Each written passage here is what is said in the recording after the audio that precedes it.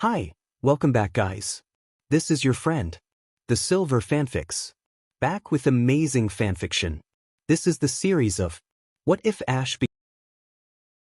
Now before starting, please give this video a like and subscribe to the channel if you want more videos like this. Now let's get into the fanfic. It all started on the August 6th. A group of scientists were walking through the jungle of Guyana. There was a shrine dedicated to the legendary Pokemon Mew there. In the shrine they found an eyelash from Mew and had plans to use to create a clone of Mew. The thing is, the head of Team Rocket, Giovanni, had paid the scientists to create a replica of Mew. Giovanni had been trying to capture Mew for a long time, but he never succeeded. So he decided to have the scientists create a replica of Mew, so he could use that for his evil plans instead. The leader of the group of scientists was a man named Dr. Fuji. Dr. Fuji had been into cloning ever since his daughter, Amber, died. Once he lived a normal, happy family life with his wife and daughter. But one day Amber tragically died from a car accident. Dr. Fuji was distraught by her death, so with her DNA he planned to try to clone her. Dr. Fuji's wife was not happy with what her husband was trying to do. Sure, she missed Amber, but cloning her would not be the same. She begged her husband not to do it, but he refused to listen, and so she left him and left her wedding ring next to the family photo. But Dr. Fuji still worked on cloning his daughter. In the scientists' lab on New Island, the scientists were not just trying to clone Mew and Amber, but 3 more Pokemon, Bulbasaur, Charmander and Squirtle. Bulbasaur, Charmander and Squirtle were in test tubes, with pipes connected to the tubes. The same was with the DNA of Amber and Mew. In the end though, only the copy of Mew, that the scientists called Mutwo, survived the experiment. Amber 2, Bulbasaurtwo, Charmandertwo and Squirtletwo died. Dr. Fuji was outraged that his daughter was now gone forever, but was relieved that Mutwo survived. Days later, Mutwo woke up from its slumber in the test tubes. He heard the scientists talking from outside the test tubes. Those voices, he thought, they are outside where I should be. He suddenly glowed blue and the glass test tubes broke. The scientists saw that and one of them contacted Giovanni at once. Dr. Fuji stepped forward to speak with Mutwo. Who am I? Asked Mutwo, telepathically. You are a Pokemon we created from the DNA of Mew, said Dr. Fuji. He showed a stone picture of Mew to Mutwo. For years we have tried to clone Mew. And you, Mutwo, are our first achievement. Clone? Said Mutwo. Am I just a copy? Am I just a shadow?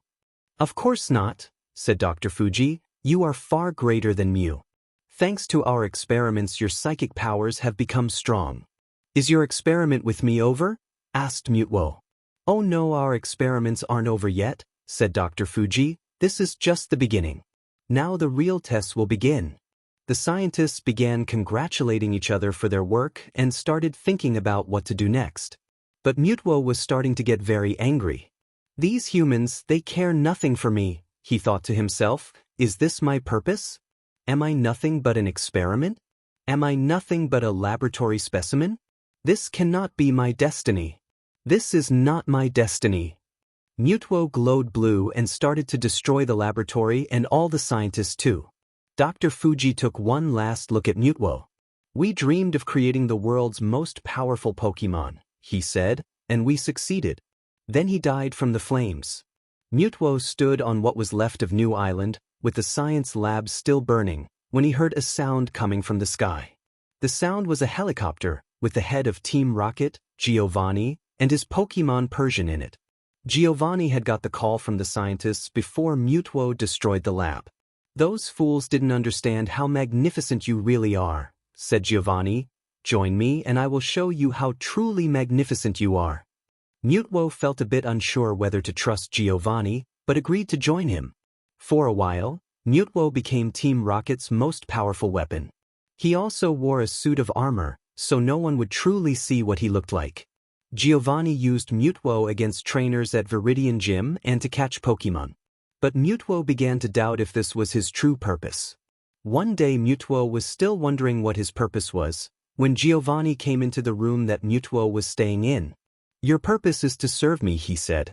He began to reveal that he thought that all Pokemon were like slaves to him, including Mutwo. Mutwo started to get really angry after hearing that and started to go on a rampage. Giovanni tried to use his machines to stop Mutwo, but Mutwo destroyed the machines and made Giovanni run away in fear. Then Mutwo destroyed Team Rocket's headquarters and fled. He flew all the way back to New Island and destroyed his armor suit. "The humans will pay for trying to make me their SLV," he said. "The reign of Mutwo will begin." Right now, Ash and the gang were about to have a lunch break. Brock was cooking and Ash, Misty and Tomo were setting up the table. But Ash kept on staring at the sky. "What's wrong, Ash?" asked Misty. "You keep on spacing out." "Sorry, Misty," said Ash, "but the truth is I don't know what is wrong. I keep on feeling that strange psychic wave I felt when we were in Viridian City, and I keep on having these strange dreams about a Pokemon that's unknown to me." Misty was about to ask Ash a question when she was suddenly interrupted. A trainer, which was dressed like a pirate, walked up to them. "My name is Raymond and I'm looking for the one named Ash Ketchum," he said. "You know him?" Ash stepped forward. "He's me," he said. Raymond took out a Pokeball from inside his vest. "Let's a match," he said, "and don't think I'll make this an easy one." "Okay," said Ash, stepping forward. "I accept." Ash's first Pokemon was Ivysaur. Raymond's Pokemon was Donphan, a ground-type Pokemon that looked like an elephant. Ash had Ivysaur attack Donphan with Razor Leaf, but before Ivysaur had the chance, Donphan attacked Ivysaur with the move Rollout. The move Rollout made Donphan roll around like a ball. Donphan kept on rolling into Ivysaur and Ivysaur didn't have a chance to defend itself. But then Ash had Ivysaur use Solar Beam. Being a ground type, Donphan easily got defeated by the Solar Beam. Raymond's next Pokemon was Machamp. Ash sent out Wartortle to battle Machamp.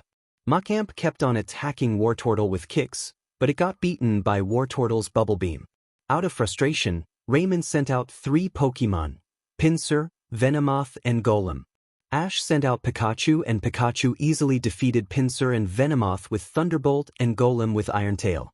So Ash won and Raymond lost. Ash started cheering over his victory.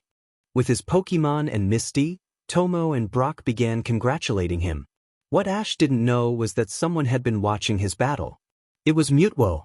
Mutwo had a castle built on New Island and had a Fiero, with a camera round its neck, spying on Ash. "Master, should I send an invitation to these trainers as well?" said a voice. The voice belonged to a woman, who seemed to be Mutwo's servant.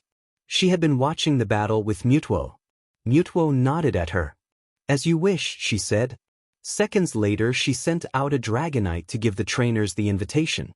When the Dragonite arrived to where Ash and the gang were, it gave them the invitation.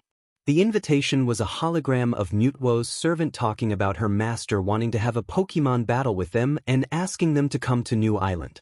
There was also a card that Ash had to answer yes or no to. After saying yes to the invitation, Dragonite flew back to New Island. That afternoon Ash and the gang arrived at the port, where the ferry for New Island was. At that moment a huge rainstorm appeared. That was Mutwo's doing. He used his psychic powers to bring forth the storm. The sea was getting rough too.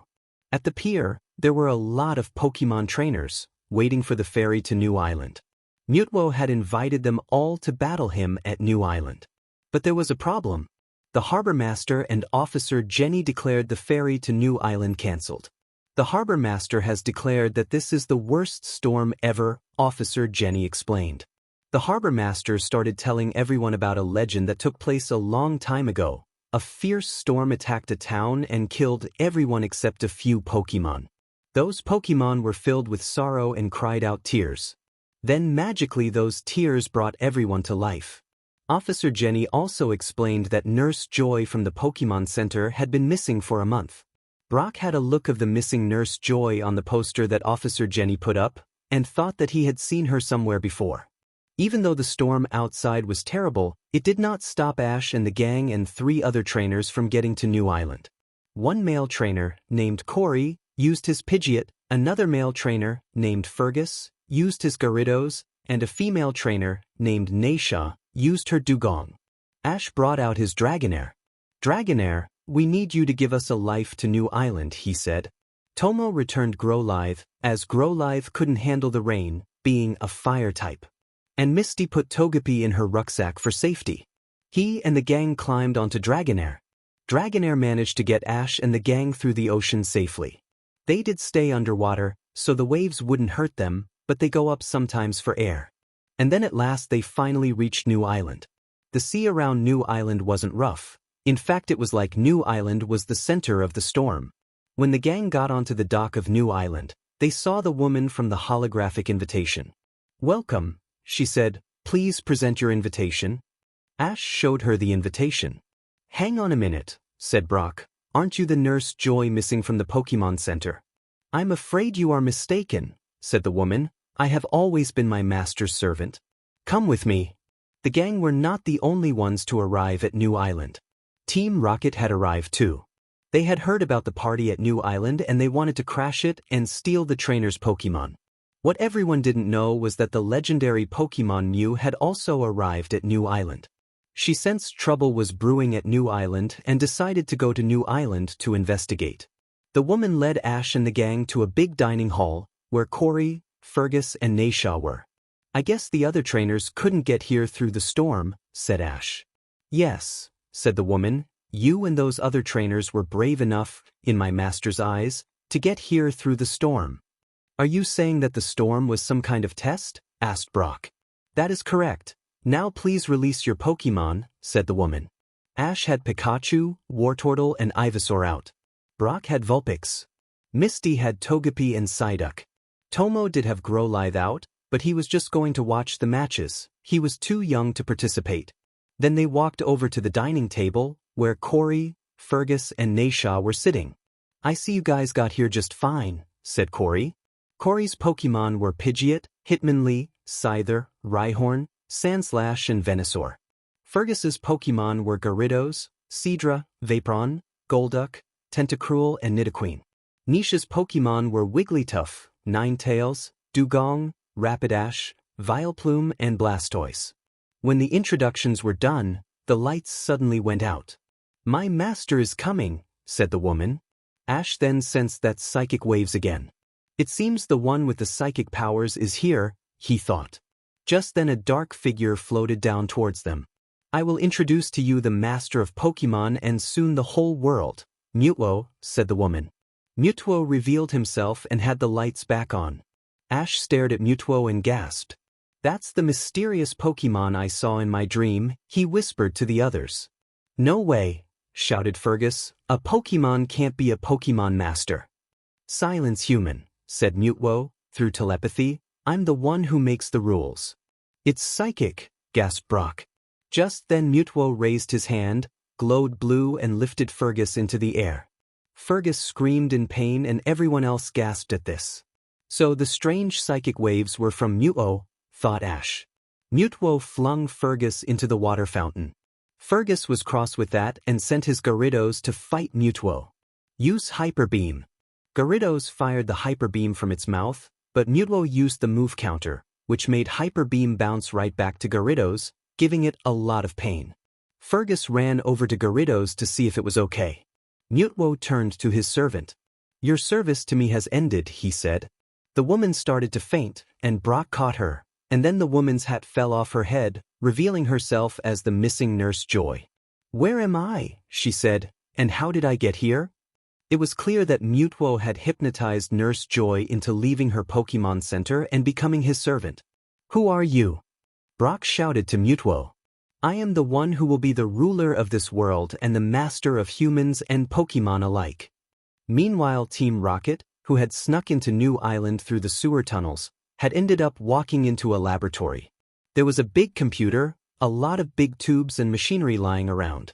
In 3 of the big test tubes, there was a Venusaur, Blastoise and Charizard. "What is all this?" asked Meowth. "I don't know," said James, "but this seems to be some sort of lab. And those Pokémon look like experiments." Then Jessie placed her hand on a button of the computer, which switched everything on. Suddenly some mechanical hands grabbed Meowth, pulled some hairs of his tail and took it into the machine. "DNA confirmed," said the computer, "cloning complete." Then suddenly a Meowth appeared into one of the big tubes. "That's your clone, Meowth," gasped Jessie. Just then the computer started playing a message that Dr. Fuji left on the computer before he died. He spoke about cloning Mutewo from Mew and about Mutewo destroying the lab. Team Rocket was amazed by this and was puzzled about the destroyed lab being rebuilt. Mew, who had followed Team Rocket, heard everything on the computer. Back with Mutewo, he was still comforting the humans. "You humans brought me into your world to make me become your SLV," he said, "but now I will take my revenge by destroying your world and make a world only for Pokemon." "So you hate humans," said Brock, "and you plan to destroy us to save Pokemon." "No," said Mutewo, shaking his head, "your Pokemon will not be spared. They have disgraced themselves by serving humans. Your Pokemon are nothing but slaves." Pikachu spoke to Mutewo. "So you say that I'm wrong?" said Mutewo. "You are not this human servant, you are his friend? You're pathetic. Humans and Pokemon can never be friends." He used Psychic to lift Pikachu and throw him. Ash caught Pikachu. "Don't pick on Pikachu," he said. Corey sent his Rhyhorn to attack Mutewo. Rhyhorn was about to use Tackle on Mutewo, but Mutewo blocked Rhyhorn with Counter and sent it flying. "Fools," said Mutewo, "my power is too great. No trainer could defeat me." "Then how about a real match?" said Ash. "Is that a challenge?" asked Mutewo. "Yes it is," said Ash. Mutewo made his eyes glow, then the Venusaur, Blastoise and Charizard came out of the test tubes from the lab and then Mutewo made them appear through the floor. "I began with Squirtle, Charmander and Bulbasaur like any other trainer," he said, "but with their DNA I was able to create powerful copies of their final evolved forms." "That means they're clones," said Corey. Just then Mutewo revealed a Pokemon Stadium to everyone. Corey introduced his Venusaur, nicknamed Brootroot. Naisha introduced her Blastoise, nicknamed Shellshock. Ash then released his Charizard from its Pokeball. Corey battled Mutewo first. He had Brootroot use Razor Leaf to attack Venusaur, but Venusaur used Vine Whip to slash the leaves away and then picked up Brootroot and toss it to the ground. Naisha went up next. She had Shellshock use Hydro Pump against Blastoise, but Blastoise easily avoided the attack with Rapid Spin and then used Rapid Spin again to knock out Shellshock. Ash went last. Charizard knew the moves Aerial Ace, Steel Wing and Slash, and was giving Charizard a good fight. But in the end Charizard won. "Now as the victor," said Mutewo, "I shall claim my prize, your Pokemon." He created some black Pokeballs and used them to catch Brootroot, Shellshock and Charizard. "What are you going to do with the Pokemon?" demanded Misty. "I will clone them and then I will carry out my plan of destroying your world," said Mutewo. He created more black Pokeballs and used them to catch everyone's Pokemon, except Togepi. Ash followed the Pokeball that captured Pikachu to the lab, where the Pokemon were being cloned. Team Rocket watched all of this happening. Then all the clones began walking out of the lab. Ash managed to set the real Pokemon free from the black Pokeballs. "Everyone, we have to stop Mutewo and his clones," he said to the Pokemon and led them out of the lab. At that time Mutewo welcomed his cloned Pokemon. "With my clones, I shall obtain the world." Just then Ash, with the real Pokemon, walked in. "I won't let you, Mutewo," he said. Ash charged at Mutewo, but Mutewo used Psychic to push Ash back. Ash was just about to crash into a wall, when suddenly a big pink bubble appeared and saved him. It was Mew. When Mutewo saw Mew, he tried to attack her with Shadow Ball. "Mew, we finally meet," said Mutewo. "I may have been cloned from your D, but I will finally show that I am much stronger than you." Ash and the other trainers heard this. "So Mutewo was cloned from Mew," said Naisha. Mew tried to reason with Mutewo that real strength comes from the heart of any Pokemon, fake or real. But Mutewo wouldn't listen. "We shall have a fight to prove who is stronger." "Go my clones," said Mutewo. The cloned and real Pokemon charged at each other. They didn't use attacks like Water Gun, Flamethrower, etc. What they just did was tackling, scratching, punching and biting each other. The fight was terrible. It was like a war, but for Pokemon. The humans didn't like this. Even Team Rocket, who was also watching the fight, didn't like it. The Pokemon were all getting weaker and weaker by the second. "We have to stop this," said Ash. "This is a fight that no one is going to win," said Misty. Meanwhile Mew and Mutewo were charging at each other. Right now they were blasting Psychic at each other. Ash was getting upset. All the Pokemon were really hurt and the psychic attacks were making everything worse. He got up and ran between Mew and Mutwo, yelling at them to stop. But in the process, he got hit by Mew and Mutwo's psychic blasts. "Fool, trying to stop our battle," said Mutwo. Pikachu ran over to Ash to see if he was okay. At that moment, Ash turned into a stone statue. Pikachu tried to wake Ash up with Thundershock, but nothing worked. Ash was dead. Pikachu started to cry. Both the real and clone Pokemon started to cry for Ash as well.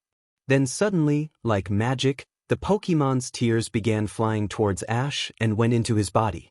"These are the Pokemon tears that the Harbor Master told us about," Brock said. Mew and Mutwo watched in amazement of what was happening. After all the tears went into Ash, Ash began glowing and then a light from the sky shone onto Ash. It was like a light from heaven. Ash woke up. Pikachu was happy that Ash was alive again and everyone else was happy for Ash. Mutwo saw everything and realized that what he had been thinking and doing was wrong. Then with his psychic powers he lifted his cloned Pokemon into the air. "Hey Mutwo," said Ash, "where are you going?" "I am going to a place where my clones and I can live in peace," Mutwo replied. And then they were gone. Suddenly a light surrounded Ash and everyone, and then they all disappeared. Everyone ended back at the harbor, but no one had any memories of New Island, Mew and Mutwo or of the Pokemon battle. Mutwo didn't want anyone to remember of what had happened. But Ash still remembered though. His psychic powers protected his memories from Mutwo's psychic powers. Ash decided to keep it all a secret. He knew that no one would believe him if he told them. When Ash and the gang headed outside, they saw the storm was finished and the sun was coming out from the clouds. Suddenly Ash saw Mew in the sky and smiled. "I have a feeling that I will meet Mew and Mutwo again," he thought. "I wonder," he said. "What do you wonder, Ash?" asked Misty. "I'm wondering if I will end up running into any more surprises on my journey," he said. "I think you might," Brock said. "Besides, we have run into interesting surprises in the past." "I agree," said Ash. Then Ash and the gang decided to continue on their journey. Meanwhile, Team Rocket was still on New Island, but Mutwo's building wasn't there anymore. Mutwo erased it before he left. Team Rocket's memories were erased too, but they didn't care. They thought New Island was like paradise. "Sorry this took a while, but writing a Pokemon movie story can be hard. I had thought if Mew and Mutwo should join Ash. Mutwo will join Ash, but not until they meet again in Johto and Mew doesn't suit Ash. In the Orange Islands there is a legend that goes, 'Disturb not the harmony of fire, ice or lightning, lest these titans wreak destruction upon the world in which they clash. Though the water's great guardian shall arise to quell the fighting, alone its song will fail, and thus the earth shall turn to ash. O chosen one, into thine hands bring together all three. Their treasures combined tame the beast of the sea.' This legend was dedicated to the three legendary birds of the Orange Islands, Moltres, Zapdos and Articuno, and it says that if the harmony of these three birds was to ever break apart, the world would be in total chaos. High in the sky, in some sort of flying ship, a man was reading the description of the legend. His name was Lawrence and he was a collector. He traveled all around the world collecting very valuable artifacts, and now it was after something more valuable than all his collections put together. Moltres, Zapdos and Articuno. Lawrence said, "They will be perfect for my collection." Lawrence had a computer that could talk, and right now it was explaining that Moltres lived on Fire Island, Zapdos lived on Lightning Island, and Articuno lived on Ice Island. Which island is closest? Lawrence asked his computer. Fire Island, the home of Moltres, the computer answered. Then I shall catch Moltres first, Lawrence decided. Lawrence got his flying ship ready to catch Moltres. His ship was only equipped with machines like giant propellers that made it fly, but it was also equipped with weapons like cannons. When he approached Fire Island, he fired great big ball of ice from his cannons at Fire Island. After Fire Island got covered in ice, Moltres appeared. Moltres was angry with what had happened to his island and started to attack Lawrence's ship with flamethrower. First Lawrence blasted ball of ice to weaken Moltres, and then he used 4 big metallic, electrical rings to capture Moltres. Moltres was soon caught and sent into Lawrence's ship. This is like a simple game of chess, smiled Lawrence, after his successful capture of Moltres. I will catch Zapdos next, then Articuno, and then I will obtain the Beast of the Sea, Lugia? Because of Moltres' capture, trouble was going to happen to the whole world. Meanwhile, Ash and the gang were out at sea, on a boat. The weather was gorgeous and no sign of trouble was heading their way. What a great day, said Ash, stretching his arms. I agree, said Misty, the weather today is gorgeous. Hey, I have an idea, said Tracy, let's bring out our Pokémon to enjoy the weather as well. Misty liked that idea, and asked the owner of the boat, Marin, if they could do that. Of course, said Marin, we won't be on the next island for a while, so all of you can just relax. Ash sent out Lapras, Espeon, Dragonair, Flareon, and Ivysaur. Misty sent out Gloom, Staryu, Poliwags, and Psyduck. Tomo sent out Farfetch'd, Pikachu, and Cubone. Tracy sent out Marill, Venonat, and Scythe. All the Pokémon were relaxing, except Ash's Pikachu and Tomo's Growlithe. Pikachu and Growlithe was staring seriously at the sky, as if he could sense that something very wrong was about to happen. At first everything seemed peaceful and normal, but then it all suddenly changed. Dark gray clouds quickly appeared in the sky and it started to rain really hard with howls of wind. Worst of all, really rough waves started to build up in the ocean. Ash, Tomo, Misty, and Tracy quickly returned their Pokémon for safety and hanged on tightly to the boat so not to fall overboard. Where did this storm come from? Shouted Misty. I don't know, shouted Ash, but it certainly came out of nowhere. Marin did her best to try to take control of the boat, but it wasn't easy with a rough storm about. A big school of Magikarp was swimming near them. They seemed fuller of life than usual and they swam with the boat, as if they were helping control the boat. Marin soon noticed that they were heading towards an island. That's Shamudi Island, she said to the gang. We are in the middle of the Orange Islands. I'm going to port the boat there. The gang agreed with Marin's decision. After all, sailing in a storm is very dangerous. Back at Pallet Town in Kanto, Delia was tending to her garden when Professor Oak turned up at her house on his bicycle. Morning, Delia. He said, your garden looks more beautiful than usual. I thank the weather for that, said Delia. It has been so beautiful lately that it has helped my gardens so much. Suddenly they started to experience strange weathers. First it rained really hard, then it began to snow, and then it went back to being nice and sunny. Delia and Professor Oak were confused by that. Then they noticed a flock of Pidgeys in the air and a labor of Diglett passed by them. Delia's Pokémon Persian, Victreebel, and Mr. Mime started to get upset. Something is very wrong, said Professor Oak. Pokémon are more in tune with nature than humans are. Whenever something goes wrong they can sense it and it makes them very upset. And somewhere, something is going terribly wrong. Back at the Orange Islands, Ash and the gang just set foot on Shamudi Island. We sure are lucky, said Ash. I agree, said Misty. If we hadn't found this place we would be in real trouble. I think we are still in trouble, said Tracy nervously. The gang saw people in some sort of furry feathery clothing and had heads of big birds, and they looked very creepy. Hey Marin, it's been a while, said one of them, taking off her big mask. Hi Carol, said Marin. We got caught in the storm and floated here. Well, you got here at the perfect time, said Carol. The annual Legend Festival starts today. My favorite island holiday, said Marin. Are you the festival maiden again? No, I'm too old to play that now, said Carol. My little sister Melody is taking over the role. Melody introduced herself. She was the only one not wearing a costume. We have been doing this boring ritual for centuries now, and we still do it, she complained. Melody seemed to be one of those sorts of people who hated being part of rituals and ceremonies, even if it was tradition. It's our tradition, Carol argued back, and you should be honored to take part.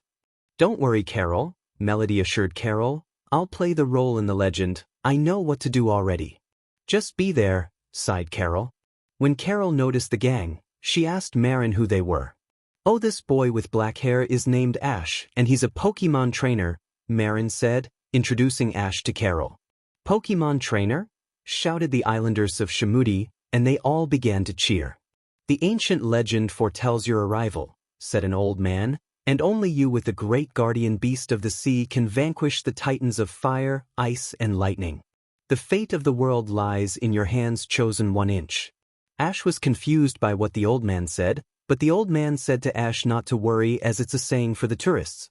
Melody found Ash interesting and thought he would do as the role of the chosen one, and then gave him a welcoming kiss, surprising the gang. When Melody noticed Misty, she asked her if she was Ash's girlfriend. "No, I am not," said Misty. "That's right," said Tracy. "Misty's boyfriend is another guy named Rudy." Tracy got stepped on the foot by Misty out of embarrassment. After the greeting, the Islanders led the gang to the festival. Pikachu and Growlithe still kept on looking at the sky with worry. The annual Legend Festival was a real blast. There was food stalls, bright light decorations everywhere, a parade, people dancing in the street, and a lot of laughter and smiles. At a banquet hall, the gang was waiting for the legend ceremony to begin. "I wonder what my part in the legend is going to be," said Ash. Just then Melody, dressed as a maiden, entered and played a melody on an ocarina. The same tune from the movie. After Melody finished the song, she started to explain to Ash what he had to do. "You must travel to the 3 islands of fire, ice, and lightning and pick up the 3 glass spheres from their shrines. Then you bring them back here and I'll play the melody and it's all over." "Okay," said Ash, getting out of his seat. "I'll head off now." "There's no rush, Ash," said Melody. "No, it's best I go now," said Ash. "The weather has been strange today, so I intend to go before it gets worse." Marin agreed to take Ash to the islands in her boat. Misty and Tracy decided to stay behind, but Tomo wanted to go with Ash. Just then Pikachu grabbed Ash's hat and he and Growlithe ran towards the stairs, as if they were really desperate to leave. So Ash, Tomo and Marin and Pikachu and Growlithe got onto Marin's boat and set off across the sea at once. Down at the docks, in a building, Jessie, James and Meowth were discussing what to do next. They had arrived at Shamudi Island in a giant Magikarp submarine. "Okay, so what do we do now?" asked Jessie. "I mean, we nearly lost our lives and submarine in the storm earlier. I must say something inside me is telling me that the weather we're having now is not natural," said Meowth. "It must be your Pokemon instincts, Meowth," said James. "My grandmother once told me that Pokemon get upset when something is wrong."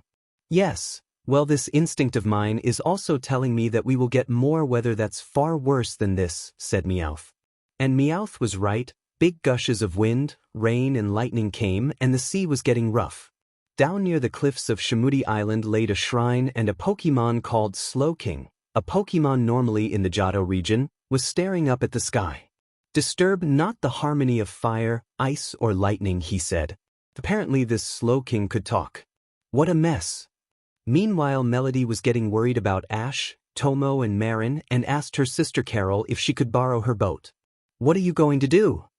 Carol asked Melody. "Ash and the others are caught up in this storm because of our stupid ritual," said Melody, "and I'm the one who chose Ash. I just hope that they are okay."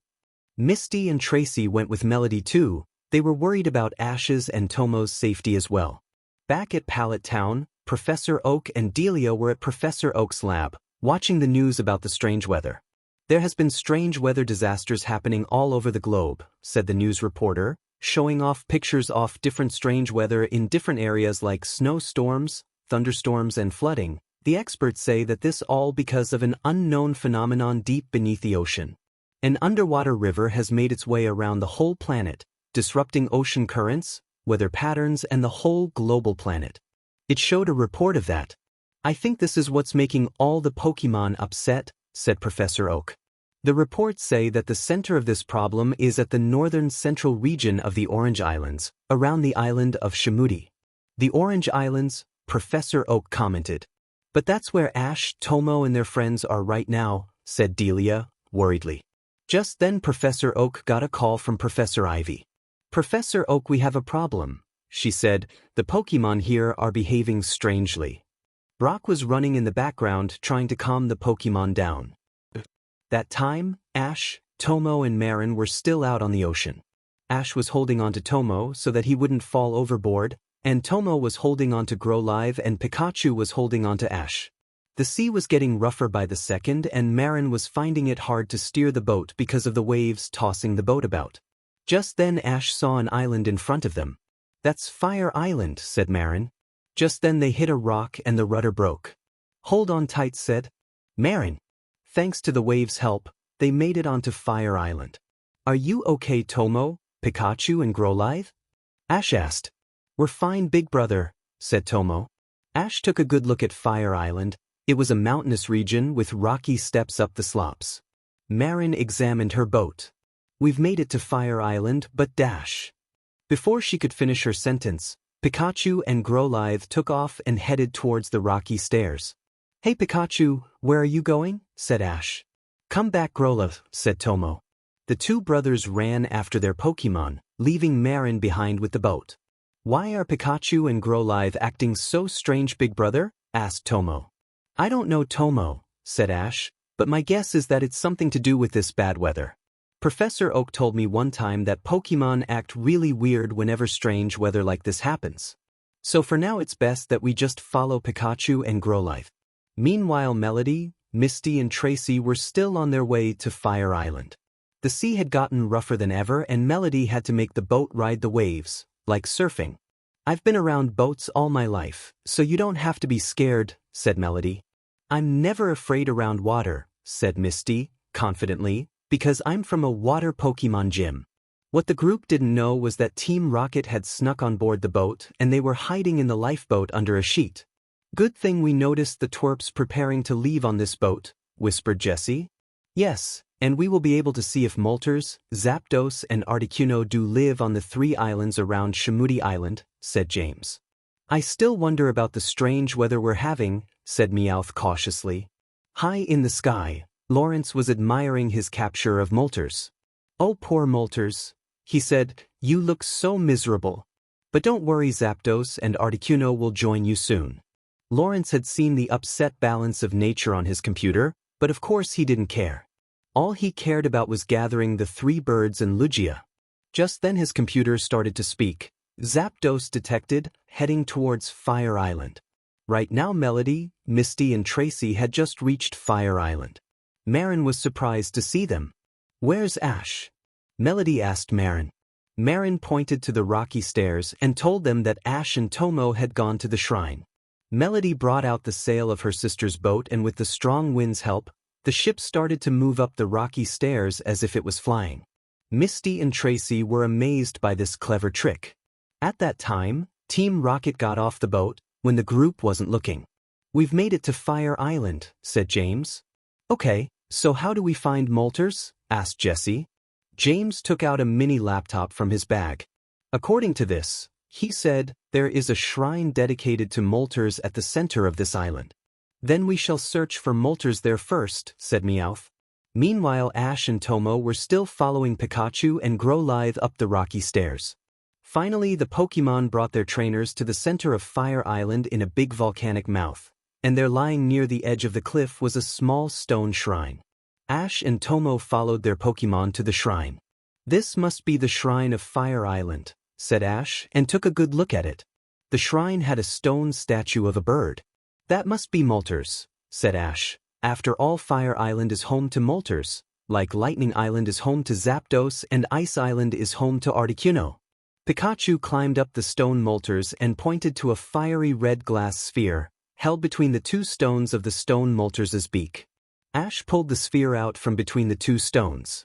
Ash took a good look at the sphere in his hand. When his hand touched the sphere, a small flame came to life in the orb. "Is something wrong, big brother?" asked Tomo. "No, not really," said Ash. "Come on, we better get back to Marin." He put the treasure in his pocket for safekeeping and headed towards the rocky stairs. Just as they were heading towards the stairs, Team Rocket appeared. "What do you 3 want?" demanded Ash. "No need to fret, brat," said Jessie. "We just need to know where Moltres the Bird of Fire is.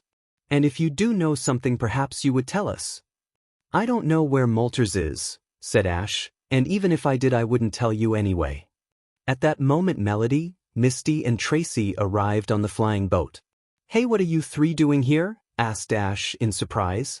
"We were worried about you," answered Melody, "and I do hope you're happy." If you just stayed at the party, we wouldn't be in this prediction.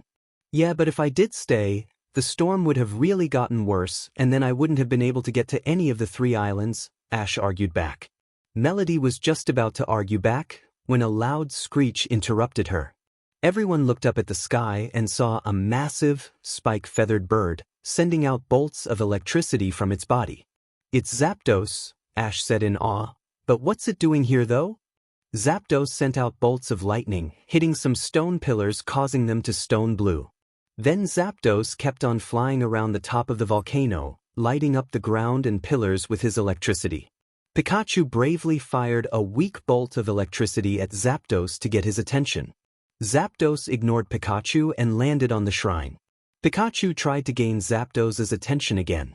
Zapdos just kept on screeching, while Pikachu was sending weak bolts of electric at him. Pikachu's pretty tough, said Jessie, but Zapdos isn't feeling the attacks. Those aren't attacks, Jessie, said Meowth. Pikachu is trying to talk to Zapdos. It's saying, what are you doing here on Fire Island, Zapdos? And where is Moltres?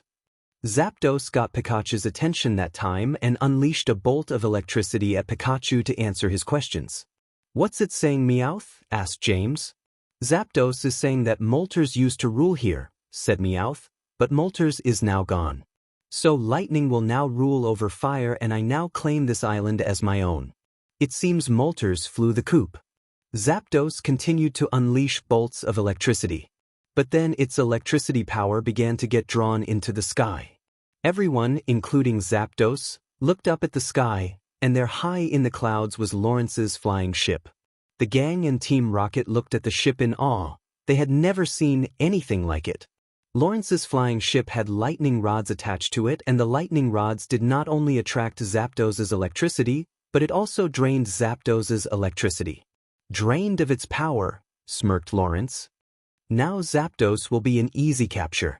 He sent out the same electric rings he used to catch Moltres, and then Zapdos was captured in no time at all. But the electric rings not only captured Zapdos, but they also captured the gang and Team Rocket and the boat. Lawrence's computer informed Lawrence of that at once, and Lawrence decided to greet his unexpected guests. A big room of Lawrence's ship was Lawrence's collection room, where he kept all his precious artifacts. Melody, the gang and Team Rocket were trapped in a cage between Moltres and Zapdos, who were still trapped in their prisons. Zapdos and Moltres, said Tracy in awe. Ash didn't like seeing the 2 birds in cages like that. Melody noticed a stone tablet and began to read it. Disturb not the harmony of fire, ice, or lightning, lest these titans wreak destruction upon the world in which they clash. A big clanking noise gained everyone's attention, and when they looked up, a metal center pillar started to sink into the ground. There on the top of the pillar, sitting in the chair, was Lawrence. Welcome, he said after the pillar got to the floor and getting out of the chair, although this was unexpected. So what do you of my collection?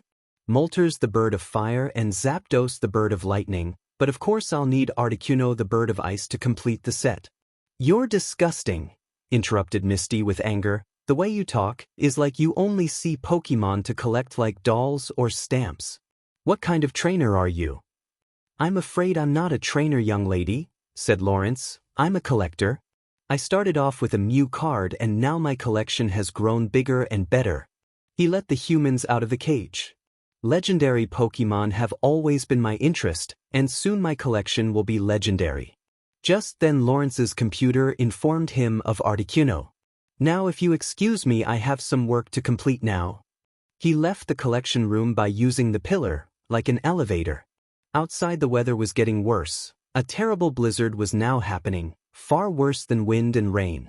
Articuno was flying around in the blizzard, screeching and firing ice beam attack everywhere. A news reporter, with a cameraman, was broadcasting news in a helicopter. And televisions all over the world were showing off his news. Right now the news was showing off a map grid of Shamudi Island and the 3 elemental islands. This map shows the area of Shamudi Island, the epicenter of this worldwide weather disaster, said the reporter. The news then showed videos of millions of Pokemon. As you can see now, millions of Pokemon are making their way to Shamudi Island. Pokemon that can swim are coming by sea. Pokemon that can fly are coming by air and those who can't swim or fly are massing on lands nearest the islands. Professor Oak, Professor Ivy and Delia were in the helicopter too. Right now I have Professor Samuel Oak and Professor Felena Ivy with me, and they're here to hopefully shed some light on this phenomenon. Professor Oak held a drawing of the elemental islands and a tri-colored pen in his hands and used them to explain. Shamudi Islands are the islands of fire, ice, lightning, which are home to the three legendary birds Moltres, Articuno and Zapdos. He said, and I fear they may be the cause of this weather disaster.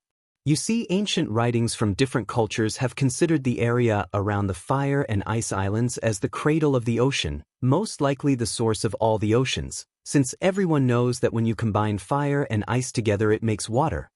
And what about the island of lightning? Asked the reporter. Well, I theorize that when our planet was still young, a chemical reaction caused when lightning struck volcanic seawater started life on our world, said Professor Oak. I believe that the three legendary Pokemon are connected to this. Using a magnetic pole to form currents under the formed ocean from fire and ice, it allows the elements to balance out and keep the weather system under control.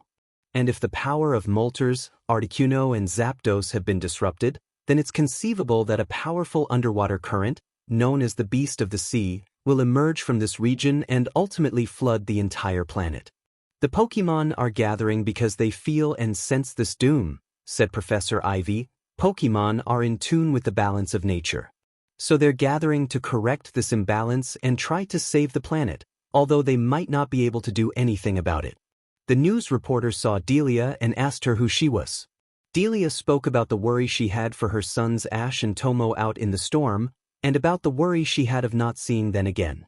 In the flying ship of Lawrence, the gang was watching everything happening outside from a window. Melody looked at the stone tablet again and read out the writing loud. Disturb not the harmony of fire, ice or lightning, lest these titans wreak destruction upon the world in which they clash. Everyone else joined her at the tablet. I think the ancient legend is coming true. I think it is too, said Ash. I mean, all of this started to happen when that man started capturing the legendary birds.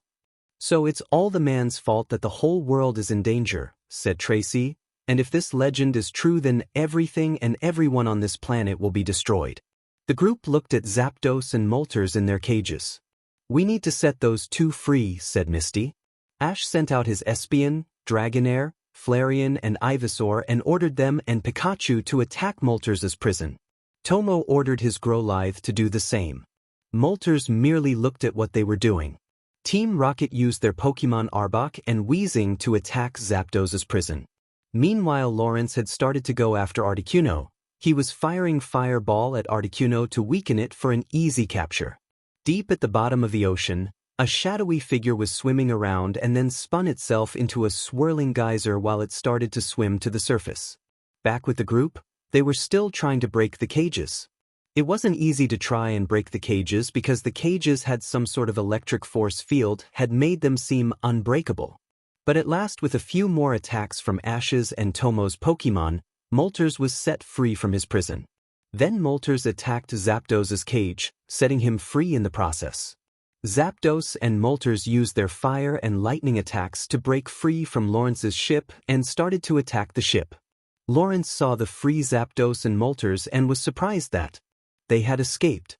When Zapdos and Moltres attacked the ship, they struck the propellers that made the ship fly, and then the ship made a crash landing on Lightning Island.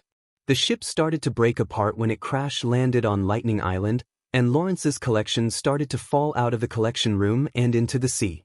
Carol's boat fell out of the ship and onto the ocean as well. We need to get out of here, shouted Misty.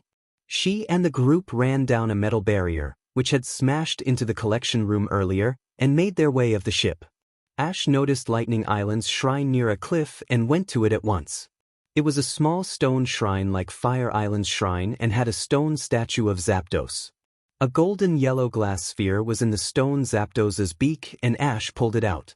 A small yellow bolt of electricity appeared in the glass sphere when Ash held it. As soon as Ash got the second sphere, Articuno appeared and he, Moltres and Zapdos started to fight with each other. It's too dangerous to stay here, said Melody. We need to get onto the boat and leave now. Team Rocket and the gang agreed with Melody and they all went onto the boat at once. They were all scared of what was now happening. When Zapdos's lightning started to zap the area, it hit a cliff, causing the ice to give away and making water gush out. The flow of water caused the boat to move and sent it over the cliff, where down below was the frozen, icy ocean. But before the boat could hit the icy ground, they were saved by a swirling geyser. Everyone was surprised that this swirling geyser had saved their lives. Melody heard a sound, an echoing miming sound, which sounded a bit familiar to her. The swirling geyser made its way and the boat to Shamudi Island. Team Rocket got out the lifeboat and they got off Carol's boat by using that. Soon the swirling geyser arrived at Shamudi Island. It brought them to the shrine of Shamudi Island. Bad news for the boat was that it fell off the cliff and crashed onto the icy ocean, breaking in the process. When the gang came to their senses, they met Slowking. "Take the treasure and put it on the shrine," Slowking said to Ash. Ash was surprised that this Slowking could talk like a human. Pikachu reminded Ash of the treasures of fire and lightning in his pocket, and then made Ash follow him to the shrine house. Ash looked at the viewports of the shrine and saw the elemental islands in each of them. There was a small slot under the viewports, which meant the 3 treasures had to be put in the slot of the right island. Ash placed the fire treasure in the slot for Fire Island and the lightning treasure in the slot for Lightning Island. "You are 1 treasure short, Ash," said Slowking. "How do you know my name?" asked Ash. Before his question could be answered, they heard screeching in the sky. Moltres, Zapdos and Articuno were breaking out into a big fight again, throwing Flamethrower, Thunderbolt and Ice Beam at each other. Ash hated this. He remembered the big fight between Mew and Mutwo and he thought that this was worse. "Stop it," he shouted, running to the edge of the shrine. Suddenly the big swirling geyser appeared again, hitting the 3 birds. Just then the geyser broke apart and then a big, silver, with dark blue patterns, sort of bird and dragon appeared. "It's the great guardian Lugia," said Slowking. The humans and Pokémon stared at Lugia in awe. Ash couldn't believe his eyes. Lugia was only found in the Johto region and nowhere else, so Ash was surprised to see one in the Orange Islands. Moltres, Zapdos and Articuno began to attack Lugia. Lugia didn't exactly attack back. What he did really was fly around to dodge the attacks and used Whirlpool and Safeguard to protect itself. But then the 3 birds suddenly succeeded of hurting Lugia with their attacks, and Lugia fell into the ocean in pain. Slowking and the gang were in shock what they had seen. "This is bad," said Slowking. "Now what?" asked Melody. Half a mile away from Shamudi Island and the Elemental Islands, millions and millions of Pokémon arrived. As the oceans were now covered in ice, those who couldn't swim or fly could walk across the ice.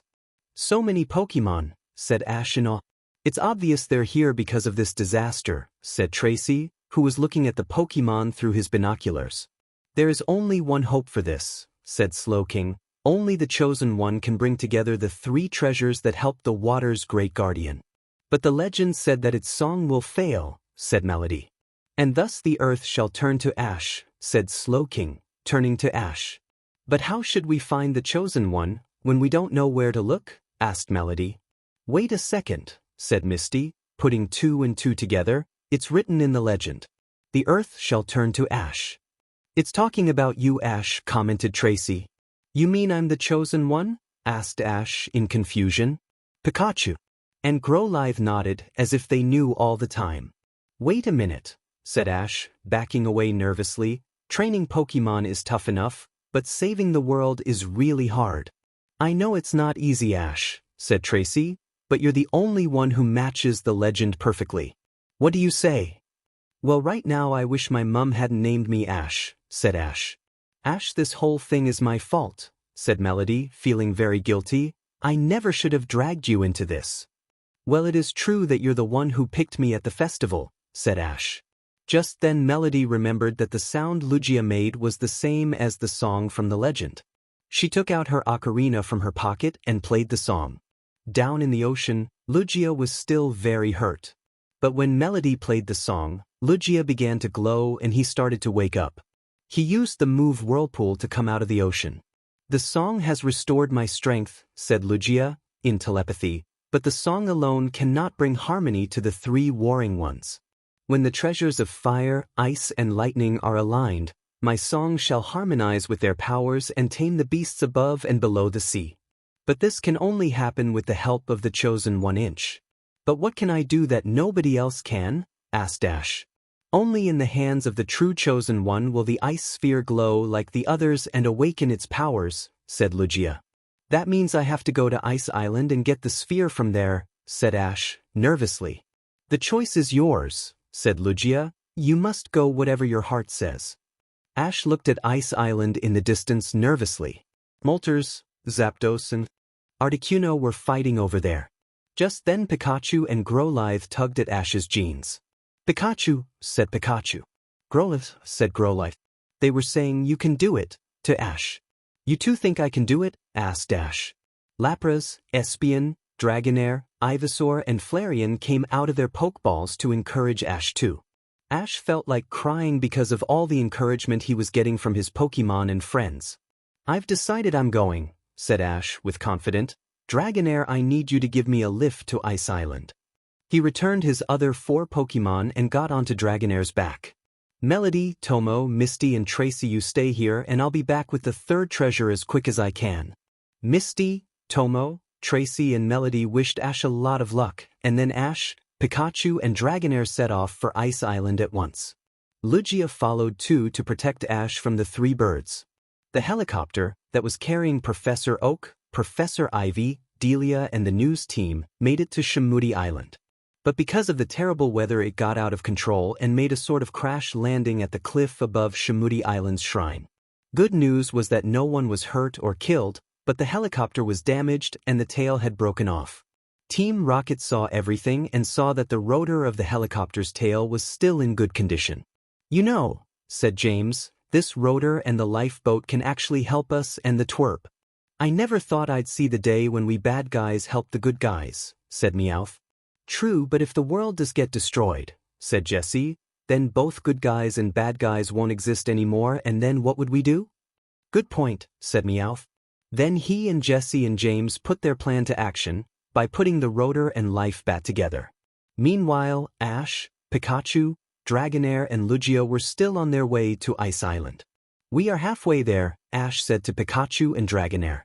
Suddenly Moltres, Zapdos, and Articuno began to attack the group. Pikachu and Dragonair used Thunderbolt and Dragon Pulse attack to fight back, while Lugia used Safeguard to block the birds' attacks and to defend the group. There was worse to come. When the 3 birds' attacks struck the ice, big chunks of ice kept on flying towards Dragonair. Dragonair didn't like having big chunks of ice thrown at her, since dragon types were weak against ice. Ash could see that Dragonair was having trouble flying with this. Dragonair, land us now, he said. Dragonair landed on the icy ground and Ash and Pikachu got off Dragonair's back, and Ash returned her. We need to get to Ice Island another way, he said. Well, you're lucky that we are here, twerp, said a voice behind him. Ash turned round to see where the voice was coming from, and there behind him was Team Rocket. Team Rocket had fixed the helicopter's rotor to the lifeboat and now it was a motorboat. Team Rocket, said Ash, what are you doing here? We're here to help you get to Ice Island, said James. You helping me save the world? Said Ash in confusion. That's hard to believe. Listen, twerp, said Jessie. We may be bad guys, but we don't want the world destroyed either, especially since we were born and raised here. Besides, if this world is destroyed, then we would be out of work. Ash looked at Team Rocket, then breathed a sigh. All right, he said, I will accept your help, but only this once. Ash and Pikachu got onto the motorboat and they set off for Ice Island. Moltres, Zapdos, and Articuno did attack the group, but thanks to the rotor they finally got there before the birds could stop them. They rode the motorboat through a cave of Ice Island that went all the way up to the mountain peak. When Ash saw the shrine, he jumped off the motorboat to get the 3rd treasure. Ice Island's shrine was the same as Fire and Lightning Island's shrines, but this time with a statue of Articuno. Ash took out the treasure from the beak as quick as he could, and an icy blue glow appeared in the sphere. Time to head back to Shamudi Island, said Ash. He got back onto the motorboat, and he and Team Rocket were just about to leave when the 3 legendary birds attacked them. The motorboat got hit by Zapdos's lightning and by Moltres' fire and was destroyed. When the birds attacked each other, Articuno got zapped and burned by Zapdos and Moltres and fell to the ground in defeat. Ash felt sorry for Articuno, but knew that he had no time for pitying. The group climbed up the peak and ran down the slope of the other side of the mountain. At the moment, Lugia flew down alongside them. "Have you got the treasure?" Lugia asked Ash. "Yes, I do," said Ash, showing it to Lugia. "Get on," said Lugia, lowering his neck to Ash. Ash and Pikachu jumped onto Lugia's neck and Team Rocket grabbed onto Lugia's leg and they all set off for Shamudi Island at once. The problem was when Moltres and Zapdos attacked them. Carrying 3 humans and 2 Pokémon was slowing Lugia down when he was trying to dodge the attacks. Team Rocket noticed this and decided to do something about it. James put on his gadget glasses. "I see areas of the sea that we can land in," he said. "Great, so let's do it," said Jessie. Team Rocket let go of Lugia and began to fall. "What are you 3 doing?" gasped Ash when he saw them. "Make sure that you do save the world, twerp," said Meowth. Ash and Pikachu couldn't believe they did that. Jessie, James and Meowth did fall into the sea and then Jessie sent out her Arbok and Shellder to help them get back to Shamudi Island. While Ash and Lugia were still flying towards Shamudi Island, Ash saw the millions of Pokémon on the iced-up sea. "Lugia, why are all those Pokémon here?" asked Ash. "It's because they feel they must be here, in case they are needed," said Lugia. "But what can they do to help?" asked Ash. "They are not sure, which is why they are here," answered Lugia. "What do you mean?" asked Ash. "I mean that just one Pokémon, out of thousands, that could help the world is worth the journey," said Lugia, "but the only one that can make all the difference now is you." Ash nodded, understanding Lugia's words. Ash and Lugia were just near Shamudi Island, when suddenly they were trapped by some big electrical triangles. The electric triangles came from Lawrence. Lawrence was still eager to catch Lugia and used his device to send the electric triangles to catch him. Lawrence's ship was not completely destroyed yet. The electric triangles were causing pain to both Lugia and Ash, and it was preventing them from getting to Shamudi Island. Lugia fired his signature move, Aeroblast, to break the trap and to destroy Lawrence's ship for good this time. Moltres and Zapdos got hit by the Aeroblast too and they fell to the ground in defeat. Lugia's prison had caused so much pain through his boat that he fell unconsciously into the sea with Ash. Ash floated on top of the ocean, with Pikachu holding on to him. Lugia sank deeper into the sea, with his eyes closed in defeat. "I have failed," he said. Tomo, Misty, Tracy and Melody saw everything that had happened. "Oh no, big brother," shouted Tomo. "Ash and Pikachu need help," said Tracy. At that moment, twisters and lightning bolts were appearing, meaning the storm was getting worse again. Misty handed Togepi to Melody. "Come on, Tracy and Tomo," she said, "let's help Ash." Tracy and Tomo nodded and they ran to the shore of the island. Misty tied a rope around her waist, jumped into the ocean and swam to where Ash and Pikachu were. "Hang on, you two," she said, grabbing onto Ash. Misty tugged the rope and Tracy and Tomo pulled the rope to bring both of them to shore. Misty shook Ash to try to wake him up, and sure enough he did. Tomo, Tracy and Misty were relieved to see that he was okay. Ash tried to stand up to take the ice sphere to the shrine. He was still shaky and weak from what happened earlier, but with his friend's support, he made it to the shrine. Ash placed the ice sphere into the slot, and once he did that the spheres glowed red, yellow and blue inside the shrine, and then a green light appeared. The ancient carved writings on the shrine floor glowed green and then green water appeared out of the shrine and flowed to the 7 stone pillars of the shrine. The water turned the stone pillars into sort of crystal pillars. "I think it's now the time you play the song," Misty said to Melody. Melody ran up to the shrine and played Lugia's song. Lugia's song from the film. A different crystal pillar glowed in tune to the song, as if they were keys. As Melody played the melody, Moltres, Zapdos and Articuno recovered from their fighting and flew into the sky in peace. The bad weather disappeared and the sun started to show itself again. The green water from Shamudi's shrine poured all over the ocean like oil and melted the ice, turning the sea back to normal.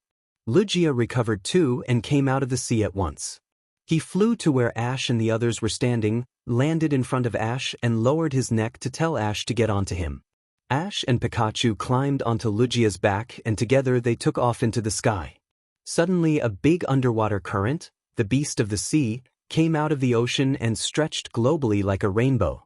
Lugia and the 3 legendary birds flew around the 4 islands and under the current together and in peace.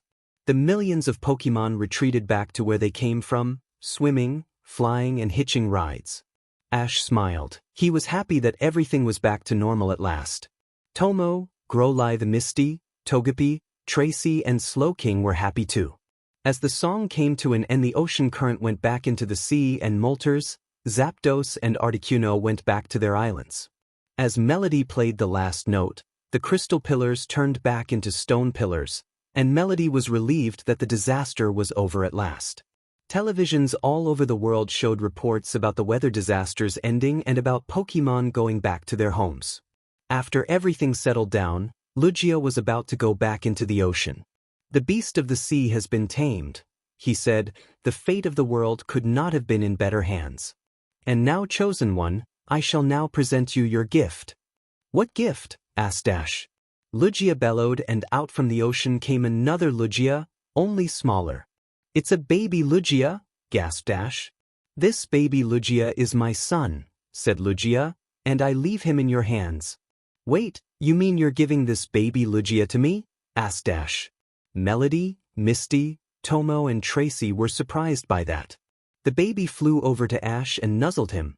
"This is the secret part of the legend," said Slowking. "After the Chosen One succeeds of saving the world, the great guardian of the sea presents his offspring to the Chosen One as a gift. And then it and the Chosen One become partners for the rest of their lives." Ash couldn't believe his ears. The baby Lugia was to be his Pokémon for life. Ash smiled and looked at Lugia. "Lugia, I thank you," he said, "and I promise you that I will take good care of your son and he will become a strong Pokémon." Lugia nodded, wailed one more time and then dived back into the ocean. "Goodbye, Lugia," thought Ash, and gave his new baby Lugia a cuddle. Ash's baby Lugia couldn't speak like its father and was still a bit young to fly, but Ash was happy with his new Pokémon. Just then Ash and Tomo heard someone call out their names. Behind them was Delia, Professor Oak, Professor Ivy and the news coming running towards them. "It's Mum," said Ash and Tomo together. Delia ran up to Ash. "Okay, start talking," she said sternly. "You are in big trouble, mister." Excuse me, Mrs. Ketchum," said Misty nervously, "but Ash just helped save the whole world." "Oh, really?" asked Delia. "But I could have lost my whole world. Every day, Ash, I worry about you and Tomo and I wonder if you two are okay. I know very well I can't stop either of you from doing what you're doing, though I can't stop missing you both all the time. But please do me a favor, next time try to save the world closer to home and remember both of you is my hero, my sons." "We will do and thanks, Mum," said Ash. "Thanks, Mum," smiled Tomo. Professor Oak suddenly noticed the baby Lugia beside Ash. Ash, there is a Lugia beside you," he said. "I know," said Ash, "and this baby Lugia is my new Pokémon." Professor Oak and Professor Ivy couldn't believe it. "Seriously, Ash, you surprise me all the time," said Professor Oak. "Professor Oak, would you mind looking after Lugia for me until I get back from the Orange Islands?" asked Ash. "Of course, Ash, you can count on me," said Professor Oak. Ash explained to his baby Lugia about him being caught in a Pokeball and going to Professor Oak's place until the Orange Island journey was over. Lugia nodded his head as understanding. Ash took out a Pokeball from his rucksack and captured the Lugia easily. "You're in good hands, Lugia," said Ash, as the Pokeball disappeared to the lab. So in the end, the disaster of the Orange Islands was under control again. No more disaster weathers and the legendary birds were in harmony again. Professor Oak and Delia went back to Pallet Town and Professor Ivy went back to her lab on Valencia Island. Melody went back to her home, where Carol had been waiting for her. And Ash, Tomo, Misty and Tracy continued their journey through the Orange Island. As for Lawrence, who survived the destruction of the ship and had witnessed the real beast of the sea, he discovered his ancient Mew card and decided to build his collection again, but this time on a smaller scale and with nothing to do with catching legendary Pokémon. In the region of Johto, there was a beautiful town called Greenfield. Greenfield was called that because green fields with lots of flowers, were everywhere. In the middle of Greenfield, there was a huge mansion owned by a man named Professor Spencer Hale. Professor Hale was a Pokemon researcher who studied about legendary Pokemon like Mew and such. He lived in the mansion with his daughter Molly. His wife, Mrs. Hale, disappeared 2 years ago, so he was taking care of her. A butler and 3 housemaids lived in the mansion as well, and they looked after Molly too. One night Professor Hale and Molly were reading a book together. "This book has pictures of legendary Pokemon, Molly," said Professor Hale, "and these pictures were done by artists who imagined what they might have looked like." Molly was looking at a picture that had loads of Pokemon that looked like letters of the alphabet. "This is the Pokemon that you're looking for, right?" she asked her father. "That's right," said Professor Hale. "These Pokemon are called Unown, a psychic-type Pokemon. I've been looking for it for quite a long time now." The truth is, his wife was researching the Unown when she disappeared. So Professor Hale thought that maybe he could find his wife if he studied them too. Molly turned over the page of the book and saw a brown and red sort of dog. "There's NTI," she said. NTI was one of the 3 legendary beasts of Johto. The other 2 were Suicune and Raikou. "You like NTI, don't you?" asked Professor Hale. "Yes, I do, because he reminds me of you, Papa," said Molly. Professor Hale began to roar like NTI and gave his daughter a piggyback ride. Suddenly Professor Hale's computer told him that he had an email coming. "It's from Skylar again, like always," sighed Molly. Skylar was a Pokemon researcher too and was Professor Hale's assistant and best friend. Molly knew that whenever Skylar called, it meant her father would be leaving for his research again. Skylar told Professor Hale that he had found something at some desert ruins, which may be connected to Unown. After listening to Skylar's email, Professor Hale told his daughter that he had to leave. "I'll miss you, Papa," said Molly. "And I will miss you, Molly," said Professor Hale. He picked up Molly and gave her a hug. "I will be back as soon as I can," he said, putting her to bed. "I love you." After putting Molly to bed, he got ready to leave for the desert ruins. As soon as he shut Molly's bedroom door, Molly placed herself under the bed covers. She felt lonely without her parents around, even though the maids and butler were with her. At the desert ruins, Skylar led Professor Hale to a chamber that had a lot of writing on the walls. The letters were in fact written in the shape of the Unown. "Do you think these writings are about the Unown Professor?" asked Skylar. "We will see about that," said Professor Hale, who was starting to take pictures of the writings on the wall. At that moment Professor Hale noticed a brown box, and inside was some small square tiles that had pictures of the Unown on them. Prof picked a few tiles up to look at them, when suddenly some real Unown appeared. They looked at Professor Hale for a moment and then they sent him into their dimension. Skylar noticed Professor Hale's disappearance and called out to him, but he couldn't find him. He did not know that Professor Hale was in the Unown's dimension. Devastated, Schuler went back to Professor Hale's mansion to tell Molly the sad news. He brought back Professor Hale's laptop and the box of tiles. "This is awful," said the butler. "Now the poor young miss is all alone in this world." When Molly heard the news, she was upset. First her mother disappeared and now her father has disappeared. Skylar offered to stay at the mansion to take care of Molly. That night Molly was looking through Professor Hale's laptop. "Papa, what happened to you?" she said a little sadly. She saw the pictures of the Unown on the laptop and opened up the box of tiles her father found. "The Unown look just like letters," she said. "I'll spell our names with the Unown." She spelt Papa, Mama, and me, and then she started to cry, because she missed her parents very much.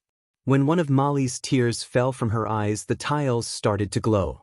Then the Unown came out of their dimension and made their way from the ruins to Professor Hale's mansion. The Unown went into the same room Molly was in and they began to circle around her, like they were bonding with her. Molly didn't mind that the Unown were right in front of her. In fact, she was happy. As more Unown appeared, crystallizations started to form inside the mansion. This was because of the connection between Molly and the Unown. Unown was using the move hidden power to make the crystallization happen. Schuler, the butler, and the 3 maids noticed the crystallization forming in the house and wanted to know what was happening. Skylar burst through the door and saw the Unown with Molly. The Unown used their power to get Skylar, the butler, and the maids out of the house. Molly was happy to have company with the Unown, but she still missed her father. She looked at the NTI in her book and started to cry again. Sensing her emotions, the unknown used their power to create an NTI to replace her father. When Molly saw the illusionary NTI, she went right up to him and called him Papa. NTI was surprised at first but then replied, "If that is what you wish, then I am your Papa." Apparently the NTI could speak telepathically. At the time the Hale mansion was getting more engulfed into crystal. Skylar, the butler and the maids, who were outside, were looking at the crystal mansion with fear. The unknown had covered the whole mansion in crystal. "Young miss," said the butler, worried about Molly. "We need help," said Skylar. He was right. There was no way they could save Molly alone. Ash and the gang were continuing on their journey and they were actually getting near Greenfield. They had just come to a park. Just then a girl, wearing a red bandana, came up to the gang. She had an APOM, a purple monkey, on her shoulder. "Hi there," she said. "Are any of you guys trainers?" "I am," said Ash, "and my name is Ash." Tomo, Misty, and Brock introduced themselves as well. "My name is Lisa and I wish to challenge you to a Pokemon battle, Ash," said Lisa. Ash and Lisa decided to do a 6-on-6 Pokemon battle. Ash sent out his Totodile, and Lisa sent out her Granbull. Granbull tried to bite Totodile, but Totodile kept on dodging. Then Totodile used Water Gun on Granbull, which made Granbull crash into a tree and faint, giving Ash the first win. Lisa returned Granbull and sent out a Girafarig. Ash returned Totodile and sent out Chikorita. Girafarig tried to stomp Chikorita, but Chikorita dodged it. Then she used Vine Ship to topple Girafarig over. Girafarig fired Psybeam at Chikorita, but Chikorita dodged it. Chikorita fired Razor Leaf at Girafarig, but Girafarig dodged and then fired Psybeam at Chikorita. This time the Psybeam hit Chikorita, causing her to faint and giving Lisa a win. Ash returned Chikorita and sent out Noctowl, while Lisa returned Girafarig and sent out Apom. Apom climbed on top of the park's climbing frame to battle. Noctowl tried to tackle Apom, while Apom tried to scratch Noctowl. Then at last Noctowl headbutted Apom really hard, causing it to faint and giving Ash the second win. Ash returned Noctowl and sent out Togetic, and Lisa sent out Butterfree. Togetic used Shadow Ball at Butterfree, but Butterfree used Safeguard to protect itself. Then Butterfree used Sleep Powder on Togetic, which made her about to fall asleep. Then Butterfree used Whirlwind that made Togetic fall to the ground in defeat. Lisa got a second win. Ash returned Togetic and released Cyndaquil, and Lisa returned Butterfree and sent out Mankey.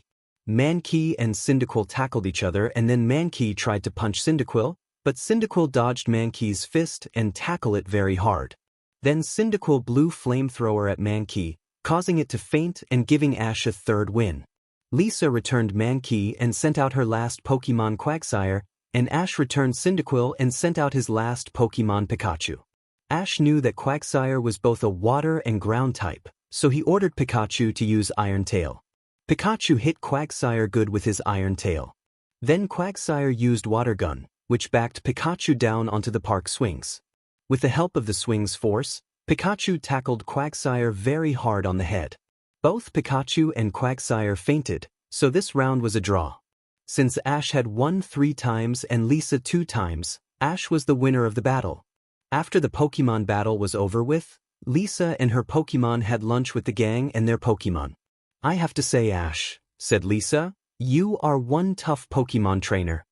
"Thanks, Lisa," said Ash, "you are a tough Pokemon trainer yourself." Misty suggested that they all go to a Pokemon Center to get all the Pokemon healed up.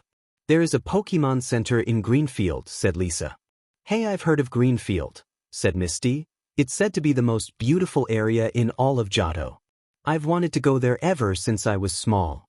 "I just remembered that an old friend of my mum lives in Greenfield," said Ash. "What old friend, Ash?" asked Tomo.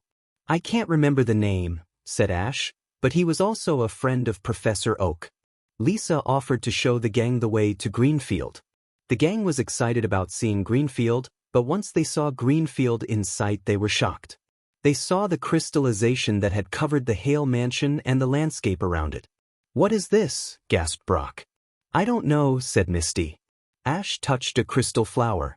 I sense a lot of psychic Pokemon behind this, he said. What psychic Pokemon can do this? Asked Tomo. Before Ash could answer Tomo's question, they saw Officer Jenny on her way to the Pokemon Center. I suggest we get to the Pokemon Center too, said Lisa. We'll probably find out what's happening there. Good idea, said Brock. If psychic Pokemon are at work, thought Ash, I better phone Sabrina from Saffron City. Since Sabrina was a psychic Pokemon expert, Ash thought that she might be able to help. Nearby Team Rocket was looking at the crystallization. I wonder what all this is about, said Jessie. I don't know, but it sure makes Greenfield look horrifying, said James. If you ask me, I'd say that something bad is happening here, said Meowth. Back at Pallet Town, Delia was hearing about Greenfield on the television news. How much more can Spencer go through? She asked herself. She looked at 2 photos. One was her with Ash, Professor Oak, Professor Hale, Mrs. Hale and Molly. The other photo was her as a schoolgirl with Professor Oak and Professor Hale in younger years. Professor Oak and Tracy were watching the news too in the lab. Professor Hale was one of my best students, Professor Oak explained to Tracy. He showed Tracy pictures of the unknown that Professor Hale sent to him a few days ago. Just then Delia turned up. Have you seen the news? She asked Professor Oak. Yes, I have, Delia, said Professor Oak, and I'm going to Greenfield right now. I think this may be connected with Spencer's research. I'm going with you, said Delia. I'm worried about Spencer and Molly. Professor Oak understood and agreed with Delia's decision. Back in Greenfield, the gang and Lisa were at the Pokemon Center. They had met Skylar, and Skylar had told them about Professor Hale's disappearance. Ash made a phone call to Sabrina, but her father took the call. Sabrina was out at the moment. Ash asked him to tell Sabrina to call him back as soon as she was home because it was an emergency. Just then some construction workers and police turned up. Everyone was worried about Molly Hale, so the plan was to try and get to the Hale mansion and get her out of there. Professor Oak and Delia turned up as well. I'm so glad you came here to help Professor Oak, said Skylar. Ash and Tomo was happy to see their mum, and Delia was happy to see her sons again. In the Hale mansion, Molly was looking at Delia and her 2 sons on the news on her laptop. She stared at the 2 photos, which had her mother on, and began to miss her. Papa, I want a mama too, she said to Entia. If that is what you wish, said Entia, then I shall grant it. Delia was talking to Ash and the others about Professor Hale. I've known him for years, she said, and he used to study Pokemon with Professor Oak. He left Pallet Town to become a famous Pokemon researcher, right? Asked Ash. That's correct, said Delia, but he and his family came back to Pallet Town for a visit a few years ago, when you were 7 years old. I remember that, said Ash. I also remember that Molly and I played together a lot. Yes, that's right, sighed Delia. First Spencer's wife disappeared. And now this happened. All of this is really weird, said Brock. Suddenly Entei appeared. What Pokemon is that? Gasped Lisa. That's an Entei, gasped Ash, one of the legendary Pokemon of Johto. Delia stepped forward. What are you doing here? She asked. I have come for you, Entei said to her. You are Mama. Delia's eyes suddenly went blank. She was hypnotized. Take me to my child, she said in a trance, and then she fainted. Entei got Delia onto his back and started to run back to the mansion. Pikachu and Growlithe grabbed onto Entei's tail, while Ash and Tomo gave chase. Hey, give her back, shouted Ash. Mom, shouted Tomo. Pikachu tried to use his electricity to stop Entei, but Entei flung Pikachu and Growlithe off his tail. Ash and Tomo still gave chase, but Brock grabbed them to stop them from going through the crystallized field. You 2 don't know what's out there, he said. Ash and Tomo began to cry out of frustration. In the mansion, Entei brought Delia to Molly and placed her on the bed. I've brought what you asked for, he said to Molly. Molly walked to Delia to wake her up. Mama, she said. Delia woke up, but she was still hypnotized. When Delia saw Molly, she held her in her arms tightly. Molly felt very happy. She had a mama and papa with her, although they weren't her real mama and papa, and she didn't feel lonely anymore. At that time, Greenfield was become more crystallized thanks to the unknown. Back at the Pokemon Center, Professor Oak, Skylar, and the gang were discussing about Entei and the unknown being inside the Hale mansion. Are the unknown psychic-type Pokemon, Professor? Asked Ash. Yes, they are, replied Professor Oak. Just then Nurse Joy turned up. I'm sorry to bother you, she said, but Ash, you have a phone call from Saffron City in Kanto. It must be from Sabrina, the Saffron Gym leader, said Ash. He was right, on the phone was Sabrina. It has been a long time, Ash, she said. Sabrina looked different than when the gang last saw her. Her eyes were not blank anymore and she looked more feminine. It sure has, Sabrina, smiled Ash. I called you because of what was happening here in Greenfield. You were right to call me Ash, said Sabrina. I have heard stories about Professor Hale of Greenfield searching for the psychic-type Pokemon called Unown. Do you know about Unown, Sabrina? Asked Professor Oak. Yes, I do, replied Sabrina, and it's not good. You see, Unown have the ability to read thoughts of both people and Pokemon, and they have the power to make someone's thoughts a reality. Skylar told Sabrina that the Unown were in the Hale mansion, and he told her about Molly's encounter with the Unown. Then the Unown are behind all of this, said Sabrina. I fear that Molly and the Unown had made a connection with each other like a bond. All of the crystallization that's happening in Greenfield is probably the imagination of Molly Hale come to life. Professor Oak, Skylar, the gang, Lisa, Officer Jenny and Nurse Joy were surprised by what Sabrina had said. Would the Unown be responsible for the disappearance of Professor Hale? Asked Skylar. There is a good chance that they are, replied Sabrina. Unown are the type of Pokemon that hate being disturbed by humans. So since Professor Hale and his wife were researching the Unown when they disappeared, the Unown must have got upset and made them vanish. So all of this is the Unown's fault, said Skylar. Thanks for your help, Sabrina, said Professor Oak. My pleasure, said Sabrina. Then she looked at Ash. I can sense that your psychic powers are becoming powerful, Ash. Then she finished the phone call. It was a good idea of yours to call Sabrina Ash, said Professor Oak. Question is what to do about all this?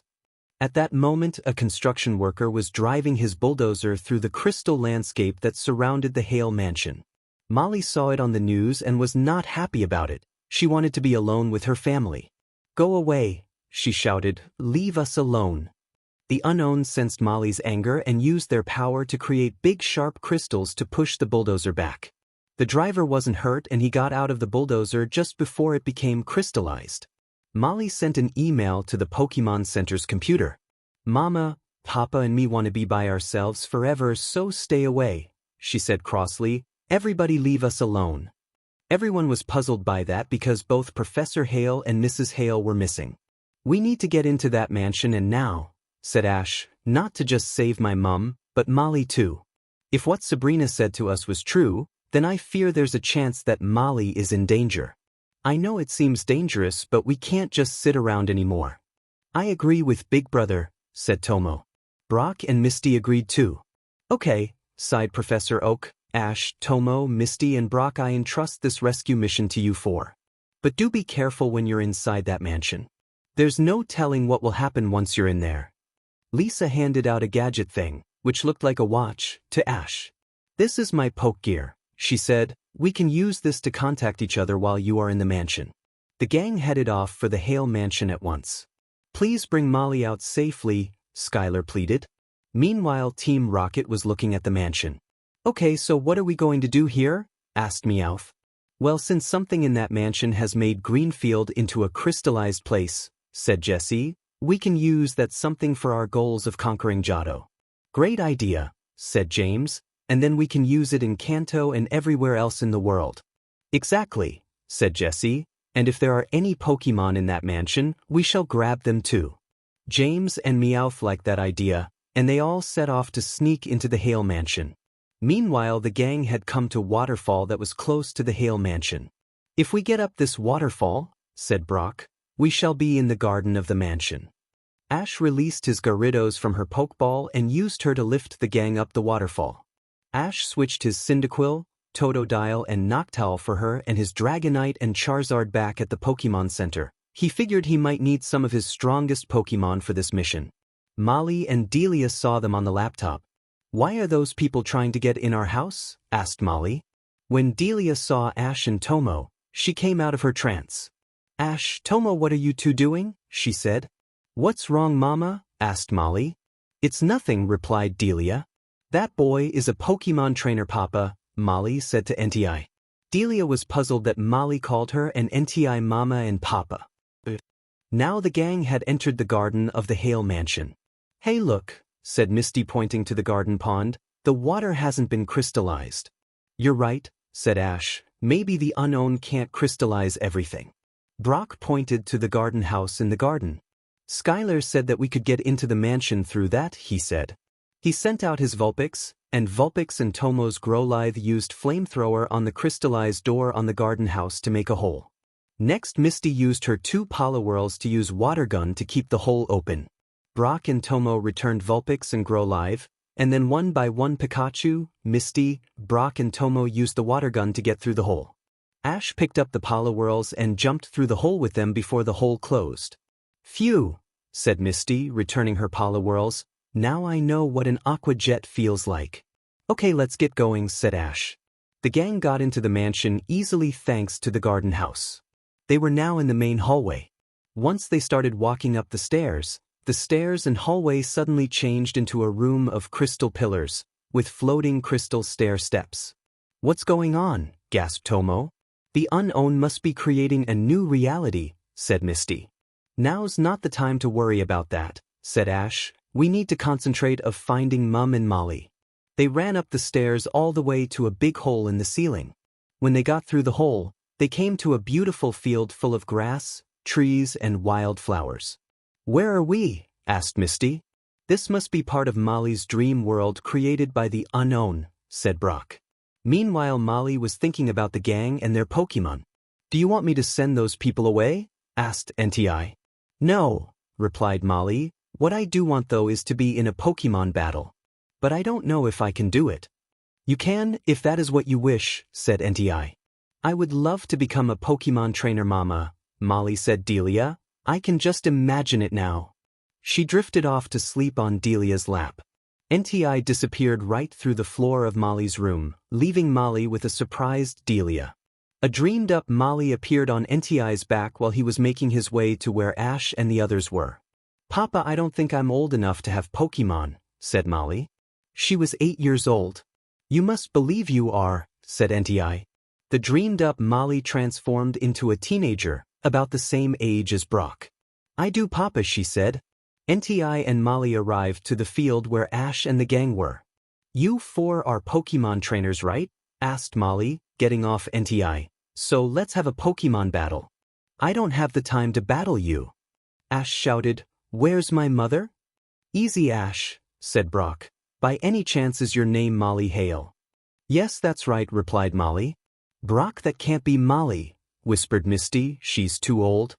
Don't forget the unknown can create anything that Molly wishes, replied Brock. So which one of you 4 are going to battle me? Asked Molly. Ash was about to say he would, but Brock interrupted him. I'll battle you, Molly, he said. Ash, you, Tomo and Misty, you 3 keeping searching for Delia. And I'll battle Molly. Ash agreed with the plan and he, Tomo and Misty went up the crystal stairs, leaving Brock to battle Molly. A battlefield appeared on the field, and Brock and Molly got ready to battle. Would a 3-on-3 do? Asked Brock. Yes, that's fine, replied Molly. Brock sent out his Zubat to battle first. A blue crystal Pokeball appeared in Molly's hand. This is for luck, she said, giving it a kiss. I choose you, Flaffy. Flaffy was the evolved form of Mareep and had a pink body. Use Supersonic Zubat, said Brock. Zubat released blue circles from his mouth and sent them at Flaffy. Flaffy became confused. Okay, Zubat, now use Bite. Zubat swooped down to bite Flaffy. Quick, Flaffy, try to dodge it, said Molly. Flaffy managed to dodge it, while still a bit confused. Zubat flew over to Flaffy to try to bite it again. Quick, use Headbutt, said Molly. Flaffy butted Zubat hard with its head, which made Zubat flinch. Now use Thundershock. Flaffy shocked Zubat well and Zubat fainted. Brock returned Zubat and Molly gave her Flaffy a hug. Brock sent out Vulpix to battle next. Flaffy disappeared and Molly sent out a Teddiursa. Figures a cute Pokemon trainer like you would have a cute Pokemon like that, said Brock. Never underestimate a Teddiursa's cuteness, said Molly. Use Dynamic Punch, Teddiursa. Teddiursa's left fist glowed, and then Teddiursa charged at Vulpix and punched Vulpix very hard, sending her flying. "All right, Vulpix, use quick attack," said Brock. Vulpix charged at Teddiursa at great speed and Teddiursa attacked back with fury swipes. This match isn't going to last very long, thought Brock. Molly's dreamed-up Pokemon are tougher than real Pokemon. Teddiursa and Vulpix charged at each other again, but then Vulpix fainted in defeat. Brock returned Vulpix and Molly hugged Teddiursa. "You are a great trainer, Molly," said Brock, "but now I am going to rock and roll now." He sent out Onix. "Rock and roll, huh?" Molly chuckled. "Then I choose Phanpy." Phanpy was a little blue elephant and the pre-evolved form of Donphan. "Use your rollout attack, Phanpy," said Molly. Phanpy curled itself into a ball and then rolled at Onix at great speed. Onix got knocked into the air and down to the ground again like a bowling pin. Normally a Phanpy wouldn't be able to do that because of its small size, but in Molly's dream world her Phanpy can. In Molly's room, Delia was looking at the book that Molly always looked at with her father. The real Molly was still resting on her lap. "Molly, what's this book?" Delia asked Molly. "That's a picture book that Papa used to read to me," said Molly. "Have you been lonely when you've been by yourself?" asked Delia. "A little," replied Molly, "but I don't feel that way anymore because I have a mama and papa now." Delia felt sorry for Molly and for what she has been through. Meanwhile, Ash, Tomo and Misty had arrived at another area of Molly's dream world. They had now come to a beach that had red flowers growing on a grassy area. Just then the Dram Molly turned up.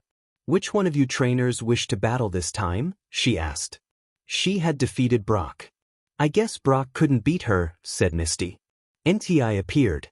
"Molly cannot be beaten," he said. Ash realized that NTI was an illusion too. He was about to accept Molly's battle request when Misty said that she would battle. "And who are you?" asked Molly. "I'm Misty, a water Pokemon trainer," said Misty, "and I am also one of the gym leaders of Cerulean City." Molly was amazed that Misty was a gym leader and she was not even an adult yet. Then Molly transformed into a preteen, the same age as Misty. Ash, Tomo and Misty were surprised with what they just saw. "The real Molly must still be up in the mansion with your mum," Misty whispered to Ash and Tomo. "You two go and find them while I battle Molly." Ash and Tomo nodded and ran up the crystal stairs again. Both Misty and Molly agreed to a water Pokemon battle. Suddenly the ocean rose up and soon everyone and everything was underwater.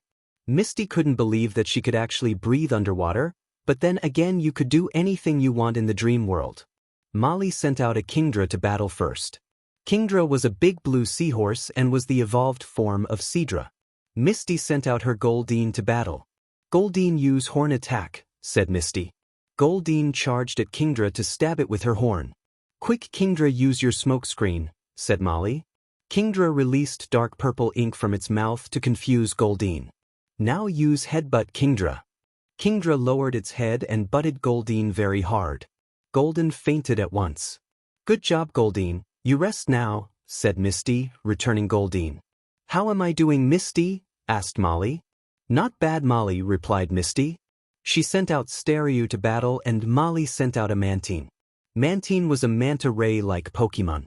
"Use tackle attack, Mantine," said Molly. Mantine tried to tackle Staryu, but Staryu kept dodging it.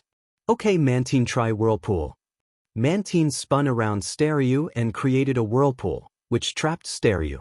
Then Mantine used Bubble Beam on Staryu to make more damage. "Use Rapid Spin to escape that whirlpool, Staryu," said Misty. Staryu spun the opposite direction of the whirlpool and broke it.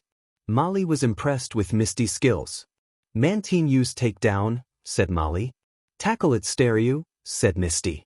Mantine and Staryu kept charging at each other with their tackle and takedown attacks. Molly was enjoying every moment of being a Pokemon trainer. Meanwhile, Ash and Tomo were still running up the crystal stairs, until at last they came to another hole in the ceiling. "Please let this one be where Mum is," thought Ash. When they got through the hole, they were now in the crystal tower where Delia and Molly were. "Mum!" shouted Ash and Tomo together, running over to Delia. "Are you all right?" asked Ash. "Yes, I'm fine," said Delia, "but I'm more worried about you two and your reckless streaks." Well, I got mine from you, Mum, said Ash. And I'm getting it from Big Brother, said Tomo. Delia chuckled. Ash noticed Molly sleeping in Delia's lap. That's Molly, right? He asked. Yes, replied Delia. Ash and Tomo explained to Delia about the unknown and their power to make someone's imagination into a reality. All of this crystallization was created by Molly's imagination, said Ash. Yeah, and that NTI that brought you here, Mum, was also created by the unknown, said Tomo. Yes, and we think that the unknown are responsible for Professor Hale's disappearance and his wife's too, said Ash. Delia was surprised by what her sons had said. Come on, Mum, said Ash. We have to get out of here and get Molly out of here too. I agree, said Delia. Delia woke Molly up. I was dreaming, Mama, said Molly. I dreamt that I was a Pokemon trainer and I was in a Pokemon battle. Listen to me, Molly, said Delia. I'm sorry, Molly, but I am not your real mama. I am really Ash's and Tomo's mother. Molly noticed that Ash and Tomo were in the room. Nice meeting you, Molly, said Tomo. Do you remember me, Molly? Asked Ash. I played with you a lot a few years ago. We have to get out of here now, Molly, said Delia. Molly began to feel upset. She felt that everyone was going to leave her alone again. I won't, she said. No. At that moment the unknown began to use their power again and big sharp crystals shot through the floor in the room. The big sharp crystals separated Ash and Tomo from Delia and the crystals trapped them like prisons. Tomo, are you okay? Asked Ash. I'm fine, bro, said Tomo, but where's Mum? The boys found Delia unharmed in front of some crystal shears. Mum, you okay? Asked Ash. I'm fine, said Delia. Delia noticed Molly's book next to her and saw a picture of the same sharp crystal points that were surrounding them now. Molly has become very depressed, she said to her sons. You're right, and the unknown are responding to her sadness, said Ash. Molly has no idea what she and the unknown are doing. Just then NTI appeared. He had sensed that something was wrong with Molly. What is it, Molly? He asked. Those two boys are trying to take Mama away, said Molly. NTI separated Ash and Tomo from Delia using a crystal shear. Leave her here and leave this place, NTI said to Ash and Tomo. We are not leaving, NTI, shouted Ash. Yeah, that woman is our mum, shouted Tomo. No, she is Molly's mother, said NTI, and she is staying here. No, she isn't, said Ash, and we are not leaving without her. If you two do not leave, then I will have to make you leave, said NTI. Ash told Tomo to stand aside and sent out his Gyarados to battle NTI.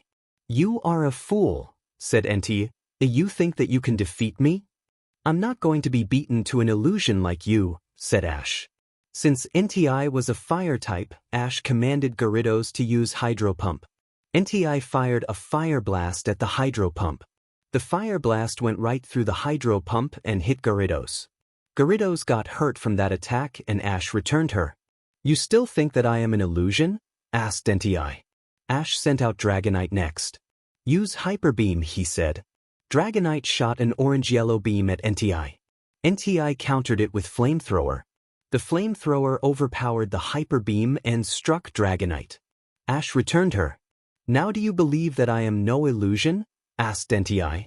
No, I don't, shouted Ash. You are just an NTI that had been dreamed up by Molly. You are wrong, Ash, shouted Molly. The unknown's power was building up by the minute. I am no illusion, shouted NTI. I am this girl's father, and I must protect her. NTI started to charge at Ash, but Pikachu stepped forward and attacked NTI with Thunderbolt. NTI fought back with Flamethrower, and soon NTI and Pikachu were in a fight. Tomo ran over to where Delia was to see if she was okay. Molly was looking at the fight in fear. She still didn't understand what was happening around her. Delia turned to Molly. You must stop this, Molly, she said, and think about your real mama and Papa. Meanwhile, Team Rocket was on the scene. They had managed to sneak into the mansion and they had passed the dream worlds of Molly. Wow, this looks bad, said Meowth. Yeah, this battle between Pikachu and that Pokemon is more serious than any battle I've seen in the past, said James. I suggest we keep well back so not to interfere, said Jessie. James and Meowth agreed and they all backed into a wall. NTI and Pikachu were still battling each other.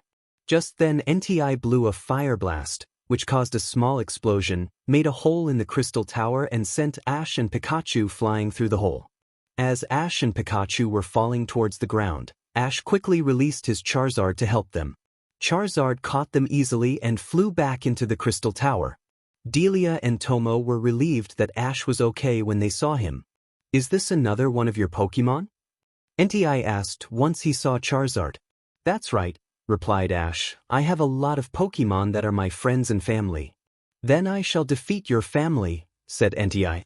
Charizard roared and got ready to face NTI. NTI tackled Charizard and made him fall to the ground. Ash lost his footing back by the force and nearly fell out of the tower when two hands grabbed him. It was Brock and Misty. They had arrived to where Ash was. "Hold on, Ash," said Misty. "Yeah, we won't let you fall," said Brock. "Thanks, guys," said Ash, after they pulled him to safety. He turned to Molly. "If you come with us, Molly, you can have real Pokémon." The Crystal Flaffy, Teddiursa and Phanpy appeared in front of Molly.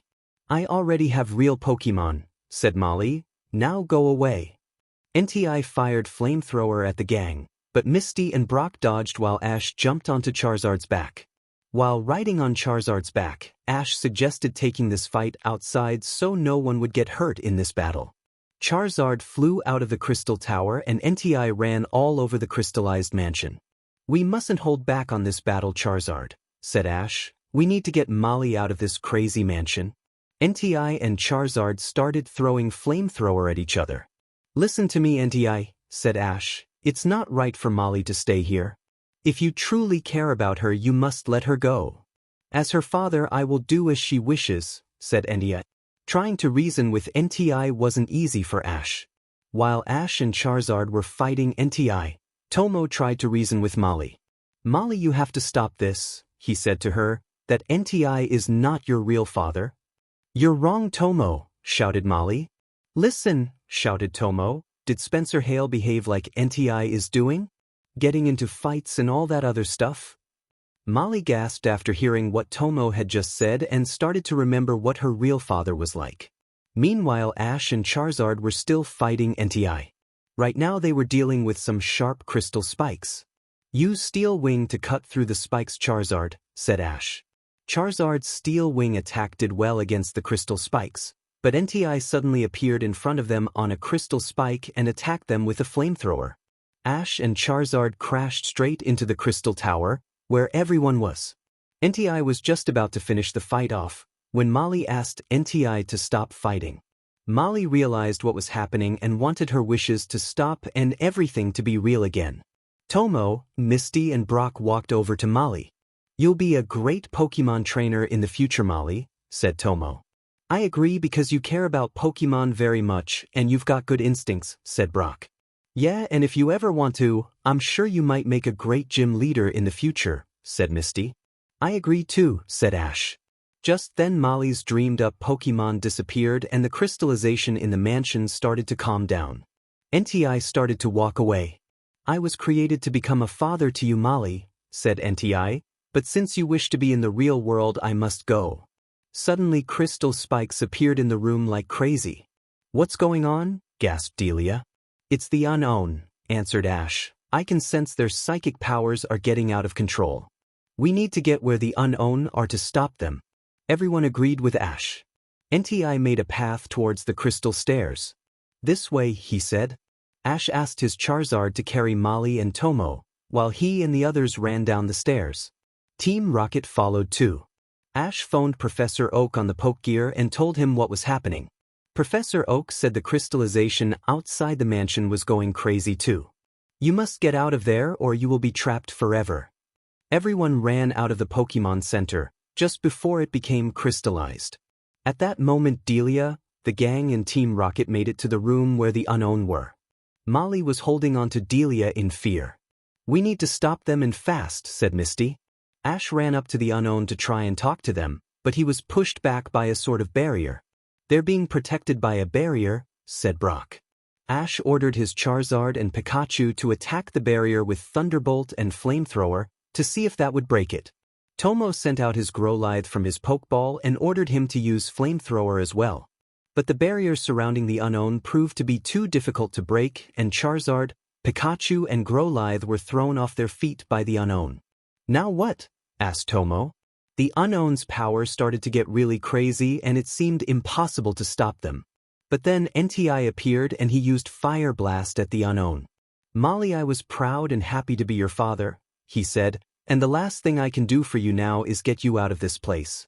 I was created from your dreams, so if you believe in me, I will succeed. NTI started to charge at the unknown, but the barrier was making it difficult for him. Help me, Molly. Molly, you must call out to NTI, said Ash. If you believe that he can stop the unknown, then he will. Molly felt a bit scared, but she got her courage and yelled, You can do it, NTI. Pikachu, Charizard and Growlithe attacked the barrier with Thunderbolt and Flamethrower again to help NTI. Then at last NTI broke through the barrier and fired Hyper Beam attack at the unknown, breaking the ball of light they were surrounding. The unknown were defeated and NTI began to glow blue. I must go now, Molly, said Enya. NTI will miss you, said Molly. I will miss you too, said NTI, but I will be with you in your dreams. NTI crystallized and disappeared. After NTI disappeared, the wooden tiles with the pictures of the unknown disappeared and the unknown started to leave the mansion. This meant that the bond between Molly and the unknown was broken. Once the unknown left, all the crystallization covering Greenfield and the Hale mansion disappeared like magic. Everything was back to normal at last. Ash and the gang, Delia and Molly went outside the Hale mansion and saw that everything was right again. Greenfield really is beautiful, said Ash. Yes, and this is real, said Brock. Molly saw a cloud in the sky that looked just like NTI. Thank you for everything, NTI, she whispered. Just then Professor Oak, Liza, Skylar, the butler and 3 maids and the police arrived at the scene. Come on, Molly, let's see everyone, said Ash. They were really worried about you, said Misty. Molly agreed. Skylar was happy that Molly was all right and hugged her at once. The butler and 3 maids were happy that Molly was safe too. In fact, everyone was glad that everything was back to normal at last. While the gang was explaining what had happened with the unknown, Team Rocket was watching the scene in one of the towers of the mansion. Well, we can't leave this place yet because of all of those police, said Jessie. Yeah, seems we are stuck here for a bit, said Meowth. Still, at least that scary encounter with those unknown is over with, said James. Yes, and that little girl's safe, said Jessie. Yeah, and even if we didn't get any Pokemon here, said Meowth, we can always get them somewhere else. Jessie and James agreed. So with Greenfield back to normal again and Molly safe and sound, Schuler and the butler and 3 maids thanked everyone for their help. Ash sent his Gyarados, Dragonite and Charizard back to the lab and brought back his Totodile, Noctowl and Cyndaquil. Liza bid farewell to the gang and set out on her journey, while the gang set out on their journey. Molly thanked the gang for all of their help before they left, and Professor Oak and Delia went back to Pallet Town. As for Molly, well, she got 3 surprises. The first surprise was that Professor Hale returned to the mansion with Skylar to reunite with Molly. The unknown released him from their dimension after they returned to the dimension. Her second surprise was that she finally had 2 real Pokemon of her own, a Teddiursa and a Phanpy. The last surprise of all was that her mother returned. The unknown had returned her from the dimension she had been trapped in. So Molly was as happy as can be. She had her real mama and papa back, and she had a real happy future ahead of her. 40 years ago, a boy named Sam was walking through a wood. Sam was a Pokemon trainer and he liked to draw Pokemon in a sketch pad. He had just reached an entrance to a big forest, when suddenly a voice spoke to him. If you're going into the forest, do be careful. The voice belonged to a young woman named Tawa. Tawa explained to Sam about the legend of the forest. The legend was that a legendary spirit lived in there and that it had the power to time travel into the past and future. It is said to let out a very loud scream when it does that, said Tawa. So if you ever hear it, keep very still and nothing will happen to you. She also gave Sam a loaf of bread that had berries added to it, in case he got hungry. Sam thanked Tawa and walked into the forest. But trouble was happening in the forest. A Pokemon poacher was in the forest and he was chasing the legendary spirit, which was actually a legendary Pokemon called Celebi. Celebi was a small, green, grass psychic Pokemon that could fly, and a Houndoom and Scyther were chasing it like crazy. Celebi was trying to escape from them, but they were fast. What was even more terrible was that the poacher, who was riding a motorbike, was using some sort of electric equipment to weaken Celebi. Celebi began to scream. Sam heard the scream while he was sketching some Bellossom. The wild Pokemon in the forest were running in a panic. Something doesn't feel right here, Sam thought. Suddenly he saw Houndoom and Scyther chasing Celebi and he followed them to see what was going on. Houndoom and Scyther caught up with Celebi and pinned it to the ground. "Hey, 2 against 1 is not fair," shouted Sam. Houndoom blew fire at Sam to get him to leave. While Houndoom and Scyther were distracted, Celebi used Leech Seed to trap Houndoom and Scyther to escape. Sam ran over to Celebi to help it. At that moment the Pokemon poacher turned up. "Hand over that Celebi kid," he said. "Celebi," said Sam, "what do you want with it?" "I'm a Pokemon hunter kid," said the poacher. "I catch Pokemon and sell them to people." "You're not selling Celebi to anybody," shouted Sam. Sam started to run with Celebi still in his arms. The poacher gave chase on his motorbike. Sam ran as fast as he could to get away from the poacher and to keep Celebi safe. Just then Celebi started to scream and a green light surrounded the area. This meant that Celebi was going to use its ability to travel through time. Suddenly there was a flash of green, blue and yellow, and then Sam and Celebi magically vanished. Celebi had just time traveled, taking Sam with it. 40 years later after that incident, the Pokemon poacher, now an old man, was being attacked by someone in his caravan. It was a big muscular man, wearing a big iron mask. The man's name was Iron Masked Marauder. He was called that because of his iron mask. He had heard about the poacher going after Celebi in the past, and he wanted to know where the Celebi was because he wanted to catch Celebi for himself. The poacher refused because he was still a Pokemon poacher, even if he was an old man now. Iron Masked Marauder decided to use force to get the poacher to talk. He went outside the poacher's caravan, where there were a lot of cages with Pokemon in them. The poacher kept Pokemon in the cages before selling them. Iron Masked Marauder took out a strange-looking black and gray Pokeball from his vest. "What is that?" asked the poacher. Iron Masked Marauder explained that it was a dark ball and it had the power to make any Pokemon he captured turn evil and have their power raised to the highest level. He had his Pokemon, a Sneasel, release a Tyranitar from its cage, and then he caught the Tyranitar with his dark ball. Tyranitar became a different Pokemon once it was sent out from the Pokeball. It was now more ferocious than ever and its skin color was a little darker than normal. Iron Masked Marauder told his new Tyranitar to attack the ranch using Hyper Beam. True to his words, Tyranitar's power was indeed very strong. It destroyed the whole ranch and all of the Pokemon that the poacher caught escaped. The poacher gave in and got ready to tell Iron Masked Marauder everything. Iron Masked Marauder laughed with triumphant. In another town, Tomo, Misty and Brock were at a dock and they were waiting for Ash to turn up. The boat they were going to take across the river was getting ready to leave. "Oh, where is Ash?" asked Misty. "If he doesn't hurry up, he will miss the boat." "Big Brother went to pick something up from the Pokemon Center," said Tomo. "I know that, Tomo," said Misty, "but I thought he'd be here by now." Brock released his Crobat from its Pokeball and he told Crobat to look for Ash and get him to come to the docks quickly. Ash had already collected something from the Pokemon Center, but right now he was in a Pokemon battle. A kid, named Dundee, with a Croconaw wanted to battle his Pikachu and Ash accepted the challenge. Dundee told his Croconaw to use Water Gun on Pikachu. Ash told Pikachu to use Quick Attack to evade. Since Water Gun was not working, Dundee told Croconaw to attack Pikachu with Slash Attack, but Pikachu evaded that too. Pikachu and Croconaw began to go at each other, with Pikachu using Quick Attack and Croconaw using Bite. Then at last Pikachu slammed Croconaw hard and used Thunderbolt on it. Croconaw fainted, giving Ash the win. Just as Ash and Dundee were thanking each other for the match, Brock's Crobat showed up. Ash realized that he was late for the boat at the docks. He said goodbye to Dundee and he and Pikachu ran as fast as they could to the docks. Tomo, Misty and Brock were already on the boat when they suddenly saw Ash coming. Ash and Pikachu went one more effort of running and he made it to the boat at last, just as it was about to leave. Ash and Pikachu were exhausted when they finally got on the boat. "Where have you two been?" asked Misty. Ash explained about his battle with Dundee.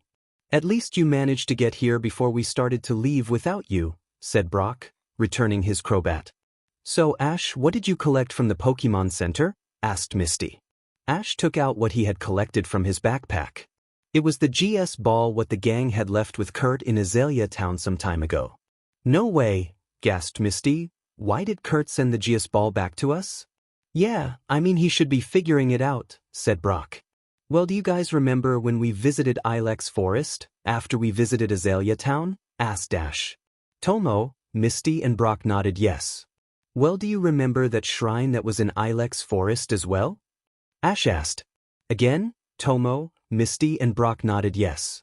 "Well, Kurt told me on the phone that sometime after we gave him the GS ball he took the ball with him into Ilex Forest," said Ash. "When he was there he visited the shrine. When he did, the GS ball began to glow a little bit in front of the shrine." "Really?" asked Brock. "Yes," said Ash. "And Kurt thought that the GS ball may be related to the protector of the forest." "But why did send it to us here?" asked Misty. "I mean we are far away from the Ilex Forest now." "Well, Misty," said Ash, "Kurt told me that there is another forest with a shrine dedicated to the protector of the forest, a bit far from where we are now. So he said that we might be able to solve the mystery of the GS ball if we take the GS ball to the shrine there. So I suggest we do go there to see if Kurt's theory is right." "I agree," said Brock. "I mean I'm really eager to the about this GS ball too, especially since we have waited a while for an answer." Misty and Tomo agreed. They wanted to solve the mystery of the GS ball too. "Question is though," said Misty, "where is this forest that we need to go to? And how do we get there?" "I know the answers to those questions," said a voice beside the group. The voice belonged to a man. His name was Mr. White and he was the owner of the boat. "My hometown, Arbaville, has a big forest next to it, and there is a shrine in there too," said Mr. White, "so my guess is that is where you need to go." The gang thought of the idea and agreed. "Do you think you can take us there, Mr. White?" asked Ash. "The truth is, we have a mystery on our hands and we are eager to get to the bottom of it." "I'll be glad to," Mr. White answered. "We'll get off at the next stop, and I will take you to Arbaville myself." Suddenly Pikachu and Growlithe saw something in a forest on the land. The gang saw it too. It was a blue and white Pokemon, with a purple mane, that looked like a big cat. The Pokemon saw the human staring at it, and then it ran off. "That was soon," gasped Ash, "another one of the legendary beasts of Johto." "Like Entei?" asked Misty. She remembered when she and the gang met an Entei some time ago. "Yes," said Ash. Ash took out his legendary Pokemon book out and showed the others picture of Suicune. "Suicune looks magnificent for a water Pokemon," said Misty. Ash also showed them pictures of Entei and the third legendary beast Raikou. Raikou was a black, yellow and white Pokemon with a purple mane, and it looked like a saber-toothed cat. "Those three Pokemon look amazing," said Tomo. "Wait till you see the forest," said Mr. White. "There are hundreds of Pokemon in there." "Wow, I can't wait," said Ash. When they reached the next dock, Ash made a phone call to Professor Oak. Ash told Professor Oak about Kurt and his theory with the GS ball and that they were heading for the forest in Arbaville. It seems there is a lot to the GS ball than I thought," said Professor Oak. "When you are done examining the shrine in the forest, do tell me exactly what happened with the GS ball." "I will do, Professor," said Ash. Then Ash told him about seeing Suicune. "Wow, Ash," said Professor Oak, "Suicune is a magnificent Pokemon, because it is said to have the power to purify tainted water." Ash was amazed and hoped that he would see Suicune again. Professor Oak then admitted to the gang that he had seen a Suicune one time in the past. Ash was just about to ask Professor Oak where he had seen it, when Mr. White told the kids that they had to leave now. So Ash quickly finished the call and he and the others left with Mr. White. Back at Pallet Town, Professor Oak was in thought. He was thinking about the GS ball. "Ever since I first saw that GS ball, something about it seemed familiar to me," he said to himself, "and just looking at pictures of Suicune makes me think of the past. I wonder if I should have told Ash about it before he left for Johto, or before he even started becoming a Pokemon trainer." The gang were now traveling down a river, on a motorboat with Mr. White. Ash couldn't wait to get to the forest and see the Pokemon and visit the shrine. Right, they had come to a waterfall. What do we do now? Asked Misty, since they couldn't go up the waterfall on the boat. Don't worry, Misty, said Mr. White calmly. Mr. White pressed a few buttons on his boat, and then the hydrofoils on the boat blew up like balloons. The boat began to float into the air like a small blimp. Wow, this is great, said Tomo. What a boat, said Misty. I don't suppose you can turn this boat into a submarine as well, could you, Mr. White? Ash asked jokingly. Sorry, Ash, but I'm afraid my boat cannot do that, Mr. White answered, laughing. The small blimp flew over the waterfall and into the sky. After going over so many trees, the small blimp arrived at Arbaville.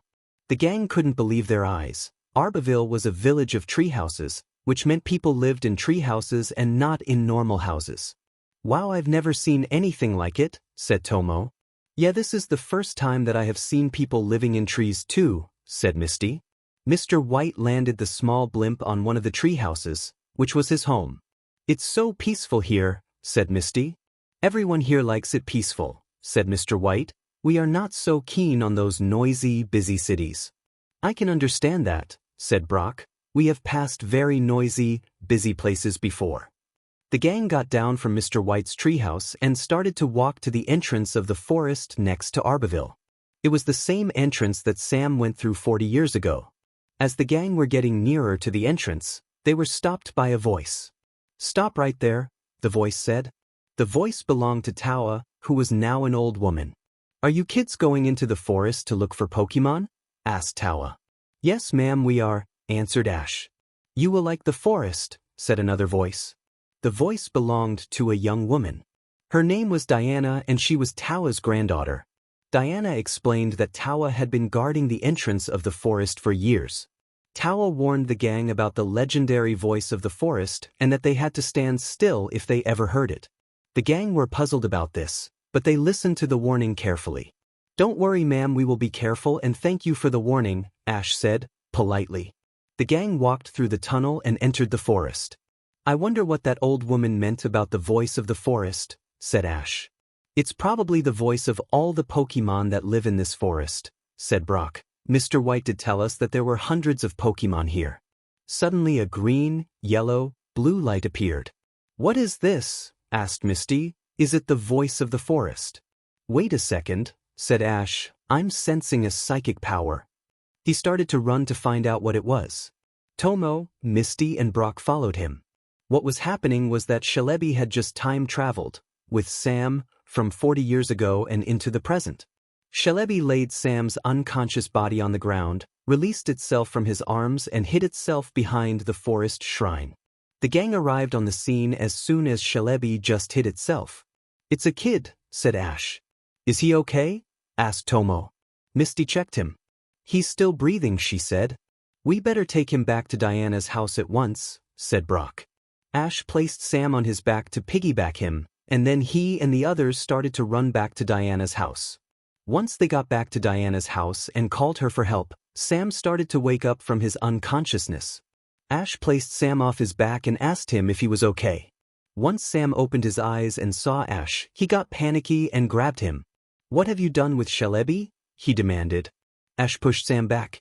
Take it easy, will you? Shouted Ash. Just then Sam came to his senses. Where am I and how did I get here? He asked. Just then Diana and Town turned up.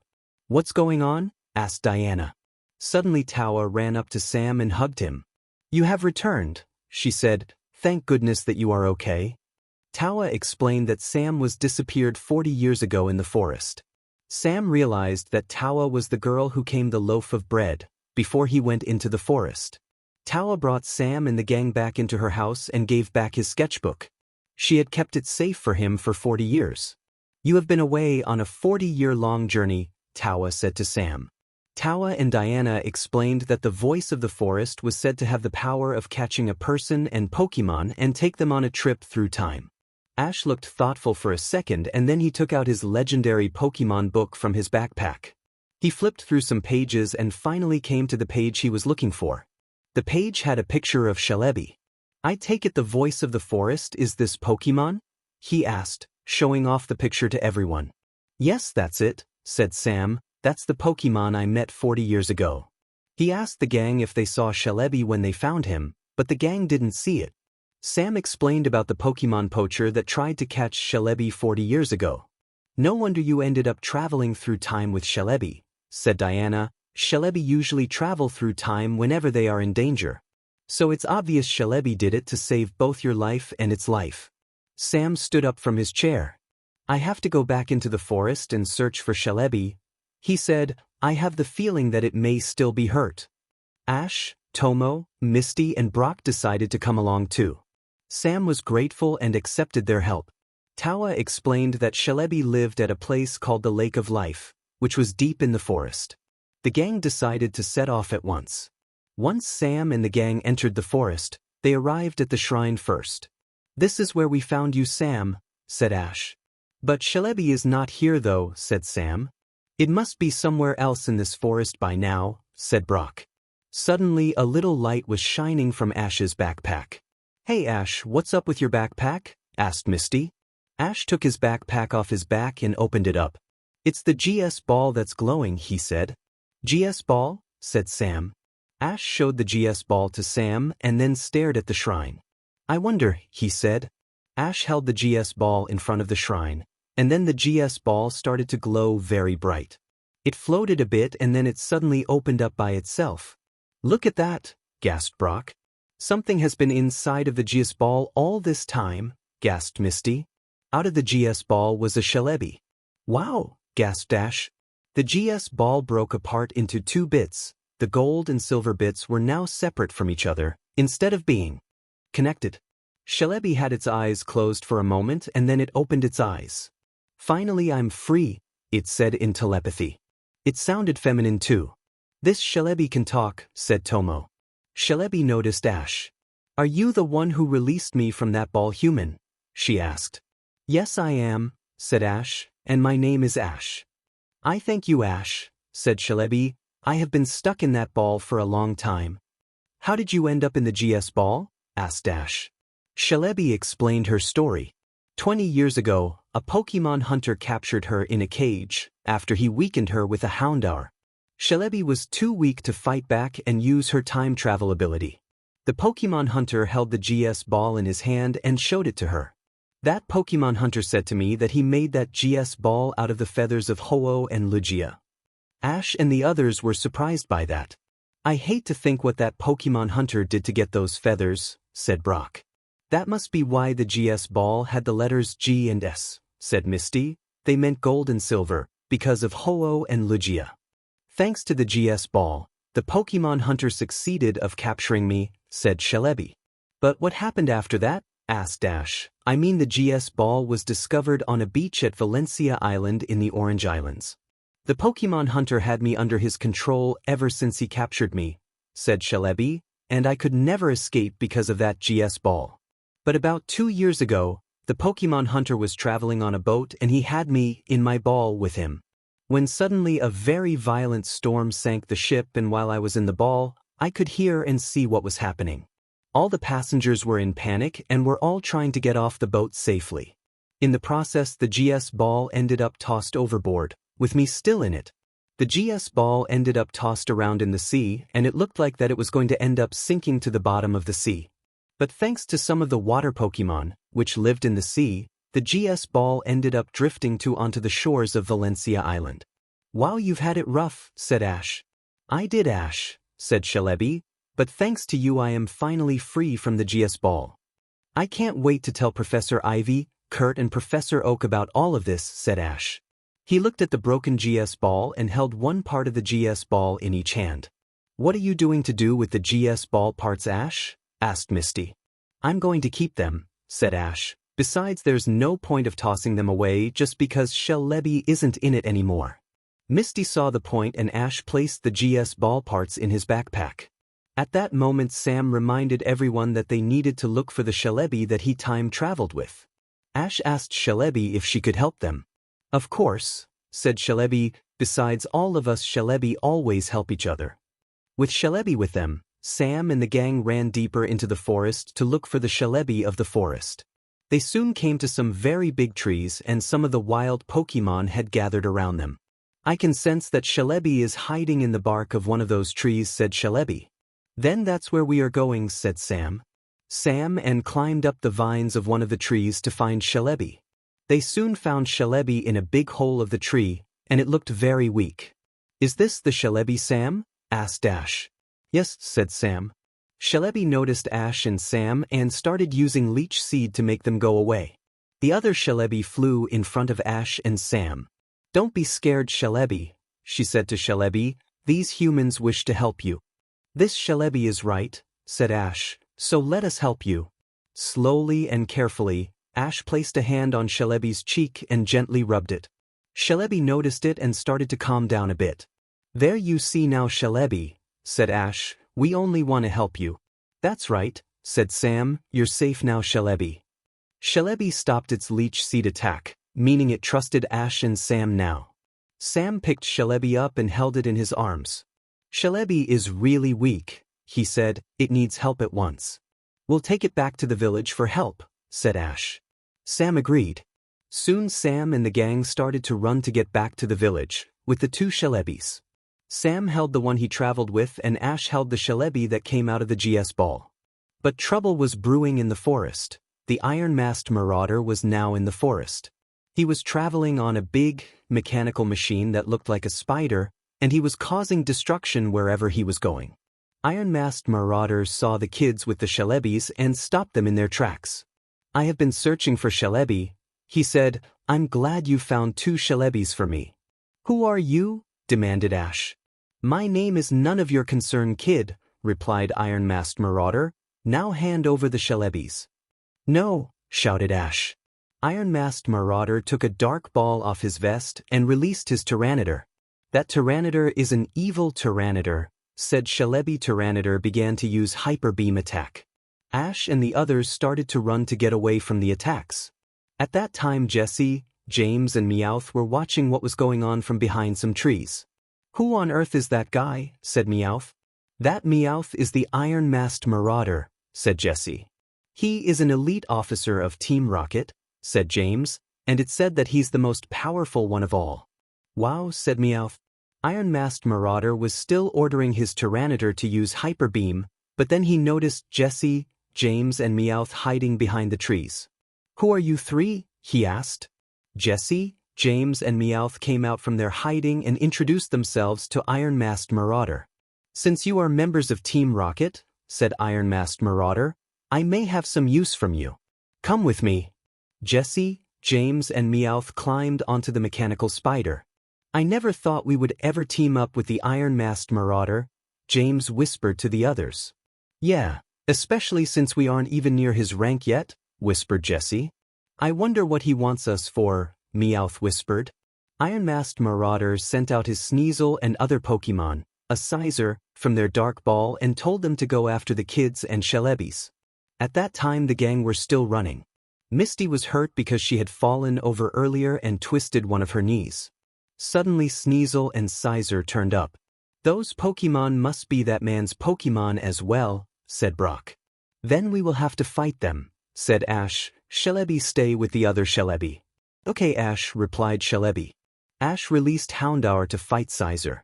As Scizor was a bug and steel-type Pokemon, Houndour had the advantage, being a fire-type. Sam handed the weak Celebi to Brock and asked him to take care of Celebi. Next Sam took out something from his backpack. It was some sort of metallic Pokeball with a little lid top on it. It was an early Pokeball. A Charmeleon came out of it. Houndour battled Scizor and Charmeleon battled Sneasel.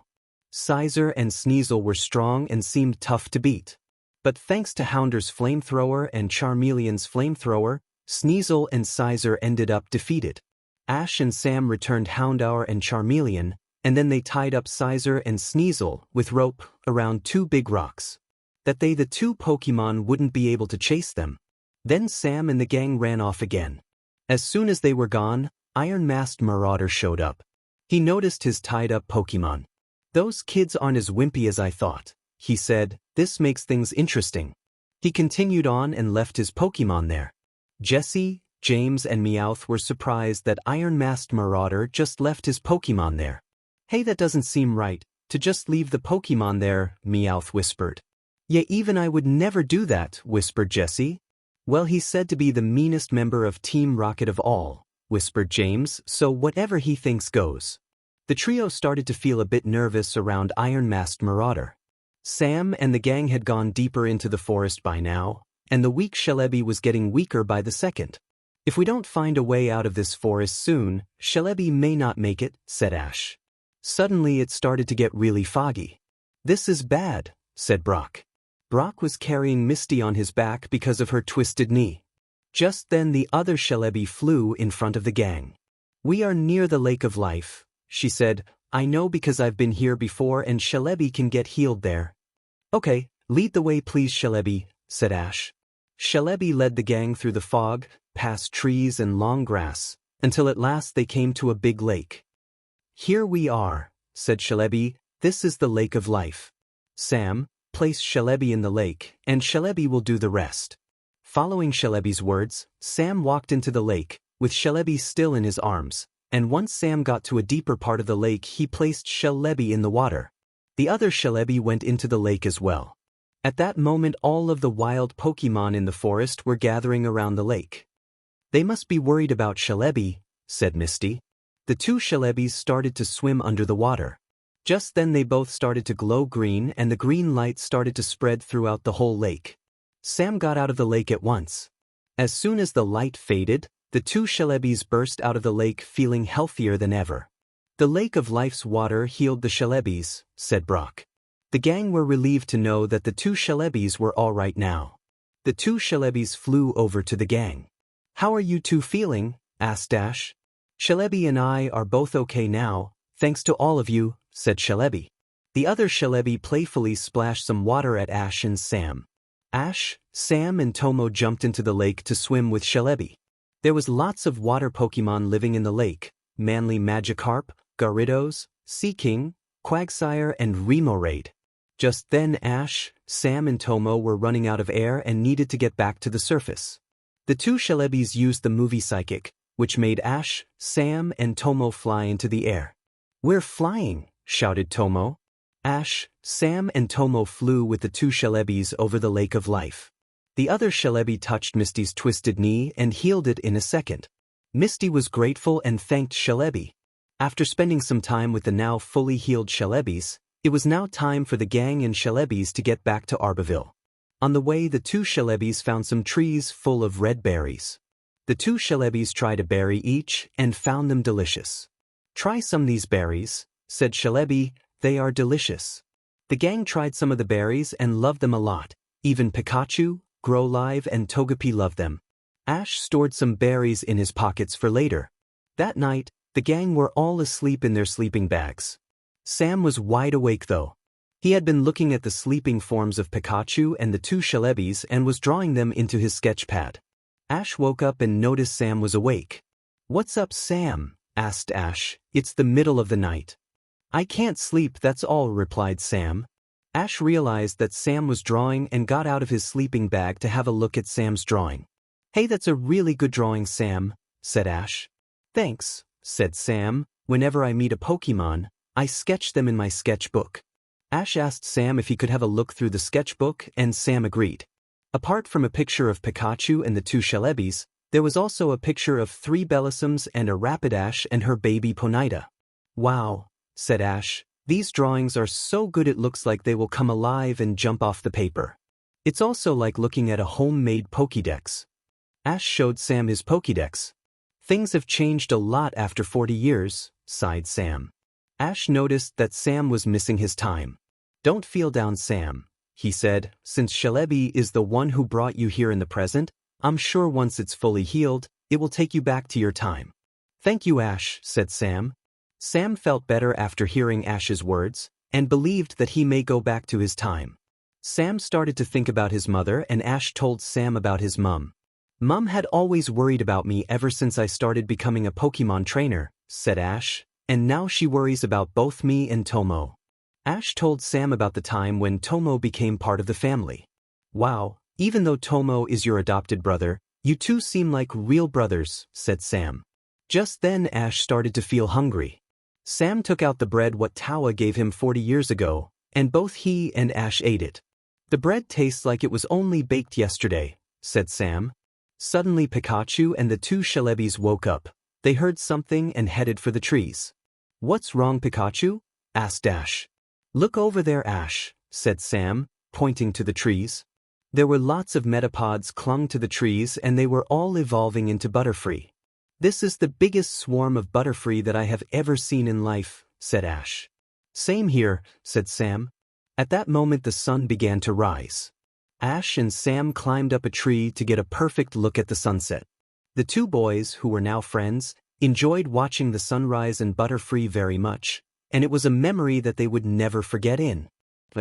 When the sun fully rose, the gang and two Celebes went on their way again back to Arbaville. Right now they were back at the shrine. We are getting close to the village now, said Ash. Suddenly a mechanical arm shot out from the bushes and tried to grab the two Celebes. It was the iron-masked marauder in his mechanical spider, with Team Rocket. Hand over the Celebes twerps, said Meowth. Pikachu and Growlithe attacked the machine with Thunderbolt and Flamethrower, but the machine had some sort of barrier that protected it from attacks. Iron-masked Marauder had his machine's arms sway about, knocking down trees in the process. Just then one of the mechanical arms caught the other Celebi and Iron-masked Marauder shocked it to weaken it. Then he caught Celebi with a dark ball. Oh no, gasped Celebi. The gang gasped at Celebi's capture as well. Now this Celebi is mine, said Iron-masked Marauder. He didn't bother capturing the Celebi, which could speak, because he thought that one Celebi was just enough for him. Ash and Sam started to climb up the machine to try and rescue Celebi. All the wild Pokemon in the forest gathered around to help. Some wild Pidgeys distracted Iron-masked Marauder, giving Ash a chance to try and grab the dark ball. There was a struggle between Ash and Iron-masked Marauder and the mechanical spider ended up falling over. Ash managed to get the dark ball, but he was injured from falling off the mechanical spider. Iron-masked Marauder stepped on Ash's hands to make him let go of the dark ball. Ash tried to fight back, but he fainted from his injuries and Iron-masked Marauder got his dark ball back. The wild Pokemon started to surround Iron-masked Marauder to get him to let Celebi go. Don't waste your time trying to save your friend, said Iron-masked Marauder, because it's no longer the Celebi you know. He released Celebi from the dark ball. Celebi looked okay, but its eyes looked lifeless. The other Celebi looked at it. Oh no, she said, because of that dark ball, Celebi is totally under control by that evil man. Celebi, get rid of these pests, said Iron-masked Marauder. Following Iron-masked Marauder's command, Celebi used its psychic powers to attack the wild Pokemon. The other Celebi and the gang were not happy with this. Jessie, James and Meowth were looking at what was happening by some broken trees. Gosh, said James. This is unbelievable, said Jessie. I'm suddenly feeling a bit scared from all of this, said Meowth. Iron-masked Marauder was impressed with Celebi's power. Show me more of your power, Celebi, he said. Celebi began to create a whirlwind and started picking up lots of sticks and leaves, which started to build a giant nest thing. In the process, Jessie got SCKD by the whirlwind. Iron-masked Marauder began to laugh at Celebi's creation. With a Pokemon like you, Celebi, no one will stop me, he said. Back in Arbaville, Tawa and Diana saw the giant nest in the forest, in their treehouse. What's going on, Grandma? Asked Diana. I don't know, said Tawa, but I fear that something bad is happening in the forest. We need to investigate at once.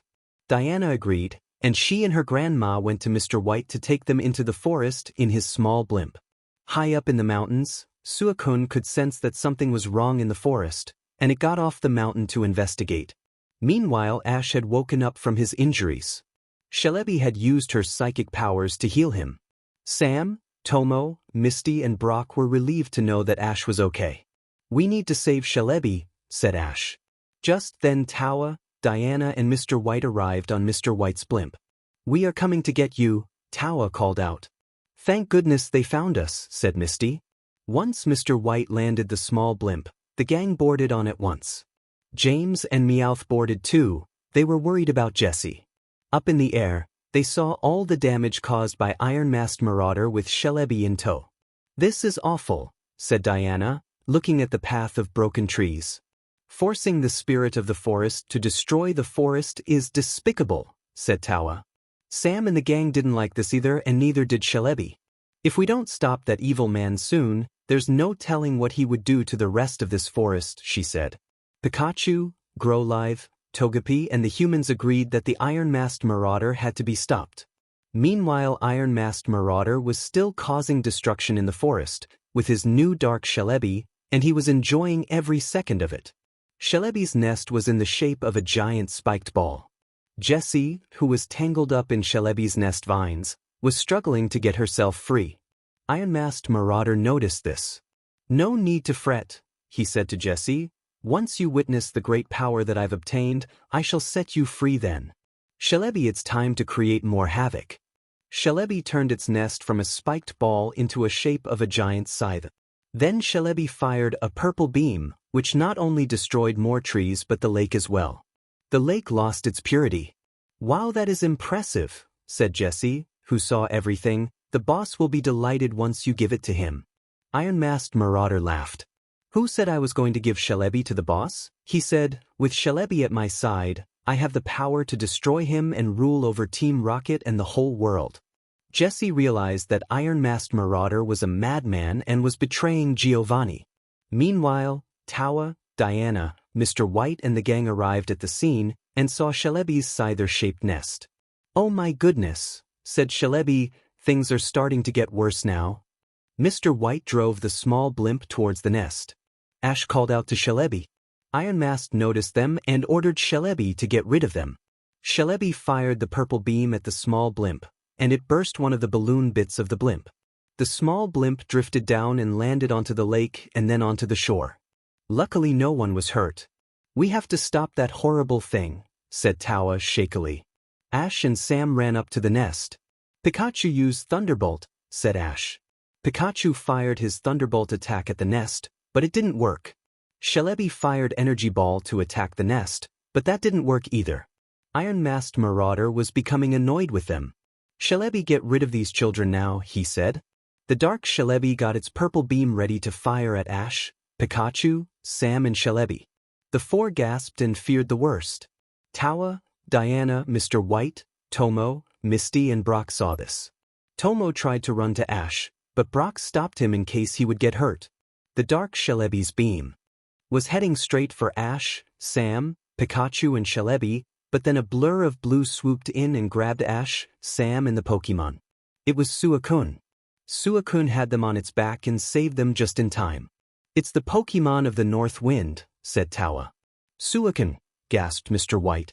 Ash and Sam were surprised to see Suicune. "Suicune, are you here to help us?" asked Ash. Suicune roared and nodded to say yes. "Take us to Shelebi at once," said Ash. At that moment, Iron-Masked Marauder brought out his Tyranidar's Dark Ball and released it. He intended to capture Suicune next and add it to his team. "Tyranitar Hyper Beam," he said. Tyranitar got ready to attack Suicune. "Oh no you don't," shouted Brock, taking out a Pokeball. "Go Steelix!" Steelix came out from his Pokeball and then used Iron Head on Tyranitar. Tyranitar ended up using Hyper Beam in a different direction. While Tyranitar was being distracted by Steelix, soon carried Ash and Sam to Shelebi. Dark Shelebi was in the mouth of the scyther-shaped nest. Ash called out to it. Dark Shelebi saw them and shook them off the nest. Steelix was having trouble fighting against a very strong Tyranitar. Suicune fired Bubble Beam at Tyranitar. Being a rock-type Pokémon, Tyranitar fainted from the water-type attack. Then Steelix used his Iron Tail attack to send Tyranitar flying into the lake. Steelix was exhausted from fighting Tyranitar and fainted. "Good work, Steelix," said Brock, returning it. Iron-Masked Marauder ordered Dark Shelebi to attack next. Suicune used Bubble Beam at the nest and Shelebi used Leaf Storm, but none of the attacks worked. Dark Shelebi grabbed Suicune with a tendril and started to shock it, with Ash, Pikachu and Sam still on it. "This is what happens whenever someone messes with me," laughed Iron-Masked Marauder. Ash and Sam fell off Suicune and started tumbling down the nest, but Jessie grabbed them and pulled them up. "You must stop that man," said Jessie. "He is insane." Sam thanked Jessie, and then he and Ash climbed up the nest to Dark Shelebi. The other Shelebi was already at the mouth of the scyther-shaped nest. Shelebi is in real trouble, she said to Ash and Sam. Shelebi, snap out of it, shouted Ash. Yeah, you are supposed to be protecting the forest, not destroying it, said Sam. Dark Shelebi heard Ash and Sam's words and started to snap out of it a tiny bit, and stopped shocking Suicune. Hurry up and finish off your enemies, Shelebi, shouted Iron-Masked Marauder. Dark Shelebi got back under Iron-Masked Marauder's control and began sending off electric shocks again. Ash and Sam climbed up the vines of the nest to get to Dark Shelebi. We are not your enemies, Shelebi, shouted Ash. That hunter is your enemy.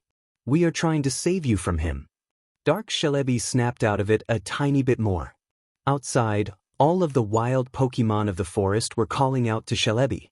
Ash and Sam climbed up the vines some more, until they finally reached Dark Shelebi.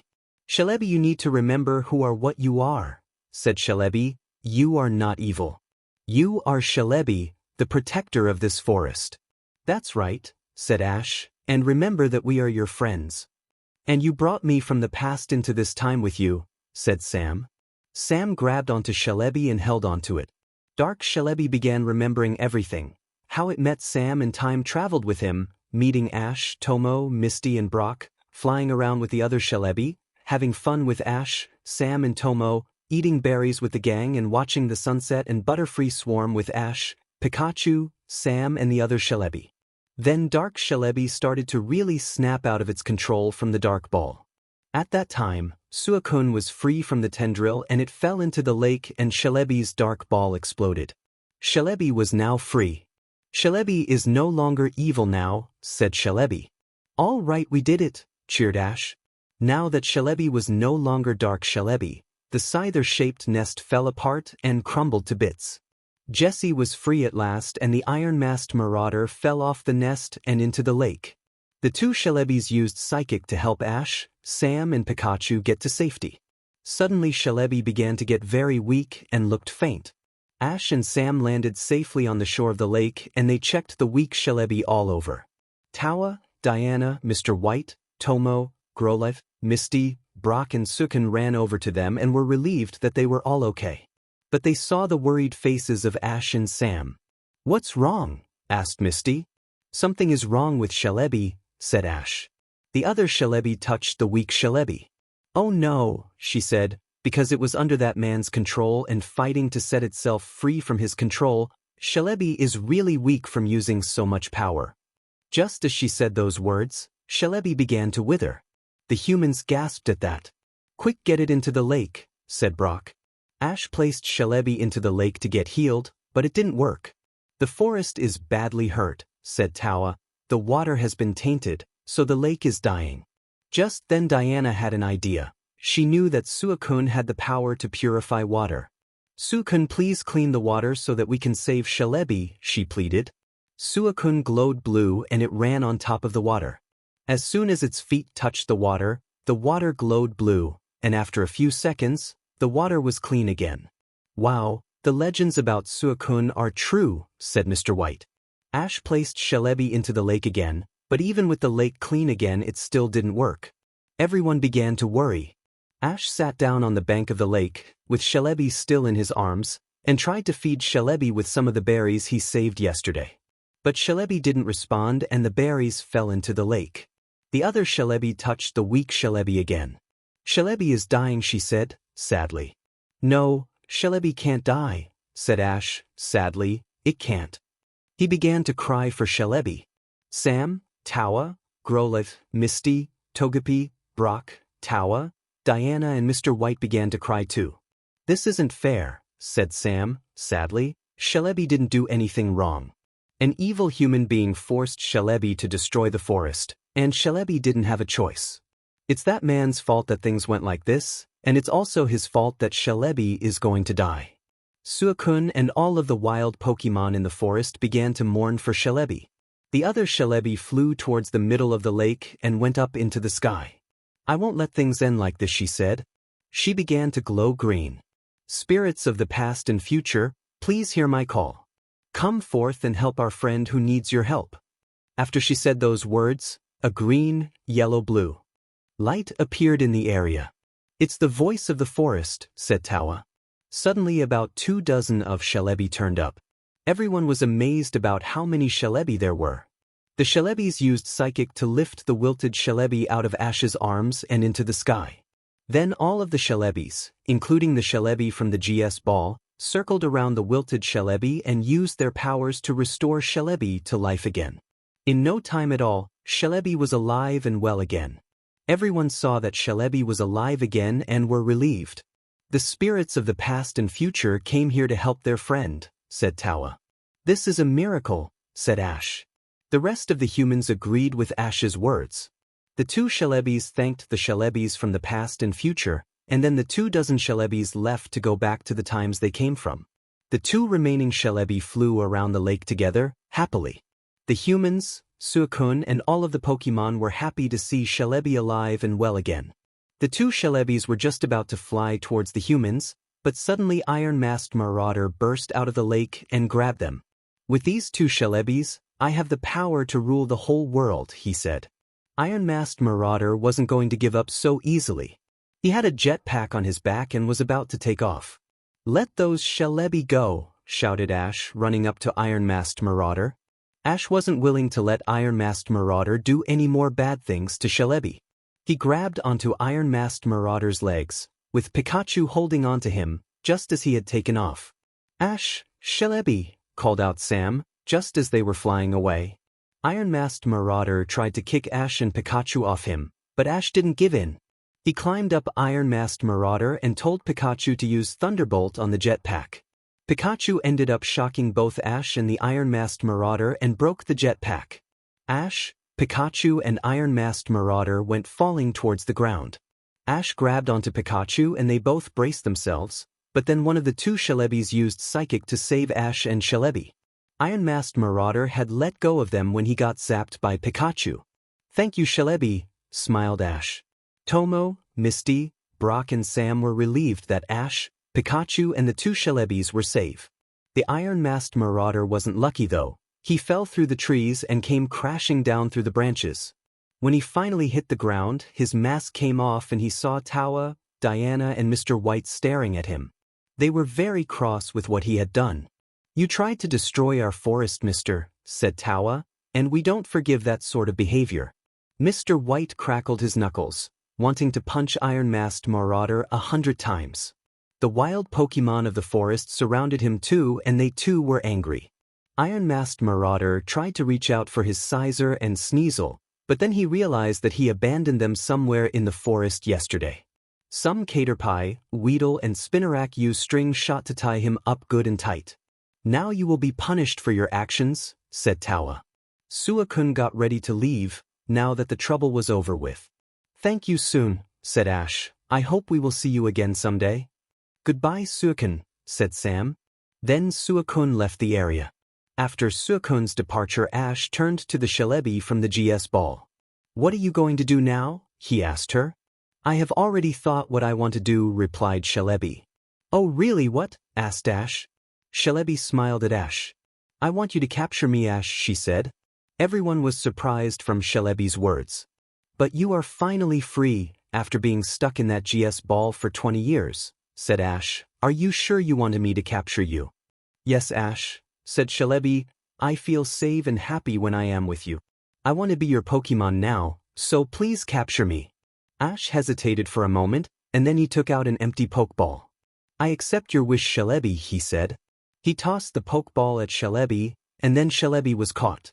Wow, I have my own Shelebi, smiled Ash. Then the Pokeball disappeared to Professor Oak's lab. I know very well that Shelebi is in very good hands, said Tawa, because you, Ash, are nothing like that evil man or that Pokemon hunter from 40 years ago. So I pray that both you and Shelebi will be happy together forever after. Yeah, that Shelebi could never be in any better hands, other than yours, Ash, said Sam. Ash smiled at Sam and Tawa's words. At that time the other Shelebi flew into the sky and started to glow green, and a green, yellow and blue light came out of it. It seems Shelebi is ready to travel back in time, said Tawa, and I think it wants to take you along with it, Sam. Can you really bring me back to 40 years ago, Shelebi? asked Sam. Shelebi nodded to say yes. Sam turned to Ash. He knew that he had to leave Ash and the others. This means that you are finally going home, Sam, said Ash. Yeah, Sam sighed. Sam didn't feel like saying goodbye to Ash yet. Don't worry, said Ash, wherever or whenever you are, we will always be friends. And I have all the memories of us together right here in my head. Same here, Ash, said Sam. Shelebi used Psychic to hold on to Sam, and they started to get ready to travel back in time. Thank you, Ash, you have been a great friend to me, said Sam, and I thank all of you for everything. Goodbye. Ash and the others tearfully waved goodbye to Sam, as he and Shelebi disappeared back into the past. Ash felt sad because of his new friend's departure, but he knew very well that going back to 40 years ago was what Sam wanted. Sam did go back to 40 years ago. He woke up in front of the shrine and realized that Shelebi wasn't with him. Suddenly the younger Tawa turned up and asked Sam if he was okay because of the voice of the forest. Sam calmly said that everything was okay now. He was happy to be back where he came from. In the present time, Ash, Tomo, Misty and Brock said goodbye to Tawa and Diana and left Arbaville in Mr. White's new boat. Right now they were back at the port, and were talking to Professor Oak on a phone booth. Brock and Misty told him all about Suicune and Shelebi. Next Ash told him all about what had happened with the GS ball and the Shelebi inside it, and Professor Oak promised to tell Professor Ivy and Kurt all about it. I have received your Shelebi, Ash, he said, and I promise you she will be safe with me. He and Tracy had found out about Shelebi being able to talk in telepathy. Thank you, Professor, said Ash. Professor Oak realized that Ash was feeling down and asked him what was wrong. Well, Professor, said Ash, I became friends with a Pokemon trainer in the forest. But we went back to where he came from in another time. And I feel like that I will never see him again. Ash still felt upset about Sam's departure. Don't worry, Ash, said Professor Oak. True friendships withstand the test of time, and I have a feeling that this friendship between you and Sam will. I'm sure you two will be friends forever, no matter what time it is. Ash thanked Professor Oak for his words. Just then a boat whistled. We better get going, otherwise we will miss the boat, said Brock. The gang said goodbye to Professor Oak and got off the phone. Just then Misty noticed something. How did Professor Oak know Sam's name? She asked. I mean, we never mentioned it to him. Maybe Sam and Professor Oak have met each other sometime in the past, and Sam told Professor Oak all about us, said Ash. Yeah, that makes sense, said Brock. Then they ran onto the boat, just at the last minute, to set off on their journey. Back in Pallet Town, Professor Oak was looking at an old sketchbook with drawings in it, and was talking to Ash's new Shelebi. It seems like only yesterday when it all happened, Shelebi, he said. I can see that you haven't forgotten about that time, Sam, said Shelebi. The truth is Sam was actually the younger Professor Oak, and his old sketchbook was now 80 years old, since it had gone through another 40 years. The drawings inside it had now all faded by then, especially his drawing of Pikachu and the two Shelebis. You're right, I haven't, said Professor Oak. It was that experience with time traveling that I had that made me want to invent the Pokédex and give Ash a Pikachu for a starter Pokémon. Are you going to tell Ash? Asked Shelebi. No, said Professor Oak. I feel that it's best not to, and anyway Ash did tell me that he would treasure his memories of the younger me always. Shelebi understood. So everything turned out okay in the forest. Sam finally went back to his own time, and Iron Masked Marauder was arrested and condemned to stay in jail for life because of his very evil ways. As for his Tyranitar, Scizor and Sneasel, they lived newer lives in the wild, finally free from the Iron Masked Marauder's dark ball. James and Meowth found Jessie after all the trouble was over, and they agreed to tell the boss about Iron Masked Marauder treachery. The boss won't be bailing him out, that's for sure, said James. The trio also decided not to tell about Shelebi because of what had happened. They couldn't bear the thought of the boss destroying the forest because of Shelebi. So they left the forest in peace. In Johto, there was a beautiful city called Altomare. This city was different than any other city because it was a city full of canals, and the main transport in that city was by gondolas. There is also a very famous legend in Altomare. The legend is that a long time ago, Altomare was attacked by an evil dark force. But two Pokémon protected Altomare from the dark force. These Pokémon were known as Latios and Latias, Two Dragon-type legendary Pokemon. Latios and Latias called forth over Latios and Latias, and together with their power, they saved Altomare from the evil force. Another part of the legend was that the power of Latios and Latias was from a very special round jewel called the Soul Dew. And after the Latios and Latias defeated the evil force, they left the Soul Dew with the people of Altomare and continued to visit Altomare often. Ever since that day, Altomare had always been at peace, but now the peace wasn't going to last long. There were two thieves lurking about in Altomare. The two thieves were sisters called Annie and Oakley. Annie was the eldest and Oakley was the youngest. Their goal was to locate the Soul Dew and Latios and Latias to use them for their own evil goods. "I can't wait to gain that pretty Soul Dew," said Annie. Annie loved jewelry and other pretty things. "I can't wait to find those legendary Pokemon," said Oakley. Oakley loved anything to do with legendary Pokemon and their incredible power. "Altomare is sure peaceful, but it won't be for long," said Oakley. The two sisters smirked. In Altomare, a water chariot race, called the Tour de Altomare, was taking place. The Tour de Altomare was a traditional race held annually in Altomare, and what competitors did was race through the canals of Altomare, riding on floating platforms that would be pulled by their own water Pokemon. And the winner would receive a special medal made out of glass. Ash, Tomo and Misty were entering the race, and Brock was going to watch it on the big screen TV, which was shown on the side of a building near the starting point of the race.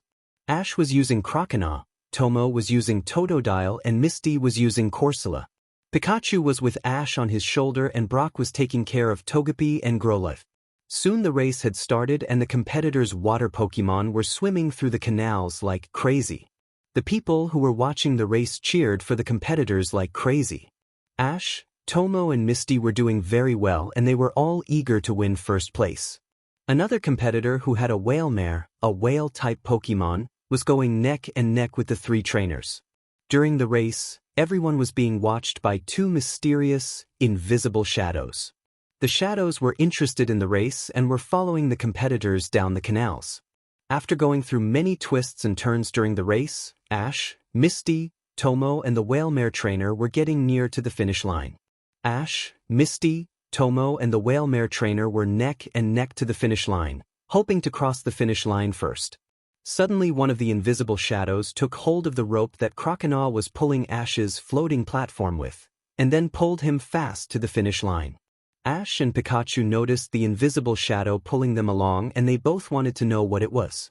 But before he could try to find out, he and Croconaw crossed over the finish line first, and the shadow disappeared with the other shadow. "What in the world was that?" said Ash. Pikachu and Croconaw had no idea what it was either. Ash was happy to have won the race, but was puzzled about what had helped him win the race. Ash got congratulated by Misty, Tomo and the Whalemare trainer and was presented the glass medal as his prize. The medal was a beautiful clear glass medal, with a green tint and green figures that looked like Pokemon and a green circle in the middle. A ribbon came with it as well. Ash decided to have his medallion sent home at once, that way it would be safe at home and not end up broken on his travels. When the race was over, the Whalemare trainer, whose name was Ross, offered to give the gang a tour around the city in his gondola. The gang agreed, and Ross got his gondola ready for the tour.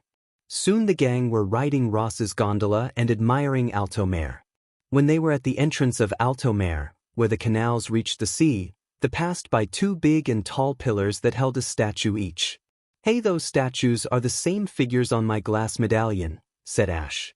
Ross explained that the statues were of the two legendary Pokemon Latios and Latias.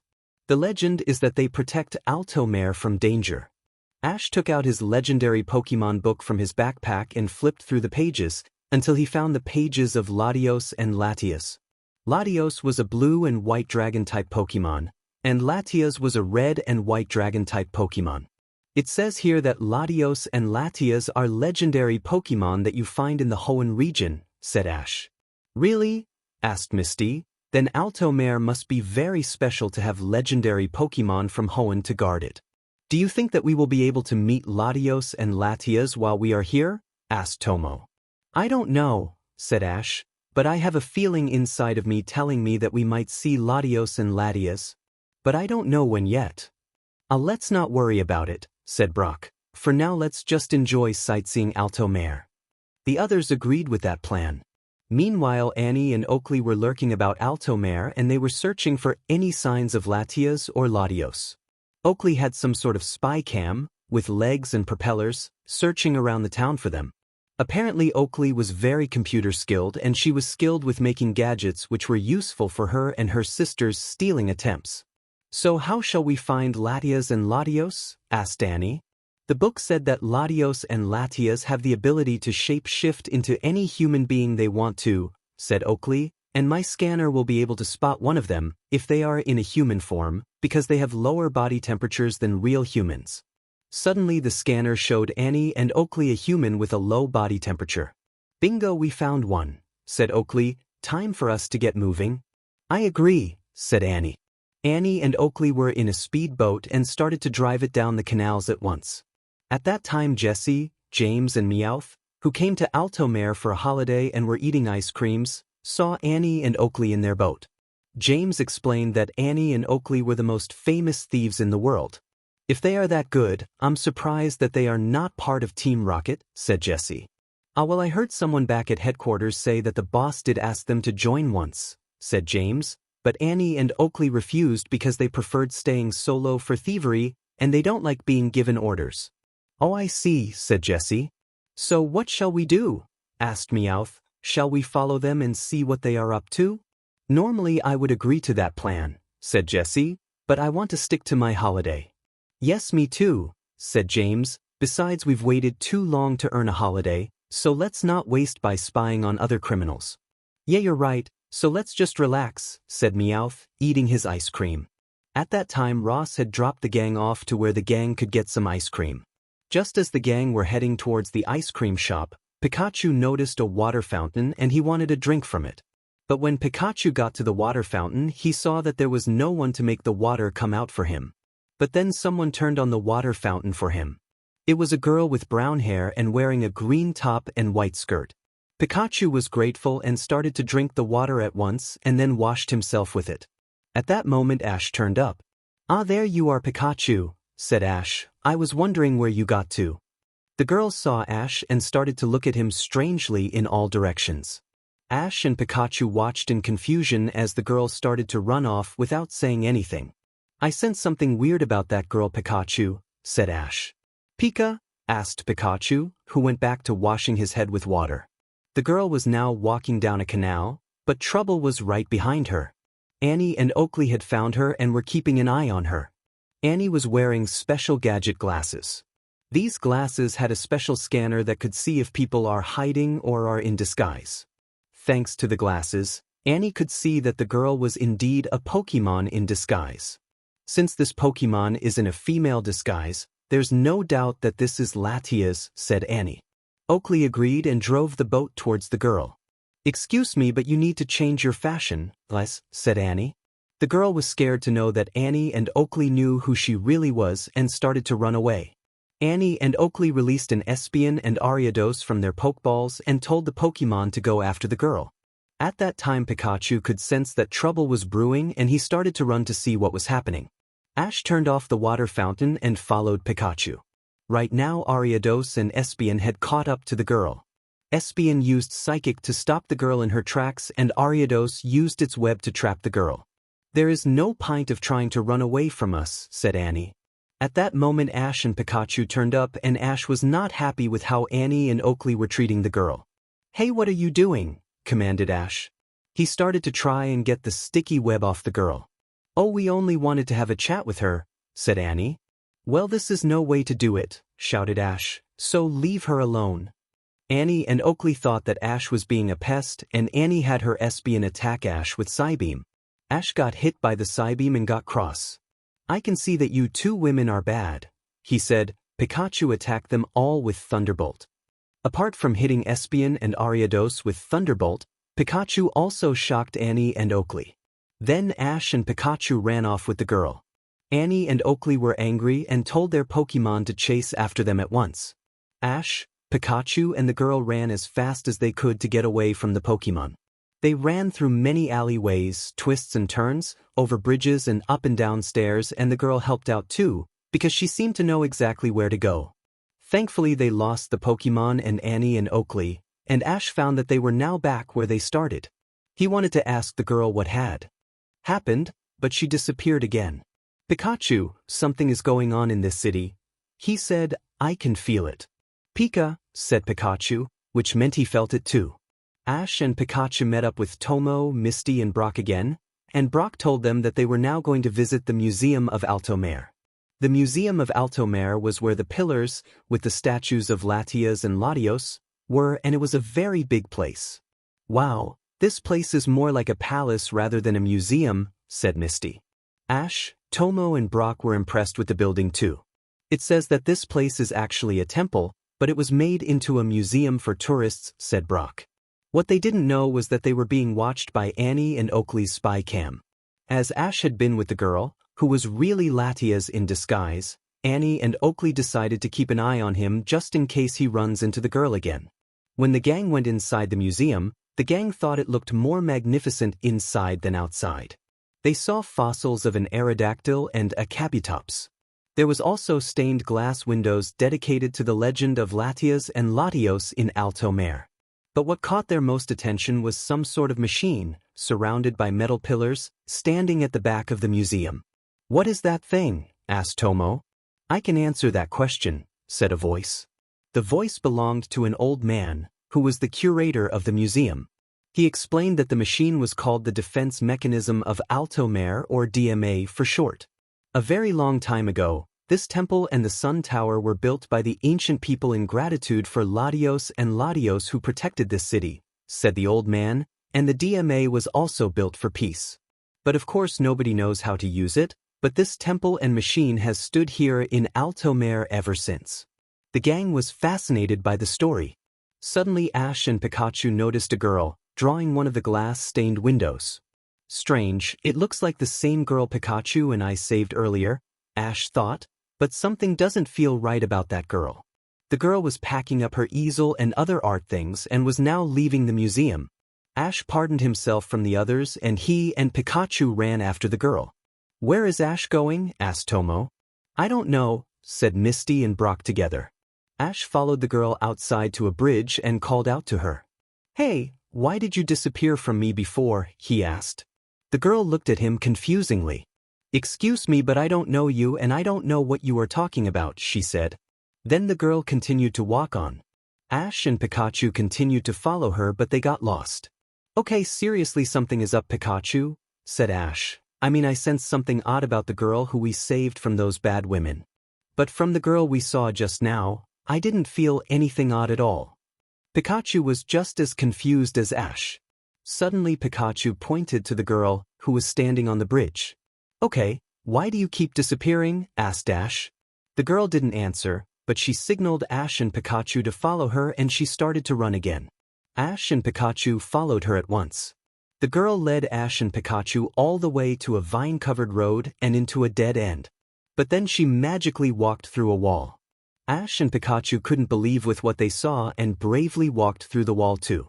The wall led Pikachu and Ash through a dark passageway and into a huge garden, with trees, bushes, flowers and grass everywhere. There was also a big pond, a big water fountain, stone statues and statues with wind chimes. There were also Pokemon living in the garden. There were Butterfree, Yanma, Oddish, Poliwag and Whoop. This garden is amazing, said Ash. Pikachu liked the garden as well. Just then they saw the girl swinging on a swing next to the pond. Ash was about to go over to her, but then the wind chimes started to move and an invisible shadow burst out of the fountain and started to attack Ash and Pikachu. That shadow looks like the shadow that helped us win the chariot race, Pikachu, said Ash. Pikachu tried to attack the shadow with Thunderbolt, but the shadow tackled Pikachu and then charged towards Ash and Pikachu again. Ash and Pikachu braced themselves for the attack, but then the girl ran out in front of them and stretched out her arms. The shadow stopped charging and revealed itself. The shadow turned out to be Latios. Ash and Pikachu couldn't believe their eyes when they saw Latios. Latios was trying to get the girl to stand aside, but the girl refused to. Why is Latios angry? Asked Ash. What's going on here? Asked a voice. The same girl from the museum had turned up into the garden. Ash and Pikachu were surprised seeing that the girl in front of them now and the girl, holding the easel, looked the same. Ash introduced himself and explained that he and Pikachu followed the other girl into the garden. "Oh really?" asked the girl. "Get them, Latios?" Latios was about to attack, but then the old man, from the museum, turned up. This boy meant no harm, Bianca and Latios. He said, "You just wanted to play with your new friends, right, Latias?" "What Latias?" asked Ash. He was really puzzled now. The girl glowed, and then revealed herself to be Latias. Ash and Pikachu were speechless. "I thought there was something strange about you, Latias," said Ash. Latias flew over to Ash and nuzzled him like crazy. Apparently she liked Ash very much. Latios apologized to Pikachu for attacking him and his trainer, and Pikachu forgave Latios. The old man, named Lorenzo, and the girl, named Bianca, who was Lorenzo's granddaughter, introduced themselves to Ash and told him that they were the protectors of Latios and Latias, who were siblings. "I'm sorry I had Latios attack like that, Ash," said Bianca. No problem," said Ash. "Besides, it's really my fault for entering this garden without permission. But I have to ask, why did Latias look like you, Bianca?" Bianca explained that Latios and Latias had the ability to shape-shift into humans. "Since Latias and I are best friends, she transforms into me all the time. I take that turning invisible is another ability of Latias and Latios, right?" asked Ash. "That's correct, young man," said Lorenzo. Latias turned out to be very playful and a little mischievous. She even pinched Ash's hat, and Ash had to chase Latias to get it back. Once he got the hat back, Latios' eyes glowed white, and then he dived under the water and through an underwater tunnel which led to the canal of Alto Mare. Latias' eyes started to glow too, and then Lorenzo, Bianca, Ash and Pikachu were shown a projection image of what Latios was looking at while underwater in the canals. Lorenzo explained that this was another ability of Latios and Latias called sight sharing. "It's when Latias projects to us to whatever Latios sees," said Bianca. "It's safe to say that both Latios and Latias really trust you, Ash," said Lorenzo. After the sight sharing was over, Lorenzo and Bianca told Ash of the legend of Latios and Latias and Alto Mare. There were stone slabs in front of the big water fountain, and they showed pictures of the legend about Latios and Latias. Ash noticed a picture of the same DMA that was in the museum. "Our ancestors built that machine to bring out the true power of the Soul Dew with the help of Latios and his friends to protect the island," said Lorenzo. He and Bianca showed Ash the Soul Dew, which was in a little fountain in front of the stone slabs. "Ash, I want you to promise that you will keep everything that you saw today a secret, and to never tell anyone where the Soul Dew or Latios and Latias are," said Lorenzo. "If word of this gets out, I fear that someone evil may come after Latios and Latias and the Soul Dew." "I understand your worries, Lorenzo," said Ash, "and I will keep today's events a secret." Lorenzo smiled, knowing that Ash was trustworthy. Just then Ash realized that it was now time that he and Pikachu went back to Tomo, Misty and Brock, because it was now starting to get late. Latias didn't want Ash to leave because she wanted to play with him some more. But Ash reassured her that he could come back to play with her tomorrow. Lorenzo had a workshop where he built and repaired gondolas, and the workshop was another entrance to the secret garden.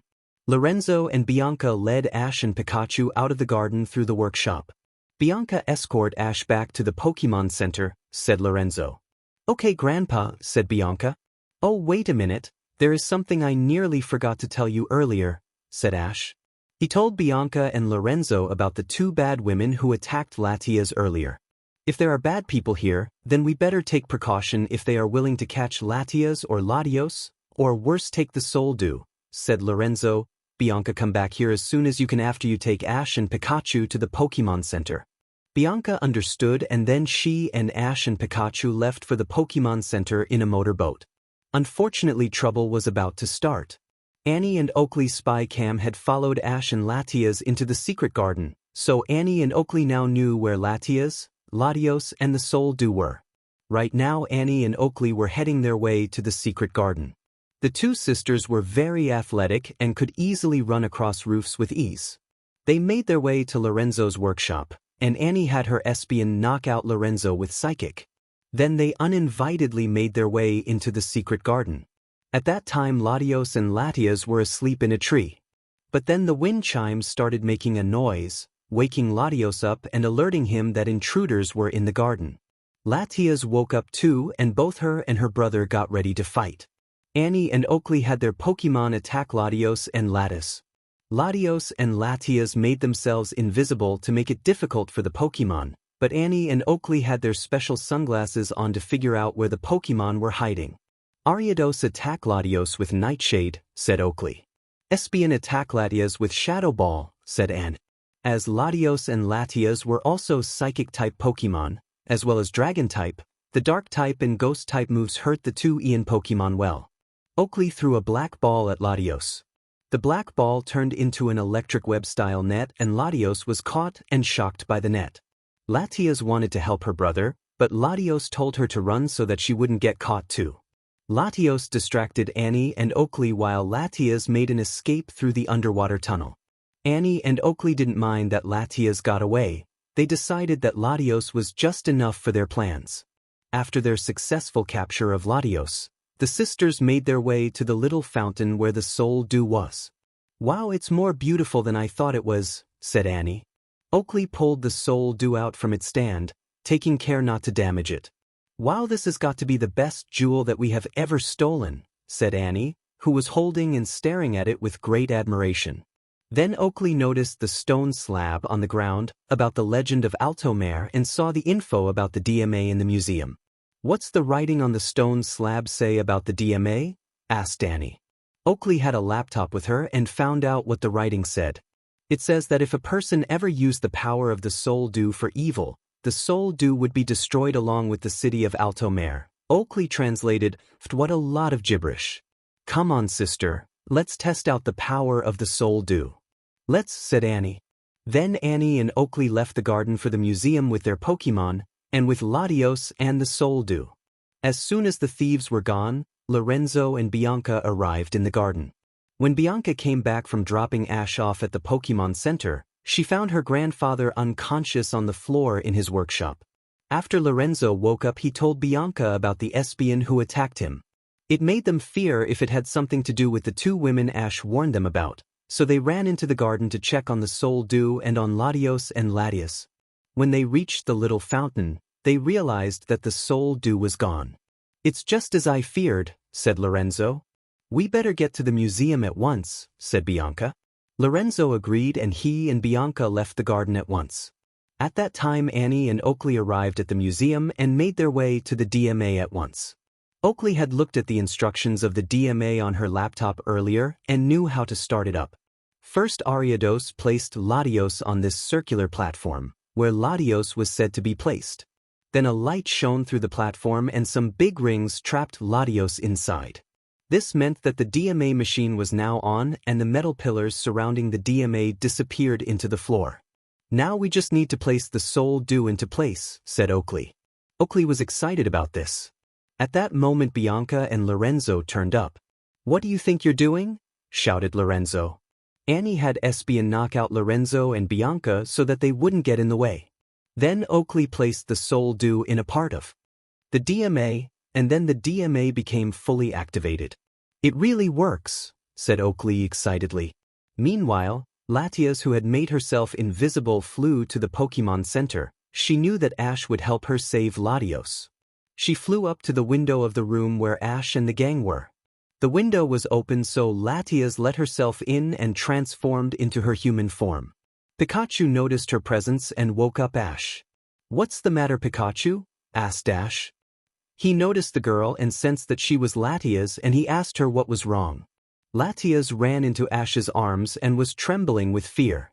Misty, Brock and Tomo had woken up too and asked Ash what was wrong.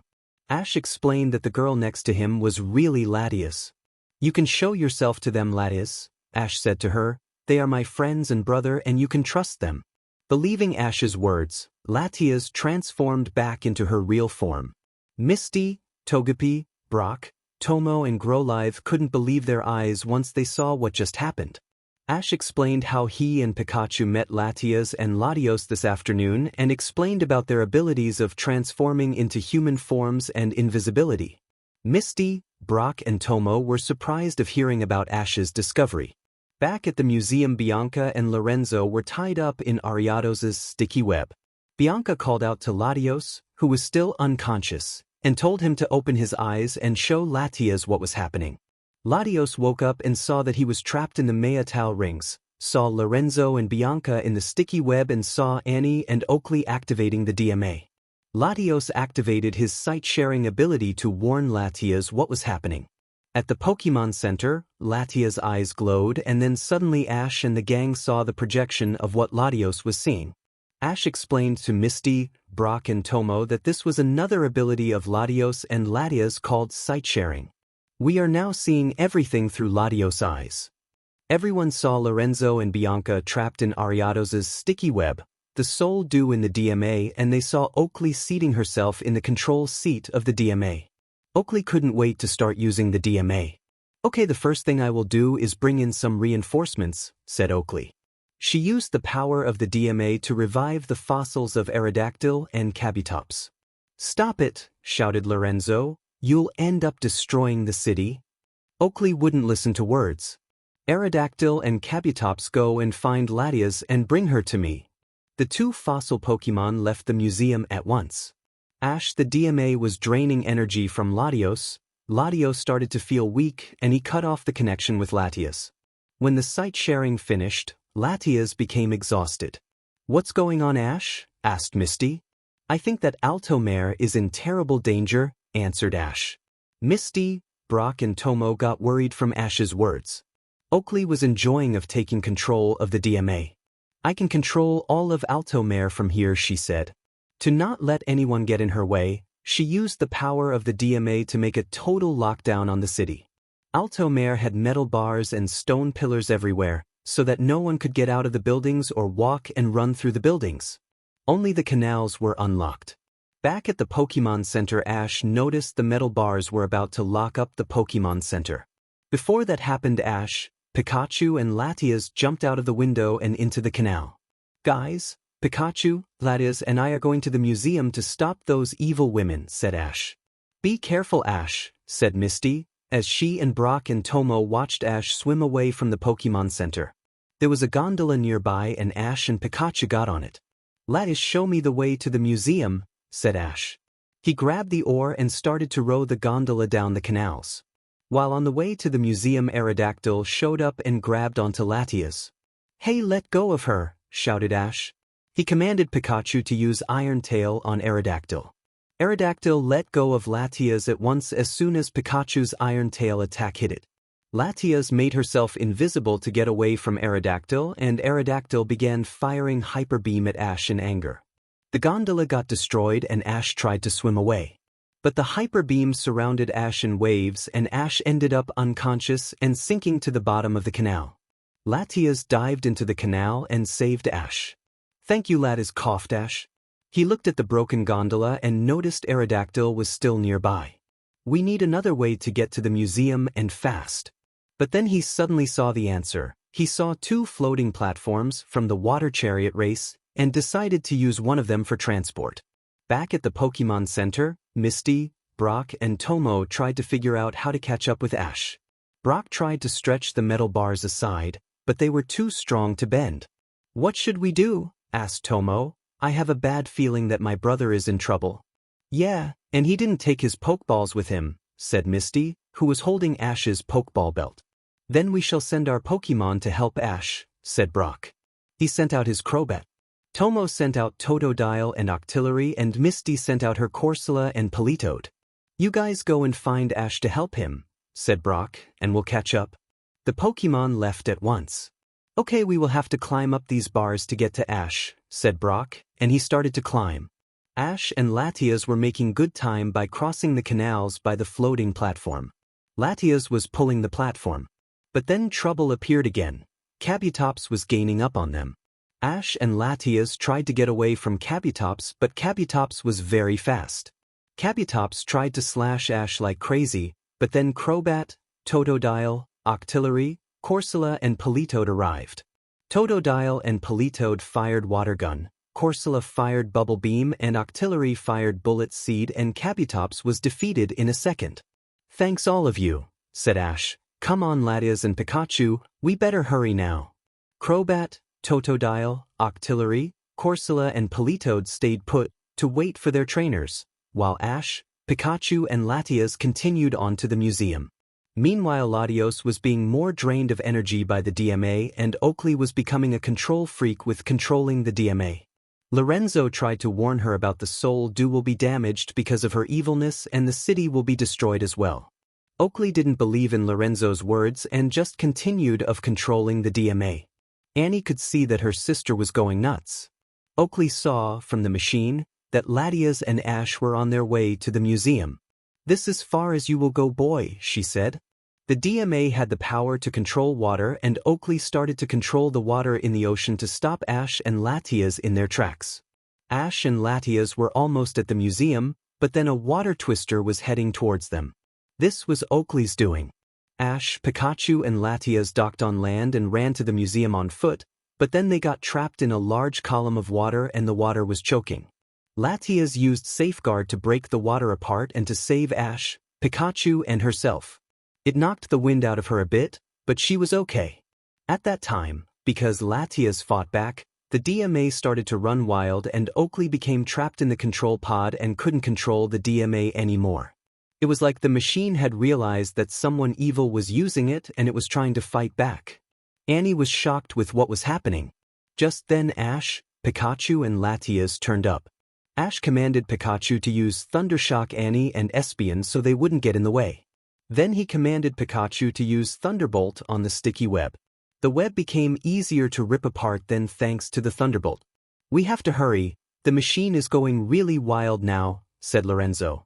Lorenzo was right, the machine went really wild and the Soul Dew was turning a purple color. Annie just watched in shock because she didn't know what to do to help Oakley.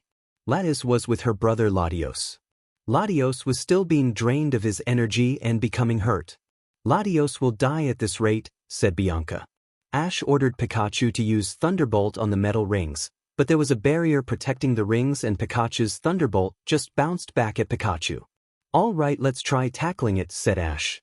He, Pikachu and Latias tried tackling the rings but that didn't work either. Things were getting worse by the minute and Latios became weaker by the second. Just then Latias used Safeguard and tackled the rings again. This time she got through the barrier and jammed the rings. Ash used this chance to set Latios free from the rings and Lorenzo and Bianca helped him.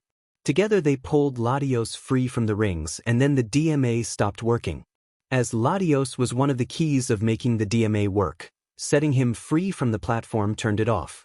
Latios was very weak but he was all right. Annie went to check to see if Oakley was okay.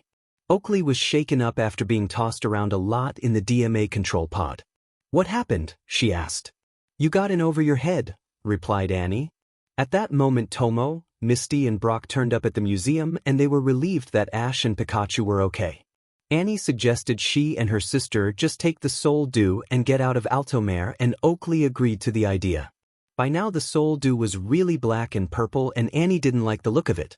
Just as she was about to grab the jewel Lorenzo told to not touch it, but it was too late. As soon as Annie touched the Soul Dew glowed brightly and pushed Annie back into the control pod with her sister. The Soul Dew shattered into pieces and then the DMA went wild again, trapping both Annie and Oakley in the control pod. Then the pillars came up through the floor and secured the DMA down. What's happening? Asked Bianca. Since someone evil has touched and used the Soul Dew for an evil purpose, the Soul Dew has been destroyed, said Lorenzo, and now Altomare will be destroyed. Bianca and the gang were shocked with what Lorenzo just said. Outside, all the water in Altomare receded back into the ocean and the ocean receded towards the horizon. Bianca, Lorenzo, the two Ian Pokemon and the gang noticed that all the water was gone. Where did the water go? Asked Misty. I don't like the look of this, said Brock. Latios and Latias flew up above the humans to see if they could locate the water. They did see the water, but the water was coming back as a huge tidal wave. Bianca, Lorenzo and the gang saw the tidal wave too. This city is going to sink, said Lorenzo worriedly. Bianca held onto her grandfather in fear, and Tomo held onto Ash in fear. What can we do? Asked Misty. The tidal wave wiped out a small island in the distance and destroyed the ancient ruins which lay on the island. Just then Latios and Latias flew over to where the huge tidal wave. Bianca and Ash called out to them and told them to be careful. As soon as Latias and Latios got near the tidal wave, they both used safeguard and tackled through the tidal wave. The huge tidal wave broke apart and the water made its way to Alto Mare calmly. While the water was returning to Alto Mare, Latios was starting to fade away. He had used so much of his power and energy to save Alto Mare, and now he was dying. Latias could see that her brother was dying and felt sad. Latios held her paw, smiling, saying that he will watch over her always. Then he faded away into a ball of light completely. Latias was pushed back and she called out to her brother. The ball of light moved its way towards the sky. This meant that Latios was on his way to heaven. Lorenzo, Bianca and the gang saw the stream of light, wondering what was going on, and they saw the ocean making its way back to Alto Mare. The water calmly flowed through the canals and Alto Mare was safe again. At that time, Jesse, James and Meowth had just woken up from their slumber. They had spent the night in a hotel. "Man, I had a good night's sleep," said James. "Yeah, me too," said Jesse, "first time for ages actually." "I had a strange dream last night actually," said Meowth. "I dreamt that something bad happened to the city." "Really?" asked James. "What sort of bad thing?" "I don't know, I forget," said Meowth. "Well, we can't think about Meowth's dream now," said Jesse. "We need to get ready to leave this city and get back to work." James and Meowth agreed. Their vacation was now over. While the water was flowing through Alto Mare again, all the metal bars and stone pillars disappeared. Aerodactyl and Kabutops went back to the museum and returned to their fossil forms in the floor. Annie and Oakley were arguing in the control pod. Annie blamed Oakley for being such a control freak, and Oakley was blaming Annie for touching the Soul Dew. All Espion and Ariados could do was just listen to their arguing. Meanwhile, Lorenzo, Bianca and the gang were out on the ocean, in a boat, looking for Latios and Latias. Just then they saw Latias unconscious, on the back of a mantine. The mantine carried Latias to the boat and then went back under the ocean after the gang brought Latias onto the boat. "Latias, are you okay?" asked Ash. Latias opened her eyes and everyone was happy to know that she was okay. "Latias, where's Latios?" asked Bianca. Latias sadly pointed her head towards the sky. Lorenzo knew what that meant. "Latios sacrificed himself to save the city," he said. Everyone began to mourn for Latios. Suddenly Latias' eyes started to glow, and then they were shown a sight sharing by Latios. Everyone was shown what the Pokemon world looked like while high up in space. "Our planet looks so beautiful," said Misty. Just then the vision started to end and an orb of light appeared in front of Bianca. Bianca held out her hands to the light, and then the orb of light turned into Soul Dew just as the sight sharing ended. Latios' body had turned onto the new Soul Dew. Ash held onto Latias to comfort her. Everyone went back into the secret garden and Bianca placed the new Soul Dew into the small fountain, and the fountain became lively again. "Alto Mare is now safe again, thanks to Latios," said Lorenzo. "Thank you, Latios," said Bianca, "and please continue of watching over us." Just then Latias flew over to the tree, where she and her brothers slept last night, and presented a Pokemon egg to everyone. It was a white egg with light blue designs. "That's a Latios egg," said Lorenzo. "That egg is Latios and yours, isn't it, Latias?" Latias nodded sadly and cradled her egg. "Pokemon, who are siblings, actually do have eggs with each other," said Brock. "I've seen it before." "The sad thing is that Latios and his unborn child will never meet," said Misty. Ash went over to Latias and comforted her, and Latias was happy to have Ash's comfort. Lorenzo stared at Ash. "Ash, I want you to do something for me," he said. "Okay, what do you want me to do?" asked Ash. "Ash, I want you to take Latias and her egg with you and care for them always," said Lorenzo. Everyone was surprised with what Lorenzo said. "With Latios gone, I feel that the only one that can protect Latias and her son is you, Ash." Bianca also agreed that Ash would take great care of Latias and Latios, especially since he had been protecting Latias all this time. "But what will happen to Alto Mare if I take Latias and the baby Latios?" asked Ash. I mean Latias is a protector of Alto Mare. You don't have to worry about that, said Lorenzo. He pointed to the wind chimes, and the wind chimes were making a calm noise. I have studied the chimes sounds all my life, and those chimes are now saying that more Latios and Latias will be arriving here soon. So that means Alto Mare will be having new guardians, said Bianca, feeling happy that more Latias and Latios will be coming to Alto Mare. So Ash, will you look after Latias and the Latios, who will be born soon? Asked Lorenzo. Ash looked at Latias. What do you say, Latias? He asked. Would you like to stay with me and be my Pokemon? Latias stared at Ash for a moment, handed her egg to Bianca, and then she transformed into her human form and hugged Ash. I take that's a yes then? Latias nodded and then transformed back into her Pokemon self. Bianca handed over the Latios egg to Ash. You take good care of them, Ash, she said. Don't worry, I will, replied Ash. Lorenzo handed Ash 2 light blue and white Pokeballs. These Pokeballs are called Dive Ball, said Lorenzo. They are usually used for capturing water Pokemon, but Latias found these some time ago in the canals and she likes them. So you can use these to capture her and Latios when he hatches. Ash accepted the Dive Ball and used one of them to capture Latias, and then he took her out again.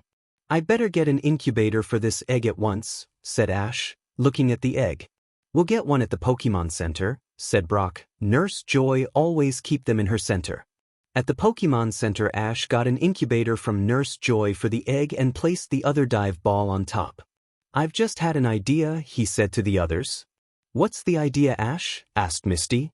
I'm going to send Latias and the egg to Professor Oak, said Ash. I mean Latias will want to be with her egg at all time till it hatches, and if I keep it with me now, well, I fear there's a chance that someone may try to take the egg from me while I'm still traveling here in the Johto region.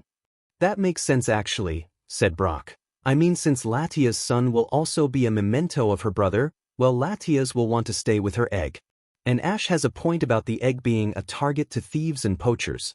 After all, it is a legendary Pokemon egg. Misty and Tomo knew that Ash and Brock were right, and so did Bianca and Lorenzo.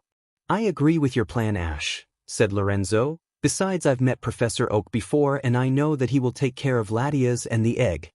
So it was agreed with. Ash phoned Professor Oak and told him all about Latios, Latias and their egg. He also told him of his plan of having Latias and the egg staying at Professor Oak's lab for the time being. Professor Oak understood and promised to take good care of Latias and the egg. Ash sent Latias, who was in her Dive Ball, to Professor Oak, and Ash sent the egg to Professor Oak by Dilly. So now both Latias and her egg would be safe. Later that day, the gang decided that it was now time to leave Alto Mare. Before they left, they said goodbye to Bianca and Lorenzo and left on a boat. While they were sailing away from Alto Mare, Ash and Pikachu noticed 2 Latios and a Latias flying towards Alto Mare. It was clear to Ash and Pikachu that they were going to be the new guardians of Alto Mare. And so Alto Mare was safe and things were okay again. Lorenzo and some workmen fixed and remodeled the DMA machine. Lorenzo also decided to make the DMA human-proof, so that the DMA would never be used again. As for Annie and Oakley, well, they were released from the control pad, but they were arrested and condemned to stay in a highly secured prison for life, after all the bad things they had done. Latias and her egg made it to Professor Oak's lab safely, and Latias fitted right at home at once, with all the new Pokemon friends to play with. And the 2 new Latios and Latias took their place as the new guardians of the Secret Garden and Alto Mare. A comet known as the Millennium Comet is seen for 7 nights once every 1,000 years, and it was nearly time for the Millennium Comet to appear. Legend has it that this comet had a magnificent power to make any wish come true, and one man was eager to use the power of the Millennium Comet to make a wish of his come true. This man's wish had something to do with Groudon, the legendary Pokemon, and he had a strong desire to make this wish come true. He was now in a cave at a valley called Furina, with a woman by his side, and he had found something that looked like a big crystal, in the shape of a cocoon. Whatever this man's wish was, it was something that couldn't possibly be good. One night Ash and his friends had come to an area where a carnival called the Millennium Festival was going to be held. The Millennium Carnival was an event to celebrate the Millennium Comet, which was tomorrow night. But the carnival was nowhere in sight. This is the right area, said Brock, but it seems that the carnival isn't here yet. Since it was already very late, the gang decided to have some dinner and get some sleep and look for the carnival in the morning. The gang were excited about both the Millennium Comet and the Millennium Festival. While it was still the middle of the night, the gang got woken up by the sound of lorries. The carnival crew had finally shown up and they began to put the carnival together. Ash and the gang watched as all the rides for the carnival were being put into place. There were bumper cars, a big Ferris wheel, a merry-go-round, a roller coaster and some other rides. There were even stalls that were to sell candy, toys and other things being set up. Just then one last lorry and a caravan turned up. A purple-haired man came out of the lorry and a blonde-haired woman came out of the caravan. This man and woman were the same ones who found the cocoon-shaped crystal. The man magically made a long stick appear from his hand and then made big balloons appear out of a trunk. He was a magician. The woman helped the man place the big balloons into place with 2 fans. She was his assistant.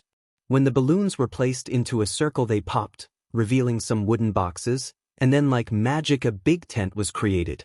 The gang was fascinated by that and it made them more excited for the carnival to open. Next day it was the first day of the Millennium Festival, and also the first day that the comet would appear tonight. The gang spent the day riding on the carnival rides, eating food and other things. Max noticed a leaflet that had a picture of the man they saw last night. Ash suggested that they go and see the magician's show and the others agreed. The magic show turned out to be more magnificent than the gang thought. The magician first made a flock of Swablu appear out of his hat, and then magically made a Kirlia come out of the hat. He had 2 Pokemon assistants with him on stage, Kirlia and Mitina.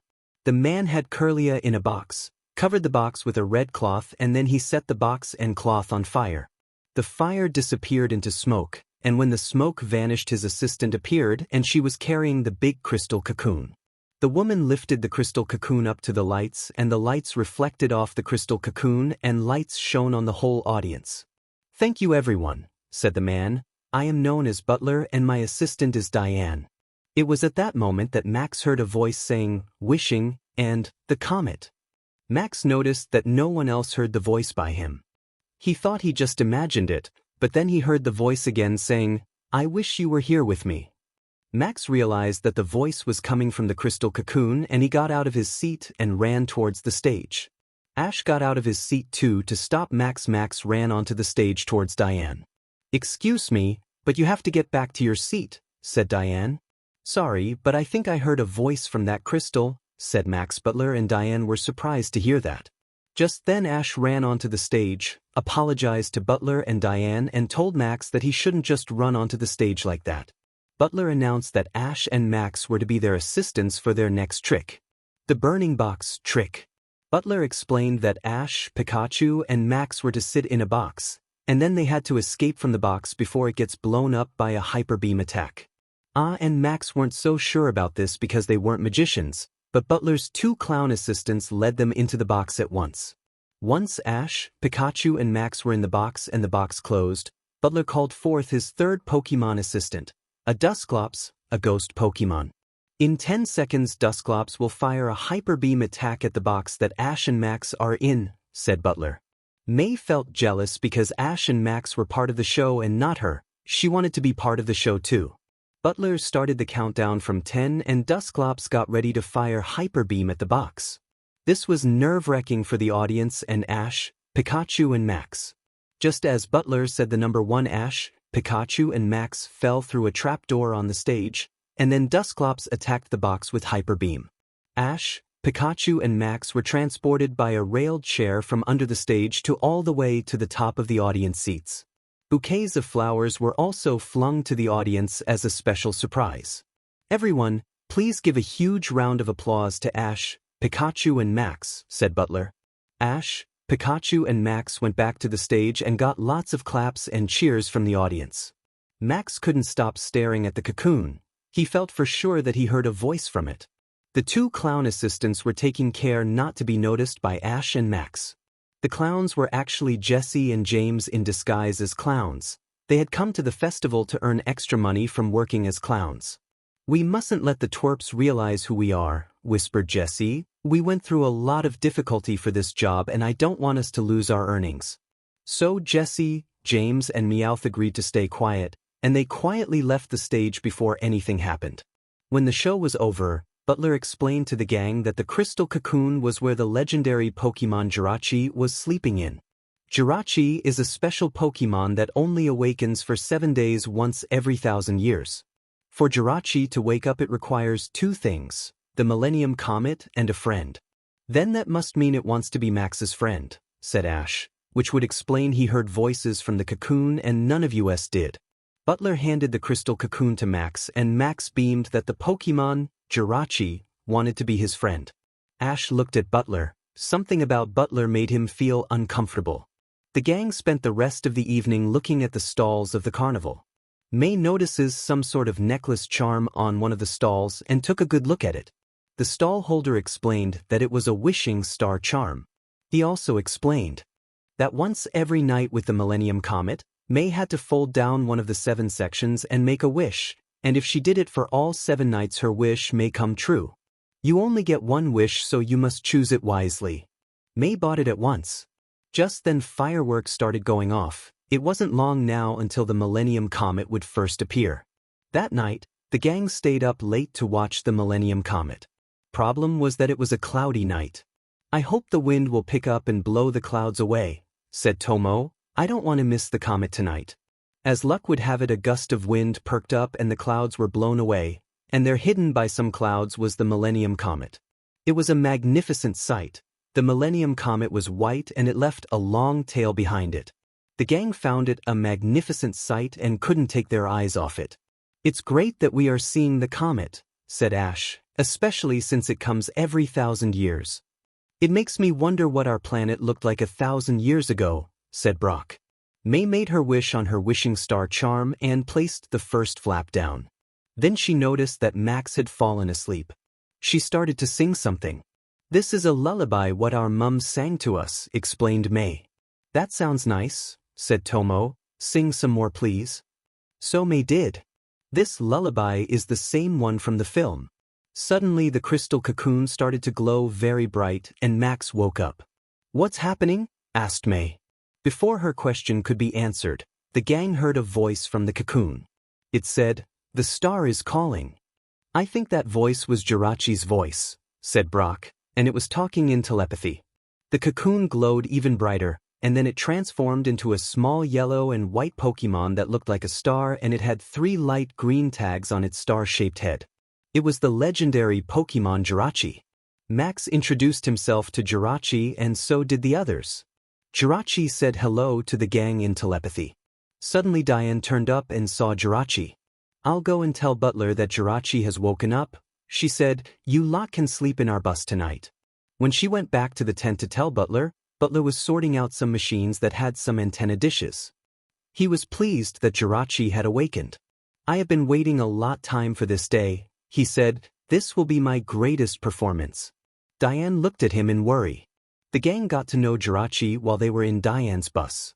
Ash got out his book of legendary Pokemon and he saw Jirachi in it. It says that Jirachi is a steel and psychic type Pokemon, explained Ash, and it says that it has the power to grant wishes. Wow, said May, I want to make a wish with Jirachi first. Hold it, shouted Max. I saw Jirachi first so I get to wish first. Max wished for a lot of snacks to eat. Jirachi's 3 tags glowed and then stopped glowing. It seemed that nothing happened, but then hundreds of snacks like potato chips and candy bars filled up the bus and then it burst the bus doors open. I know I wished for snacks but this isn't really what I meant, said Max. Butler and Diane arrived to see the commotion. These are from the snack stall from the carnival, said Diane, looking at a candy bar. She was right. A snack stall owner was panicking that all of his goods were gone. This also meant that Jirachi couldn't create an object that is desired from a wish. Instead, it teleports the desired object to the person that made the wish. May was not happy with this and she told Jirachi to deal with the situation, but all Jirachi did was teleport May into the big pile of snacks. It's a good thing I have my Kirlia with me, sighed Ash. She can teleport all this stuff back to the stall. Yeah, and we better apologize to the owner as well, said Brock. At that moment Jirachi felt tired and fell asleep in Max's arms. Jirachi is tired from using its power, said Butler, but it will wake up again tomorrow. Max was happy to hear that, But this meant that Max only had another 6 days now to be with Jirachi. Next day Jirachi woke up and was feeling recharged again. Max and Jirachi spent the whole day playing at the carnival, riding on the rides and eating snacks from the stalls, etc. Ash, Tomo, May and Brock were helping out with Butler's magic show today. The assistants from yesterday had called in sick, so Butler and Diane had asked the gang for help. The truth is Jesse, James and Meowth had heard about Jirachi, and they pretended to call in sick so that they could spy on Max and Jirachi. That way they could get the chance to grab Jirachi and make a wish for themselves. So Max spent the rest of the day playing, while the others just worked in Butler's tent. Apparently Jirachi was the type of Pokemon who loved to play. Suddenly a dark blue-gray and white cat-type Pokemon came into the tent. "That's an Absol," said Max, a dark-type Pokemon. The Absol started to fire Razor Wind attack at Max. May sent out her Torchic to stop Absol from attacking. Torchic fired Ember at Absol, but it didn't do much. Tomo had Growlithe attack next with Flamethrower. "Absol is here for me," said Jirachi, teleporting Torchic and Growlithe outside. He didn't want Absol to hurt Torchic and Growlithe. Absol turned to attack the gang, but Butler used a trapdoor to make Absol fall into the floor and into a cage. Butler then put Absol to sleep with using his other Pokemon, a Butterfree, to use sleep powder. Jirachi said that Absol was here for him, said Max. Jirachi was asleep now. Ash stared at Absol. Max is right, he thought. Absol was desperate to get Jirachi away from here and us. Something's going on. Later that night, while Ash, Tomo, Brock and Max were asleep, May was outside making her wish on her charm and folding another flap down. "This is night 2 of the Millennium Comet," she said. This also meant another 5 nights to go until Jirachi went back to sleep again. Just then she noticed Butler walking out of the bus and heading back to the tent. "I wonder what Butler was doing," she said. What Butler had been doing was getting Jirachi from the bus into the tent and getting his machine ready.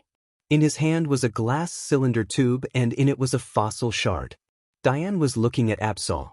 "I think Absol was here to take Jirachi back to Furina," she said. "We should never have taken Jirachi from there to begin with." Butler wasn't exactly listening to her words. "Finally, after all this time, my wish will finally come true," he said, "and once this is all complete, I will finally pay Team Magma back for doubting me." Apparently he had a connection with the evil organization Team Magma. Diane looked at him worriedly. She didn't really like seeing Butler acting like this. Butler turned on his machine and woke Jirachi up from his sleep. "Jirachi," he said, "I need you now to open your true eye and absorb the comet's power." Jirachi didn't want to, but Butler used his Dusclops to use Psychic on Jirachi. That made Jirachi open up his eye that was on his tummy, and then a beam of light from the eye shot towards the Millennium Comet, and then another beam of light from the comet went to Jirachi. Jirachi glowed once the light hit him, but then Butler's machine exploded, leaving Jirachi hurt. At that moment, the gang turned up. Thanks to May, they realized that Jirachi was missing and they figured that Butler had him, and their guess was right. Max was not happy that Jirachi was hurt and demanded to know what was going on. "I'll take Jirachi from here," said Butler. Diane ran up to Butler and told him to stop. She had enough of what he was doing. "I've worked too hard for this moment," Butler said to Diane. "Don't you get it? I'm doing this for you, Diane." "No, you're not," shouted Diane. "I never wanted this. You're only doing this because of your anger and hate towards Team Magma." Butler couldn't believe Diane's words. Max tried to make a run for it with Jirachi, but Butler had Dusclops stop him with Psychic. "Quick, Pikachu, hit Dusclops with Thunderbolt," said Ash. Pikachu did just that and Max and Jirachi were set free from Dusclops. "I wish to go back to Furina," said Jirachi weakly. "Quick, follow me, kids," said Diane, running to the exit of the tent. The gang followed her. Absol managed to set itself free from the cage it was in and flung Razor Wind at Butler to distract him so it could get away. Outside, Diane and the gang were in the bus and Diane was driving it. Jirachi said that he wants to go back to Furina. Max told everyone. "That was where Butler found him when he was still in the cocoon," said Diane. "Excuse me, Diane, but what exactly happened in the tent?" asked May, "and why did Butler want Jirachi so badly?" Diane explained that Butler was a scientist of Team Magma, and one day he tried to create a machine that would create a Groudon for Team Magma, from a Groudon fossil shard. Ash opened up his book of legendary Pokemon and found Groudon in it. Groudon was a red-colored Pokemon and it looked like a big dinosaur. Are you saying that Team Magma wished to capture Groudon? Asked Brock. Yes, and they won't stop at nothing to get it, said Diane. The gang understood now about what Team Magma was up to. But what has Jirachi got to do with this? Asked Max. Butler wishes to use the power of the Millennium Comet from Jirachi so that we will succeed of creating a Groudon, said Diane. But that could hurt Jirachi, said May. I know, but Butler is determined for his experiment to succeed, said Diane. She also explained that when Butler tried to create a Groudon for Team Magma one day, the experiment failed and he was mocked by Team Magma and kicked out at once. So now Butler thinks of nothing but creating a Groudon to get revenge on Team Magma. Doing that will do no good for Butler, said Ash, that will make him just as bad as Team Magma. We saw Team Magma and Team Aqua some time ago and we already understand how bad they are. I suggest we take Jirachi back to Furina before Butler tries to use him again, said Tomo. Everyone agreed to that suggestion and they headed for Furina at once. Diane remembered the way there. Over the next few days, Diane and the gang made their way to Furina. Team Rocket and Absol were both following them, and May kept on putting a flap down on her charm each night. On night May 4th had a talk with Diane about Butler. Diane told May that she and Butler had known each other ever since they were children. When we were children, Butler would do magic tricks for me, said Diane. Those were the happiest days of my life, until when Butler ended up joining Team Magma. What I wish for is for Butler and me to go back to those happy times again. May felt sorry for Diane, and hoped that her wish would come true. Next night it was only 2 more nights until Jirachi went back to sleep. Max had been feeling depressed because it wasn't long until he had to say goodbye to Jirachi and he didn't really want to do that. Ash could see that Max was feeling down and decided to talk to Max. They talked by a lakeside. I can tell that you don't want Jirachi to go back into his 1000th year hibernation, Max, said Ash. But Jirachi will always be with you in your memories. You see, when I was still in Johto I made friends with a boy named Sam, and I had to say goodbye to him because he came from a different time PRD.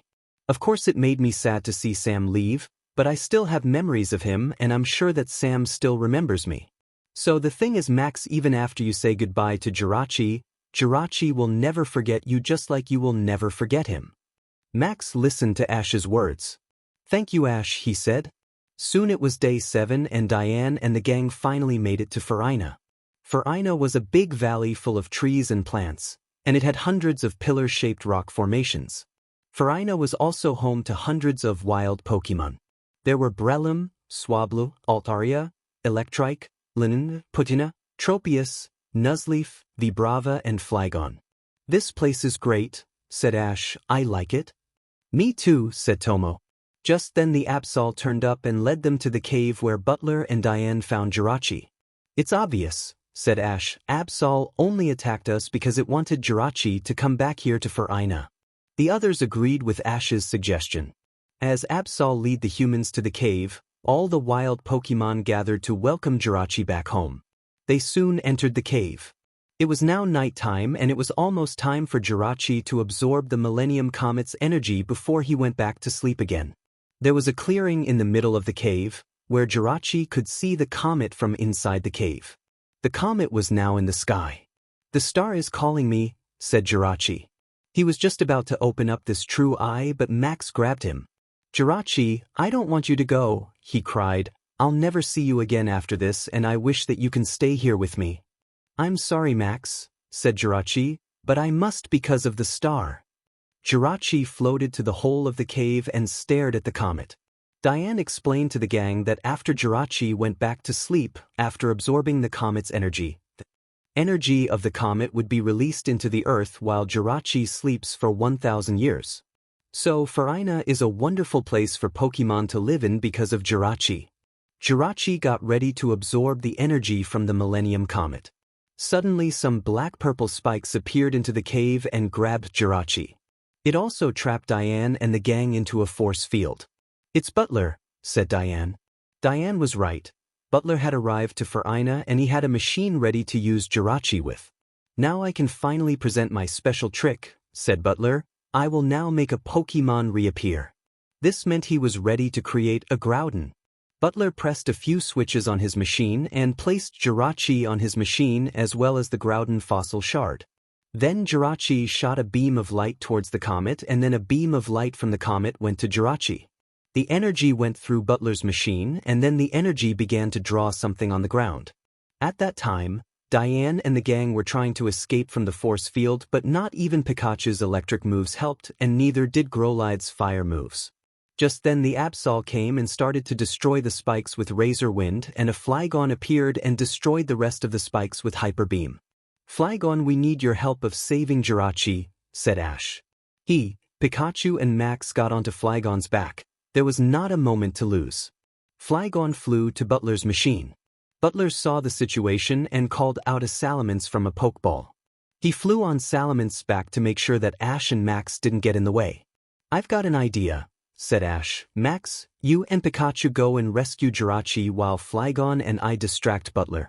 Okay, said Max. Flygon flew towards Butler's machine, with Salamence following it, and then Max and Pikachu jumped off Flygon to save Jirachi. Pikachu attacked the machine part, where Jirachi was, and Jirachi was free. Max grabbed Jirachi and he and Pikachu went back onto Flygon. Jirachi was okay and Max was relieved to know that, and so was the others. May was relieved to see that Max was all right. She had been worried about him. Even though Ash and Max succeeded on saving Jirachi, it was too late about the design on the ground. Butler had succeeded of making a Groudon. But this Groudon wasn't an original Groudon at all, it was more of a zombie Groudon. As soon as the zombie Groudon awakened, the plants in Furina started to wilt. The zombie Groudon was absorbing the life and energy from the earth. Butler was watching everything from above, on Salamence, and was not happy with this. That thing isn't Groudon, he said. That thing isn't what I wanted. He had no idea of what to do about this. The gang and Diane saw this too, and they didn't like it at all. Suddenly the zombie Groudon released a lot of tentacles from its claws, and it began grabbing the wild Pokemon and trapping them inside its body. It wasn't a pleasant sight. Team Rocket, who was in their balloon, saw what was happening and they didn't like. We should leave, suggested Meowth. Before they could do anything, they were grabbed by the zombie Groudon too. Butler didn't like this either. That is not Groudon, he said. That thing is just pure evil. Suddenly the zombie Groudon's tentacle was about to grab him, but Diane pushed Butler out of the way and got captured instead. No, Diane, shouted Butler. After absorbing Diane, the zombie Groudon went after the Butler and the gang. The gang ran as fast as they could to get away, but Tomo, Growlithe, May and Brock got caught by the tentacles. Ash, Pikachu, Max and Jirachi got caught next, but Jirachi used teleport to help them escape. The tentacles came after them again, but a flamethrower attack stopped them. It was Butler and his Salamence. Watch out, said Butler. That thing is after Jirachi. Flygon helped Ash and Max too by attacking the tentacles with Hyper Beam attack. Ash, Pikachu and Max got onto Flygon's back and they managed to escape the tentacles. Salamence flew over to them. Listen to me, said Butler. There might be a way to stop this thing, but I need your help. Jirachi might be able to drain the energy from that monster if we put him back onto my machine. If we reverse the polarity, it should work. I don't think we should trust you, since all of this is your fault, said Max. You must trust, said Butler, because I want to save Diane.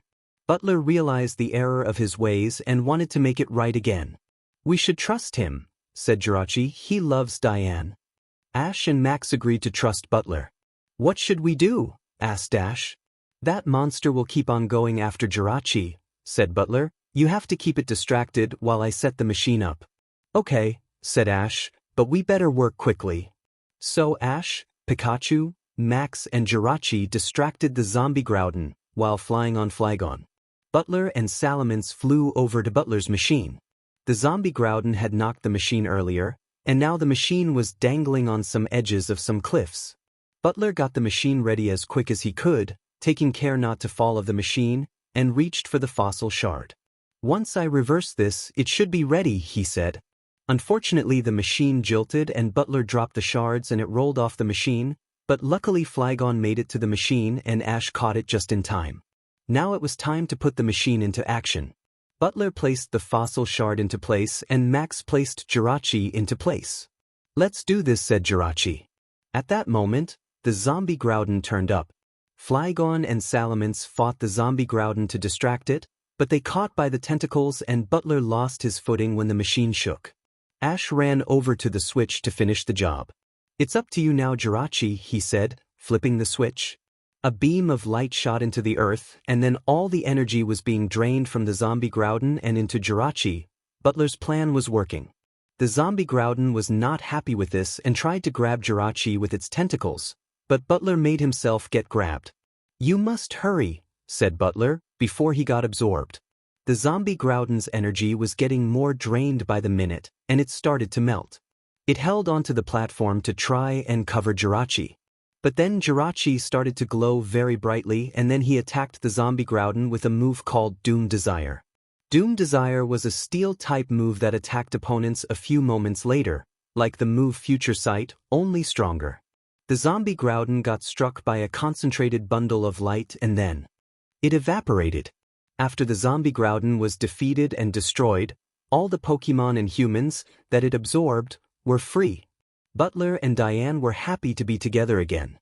The gang was happy and relieved that it was over and that the zombie Groudon was no more. Jirachi flew over to Max. "You did it, Jirachi," said Max. "You're the best." "You're the best really, Max," said Drew. "You made all my wishes come true. But I have one final wish." "What is it?" asked Max. "I feel very sleepy," said Jirachi, "and it would make me happy if you sing that song one last time for me." "I see, you want the lullaby," said May. "We'll both grant that wish." May started to sing the lullaby, and Ash, Tomo, Brock, and Max joined in. "Thank you everyone," said Jirachi. "I couldn't have wished for anything else." Jirachi closed his eyes, turned back into a crystal cocoon, and then went back into the earth to sleep for the next 1,000 years, while the energy was seeping over for Ina. Max tearfully said goodbye to Jirachi and that he would never forget him. So Farina was now safe again after that. Butler and Diane decided to stay in Farina to protect it. As Butler nearly made Farina get destroyed because of the zombie Groudon, he decided to protect Farina for the rest of his life. Diane was happy that she and Butler can finally live happy lives with each other, with nothing bad happening again.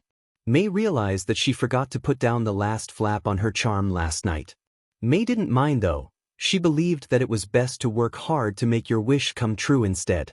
Ash agreed with her because he thought you would miss out on many fun things if your dream or wish just came true in a flash. Butler and Diane offered the gang a ride back to town, and they accepted the offer. Before they left, Jirachi spoke to Max that he would never forget him and would always be his friend. "I will never forget you either, Jirachi, and we will be friends always," replied Max. Then the gang left to continue their journey, leaving Butler and Diane to protect Farina. For years ago, a man named Professor Lund was taking a trip for research at the North Pole. With him were his assistant Yuko and his son Tori. Professor Lund's wife died some years ago and Yuko was a mother figure to Tori. In the Arctic was a herd of Walreins, Seal Eos and Spheals. Tori was petting a Spheal as he liked Pokemon.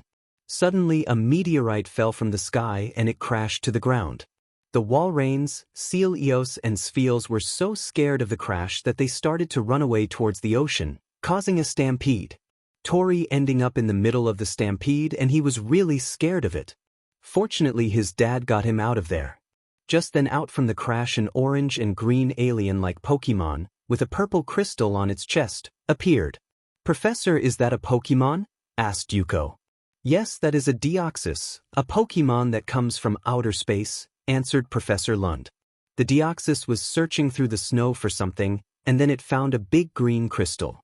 The Deoxys started to check over it as if it was a very special treasure. Just then a long green Pokemon, with yellow, red and black designs came out of the sky and started to attack Deoxys. This Pokemon was Rayquaza, a legendary Pokemon that also lived in outer space. "What is Rayquaza doing here?" asked Yuko. Now was not the time for questions and answers. Both Deoxys and Rayquaza started to attack each other like crazy. Their fight was so brutal that Professor Lund, Tori, Yuko and the researchers had to take cover to avoid getting hit by the attacks. Deoxys put up a good fight against Rayquaza, especially with its most powerful move Psychic Boost. But Rayquaza managed to overpower Deoxys with its Hyper Beam attack, and Deoxys got defeated and evaporated into its purple crystal form and fell into the sea. Then Rayquaza went back into space, happy with its victory. After the battle was over, Professor Lund, Tori and Yuko left the North Pole for their hometown LaRue City, taking the green crystal that Deoxys left behind with them. Professor Lund explained that Rayquaza was furious with Deoxys, which is why it attacked it. Rayquaza felt threatened by Deoxys because Deoxys evaded into Rayquaza's territory. For 4 years ever since that incident with Deoxys and Rayquaza, Professor Lund and Yuko tried to study the green crystal. They figured out that the green crystal was part of another Deoxys, so they tried to experiment with the green crystal and see if they could try and heal the Deoxys, but so for no avail. All the while, the Deoxys at the North Pole had been recovering itself ever since that battle it had with Rayquaza for 4 years. Deoxys had the ability to heal and regenerate itself, and by now this Deoxys had fully recovered, and what it wanted to do now was find its friend, the other Deoxys. It was at this time that Ash and the gang were arriving at LaRue City by a monorail. Brock was looking at LaRue City in the guidebook, and it said that LaRue City was the most advanced technologic city in all of Hoenn. "It's going to be great to see what Drew's hometown looks like," said May. Apparently Ash and May's coordinator rival Drew lived in LaRue City. The gang wasn't the only ones visiting LaRue City. Jesse, James and Meowth were visiting the city too for a holiday. "LaRue City certainly looks interesting," said Jesse, who was looking at the city through a guide. "Yeah, I think this will be the perfect city for us to relax in," agreed James. Jesse and James were dressed in normal clothing so that no one would know they were Team Rocket. As soon as the gang got off the monorail and entered the city, a cube-shaped robot welcomed them. Then it took their photos for citizenship ID. This was a rule in LaRue City. Everyone in LaRue City had to have a passport for security and other things. The robot explained that the gang had to keep their passports at all times, and that could be used for shopping and other things. May wasn't happy with her passport photo because she was surprised by the sudden camera that she didn't have the chance to do a perfect smile. "I am so not keeping this for a souvenir," she grumbled. There were lots of things to do and see in LaRue City. But the thing that they wanted to do first was go to the Battle Tower. The Battle Tower was a building in LaRue City where trainers could battle each other, and Ash and Tomo wanted to battle there. "Where is the Battle Tower?" asked Tomo. As soon as he said that, he and Growlithe suddenly ended up being moved by some travelators. Tomo and Growlithe hadn't been on a travelator before and they were scared of it. Ash was just about to do something to help them, but then a Blaziken came and helped Tomo and Growlithe off the travelator. "Thank you, Blaine," said Tomo, who was happy to be off the travelator. "Must be careful on those travelators, they can be a bit tricky," said a voice. The voice belonged to a brown-haired boy whose name was Rafe. With him were his 2 young twin sisters, Audrey and Catherine, and their friends Rebecca and Sid. Audrey had a Masquerain, Catherine had a Surskit, Rebecca had a Metagross, and Sid had a Blastoise. The gang introduced themselves and Ash told Rafe that they were going to the Battle Tower. "What a coincidence, we are heading there too," said Rafe. "Come with us and we'll lead you lot there." Ash was happy to know that someone knew the way to the Battle Tower. Meanwhile, Jesse, James and Meowth were starting to enjoy themselves in LaRue City. In the city there were robotic vendor machines that gave out food and drinks, and with these machines you didn't have to pay, but you needed to have the passports. Jesse and James had their own passports for the city and were using them to get food and drinks from the vendor machines. Meowth didn't have one because he was a Pokemon and not a human. "This city is brilliant," said Jesse, eating a hamburger. "I'm glad we came here." "So am I," said James, eating a hot dog, "and the best part is we get food and drinks for free." "I can get used to this," agreed Meowth, drinking a bottle of milk. Back with gang, Ash and Tomo were trying to find the registration area for the Battle Tower, while May, Max and Brock looked for the stands. The Battle Tower was a big building and it was much like a huge shopping mall. Ash, Pikachu, Tomo and Growlithe had no idea where they were supposed to go and ended up at a library. Just then they noticed someone coming out of the library. It was Tori. Ash asked him where the registration area was. But Tori ran away from them as soon as he saw them. "Why did that kid run away from us like that?" asked Tomo in confusion. "It wasn't us he was running away from, he was running from Pikachu and Growlithe," answered Ash. "I sense that boy has got a nasty case of pokephobia, which means he is afraid of Pokemon." Tomo couldn't believe his ears. He had never met anyone who was afraid of Pokemon before. Ash and Tomo decided to ask someone else for the way to the registration area, and sure enough they found a woman who knew the way. Thanks to the woman, Ash and Tomo found the entrance way to the battle tower. Ash and Tomo had to get by a travelator and an escalator to get to the battle arena, but they soon made it. "Ready, Tomo?" asked Ash. "Ready, Ash," answered Tomo. This battle was a tag team battle, and Ash and Tomo's opponents were Rafe and Sid.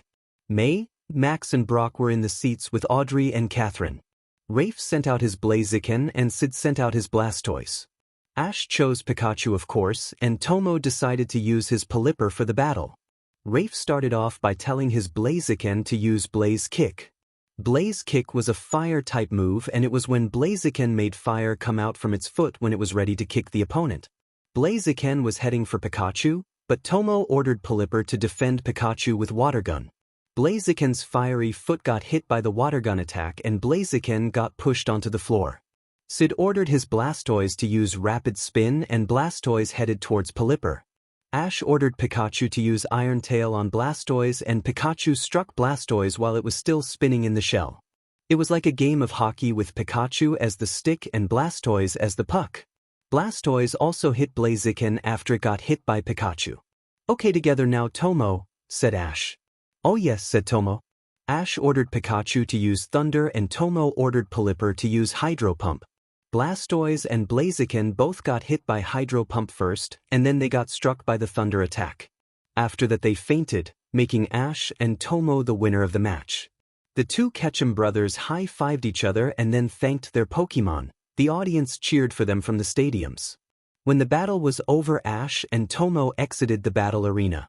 Then at that moment they saw Tori again.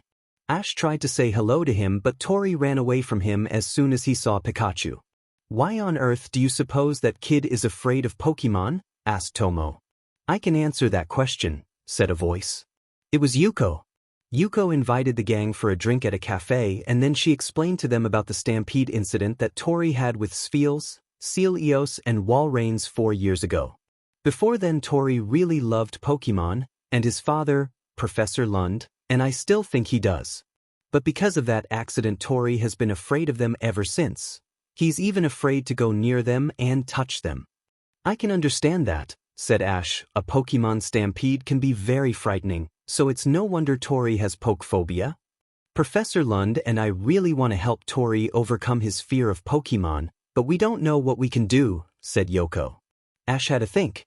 "Maybe we can help Tori overcome his fear of Pokemon," he said. "I mean, since we are Pokemon trainers, we can show Tori that not all Pokemon are scary." The others liked that idea, and so did Yuko. "We must take it slowly and gently with Tori though," reminded Brock. So the gang decided to help Tori, and Yuko thanked them for wanting to help. At that time Tori was walking around the park of LaRue City. He was still feeling a bit jittery from seeing Pikachu and Growlithe, as well as feeling ashamed of being so scared of Pokemon. Just then a Plusle came up to Tori. Its partner Minun had got stuck in an automatic rubbish bin. Automatic rubbish bins were other machines that LaRue City had. Tori was hesitant to help Minun at first because of his fear, but he hated seeing it in trouble, so he helped get it out. Plusle and Minun were grateful to Tori and they wanted to hug him, but Tori ran away in fear. Plusle and Minun were confused by Tori, but they went off to play somewhere else. Plusle and Minun weren't the only Pokemon in the park. There were other wild Pokemon living in LaRue City. There were Wingull, Pelipper, Seal and Dugong living in the sea surrounding LaRue City. Shroomish, Pidgey, Murkrow and Zigzagoon were living in the parks of LaRue City. There was also a bluish-green and cream-colored Pokemon living in the park. This Pokemon was a Munchlax, and it was the pre-evolved form of Snorlax. And right now this Munchlax, being the glutton-type Pokemon, was searching for food. Right, Tori entered a greenhouse garden and he was calling out to someone. This someone was more of a something really. It was a green wisp. "I met some Pokemon trainers and some Pokemon today," Tori said to the green wisp, and I also helped out a Plusle and Minun, but as usual I was scared of them. Hey, are you talking too? Said Ash. Ash and Tomo had found Tori first and had followed him to the greenhouse. Ash asked the question again, but Tori told him it wasn't any of his business and to leave him alone. It was clear to Ash that Tori didn't like being around Pokemon trainers because of Pokemon. But he and Tomo weren't willing to give up yet. Tomo got out of the greenhouse and Ash and Tomo followed. Come on, Tori, we just want to speak to you, said Tomo. Go away, shouted Tori in surprise. Tomo started to get a bit cross and Growlithe went in front of Tori, which made Tori stop in his tracks. We understand that you are scared of Pokemon, said Tomo a bit crossly, but that doesn't mean you can be rude to us. Easy, Tomo, said Ash, calming his brother down.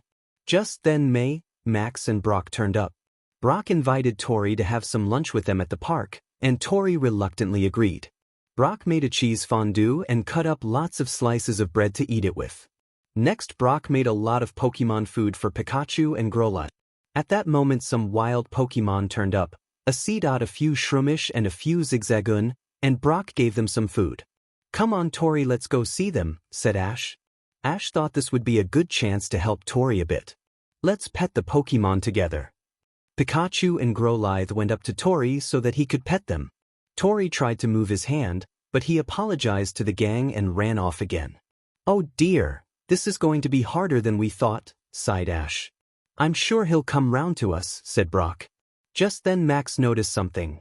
It was Munchlax eating the cheese fondue and bread. Oh, Munchlax loves to eat as much as its evolved form Snorlax, said Brock, who knew that Munchlax was the pre-evolved form of Snorlax. May wasn't happy that it nicked their lunch and then Munchlax walked off. Just then Plusle and Minun showed up and Pikachu shared his food with them. That evening, all seemed peaceful in LaRousse City, but not for long. The Deoxys from the North Pole had arrived at LaRousse City. It had sensed that its friend the other Deoxys was somewhere in LaRousse City, and the Deoxys was trying to find it. It kept on giving off a purple aurora light to try and locate the other Deoxys. That night the gang, Rafe, Audrey, Catherine, Rebecca and Sid were staying the night at a Pokemon Center when they noticed the aurora light. Rebecca, who seemed to be a computer nerd, was studying the aurora light on her laptop. That's weird, she said. You only get the aurora lights at the North and South Poles, not anywhere else. Ash thought the aurora light was strange too. I'm sensing a psychic energy from that light, he thought, and I feel that it's saying something. Just then Rafe came up to Ash. You were quite impressive in our battle today, he said. I would like to battle you again, but this time I'll win. We'll see about that, said Ash, accepting the battle offer. Just then Tori came in and he had a baskets of Pokemon cookies. Yuko and I made them for all of you, he said. Everyone decided to spend the rest of the evening in the park with their Pokemon and Tori before it was time for bed. Rafe sent out his Blaziken, Audrey and Catherine sent out Surskit and Masquerain, and Sid sent out his Blastoise. Ash sent out Swellow, Grovyle, Torkoal, Corphish and Breloom. May sent out Combusken, Swablu, Beautifly, Skitty, Bulbasaur and Marill. Max sent out Loudred, Pochina, Zigzagoon, Shuppet, Spinda and Castform. Brock sent out Mudkip, Forretress, Lombra and Loudred. Everyone had a great time together in the park, playing on the swings, slides and climbing frames and of course playing chase with each other. Even Tori was enjoying himself. All seemed peaceful, but the Deoxys was still trying to locate its friend. But that wasn't the only thing going on. Up in space Rayquaza had realized that the Deoxys it fought 4 years ago was back, and still being angry it started to search for Deoxys. Meanwhile Tori and Ash were having a talk with each other. Tori explained to Ash that since he was afraid of Pokemon, he was afraid to get close to Pokemon trainers and other kids who owned and liked Pokemon. So I've never really had any friends to hang out with like today. Ash felt really sorry for Tori now. I understand that Pokemon Stampede you got caught in was scary, because I've seen and gotten caught in a Pokemon Stampede too, said Ash, but your incident happened 4 years ago. And it's natural for Pokemon to act like that when they've been scared or threatened. I know it's hard to overcome a fear, but not all Pokemon are scary, believe me. Tori started to feel that he had found a friend in Ash. Pikachu tried to get close to Tori, But Tori was still too scared to touch Pikachu. The next day Tori brought everyone to Greenhouse Garden. A security bot asked for a passport for identification.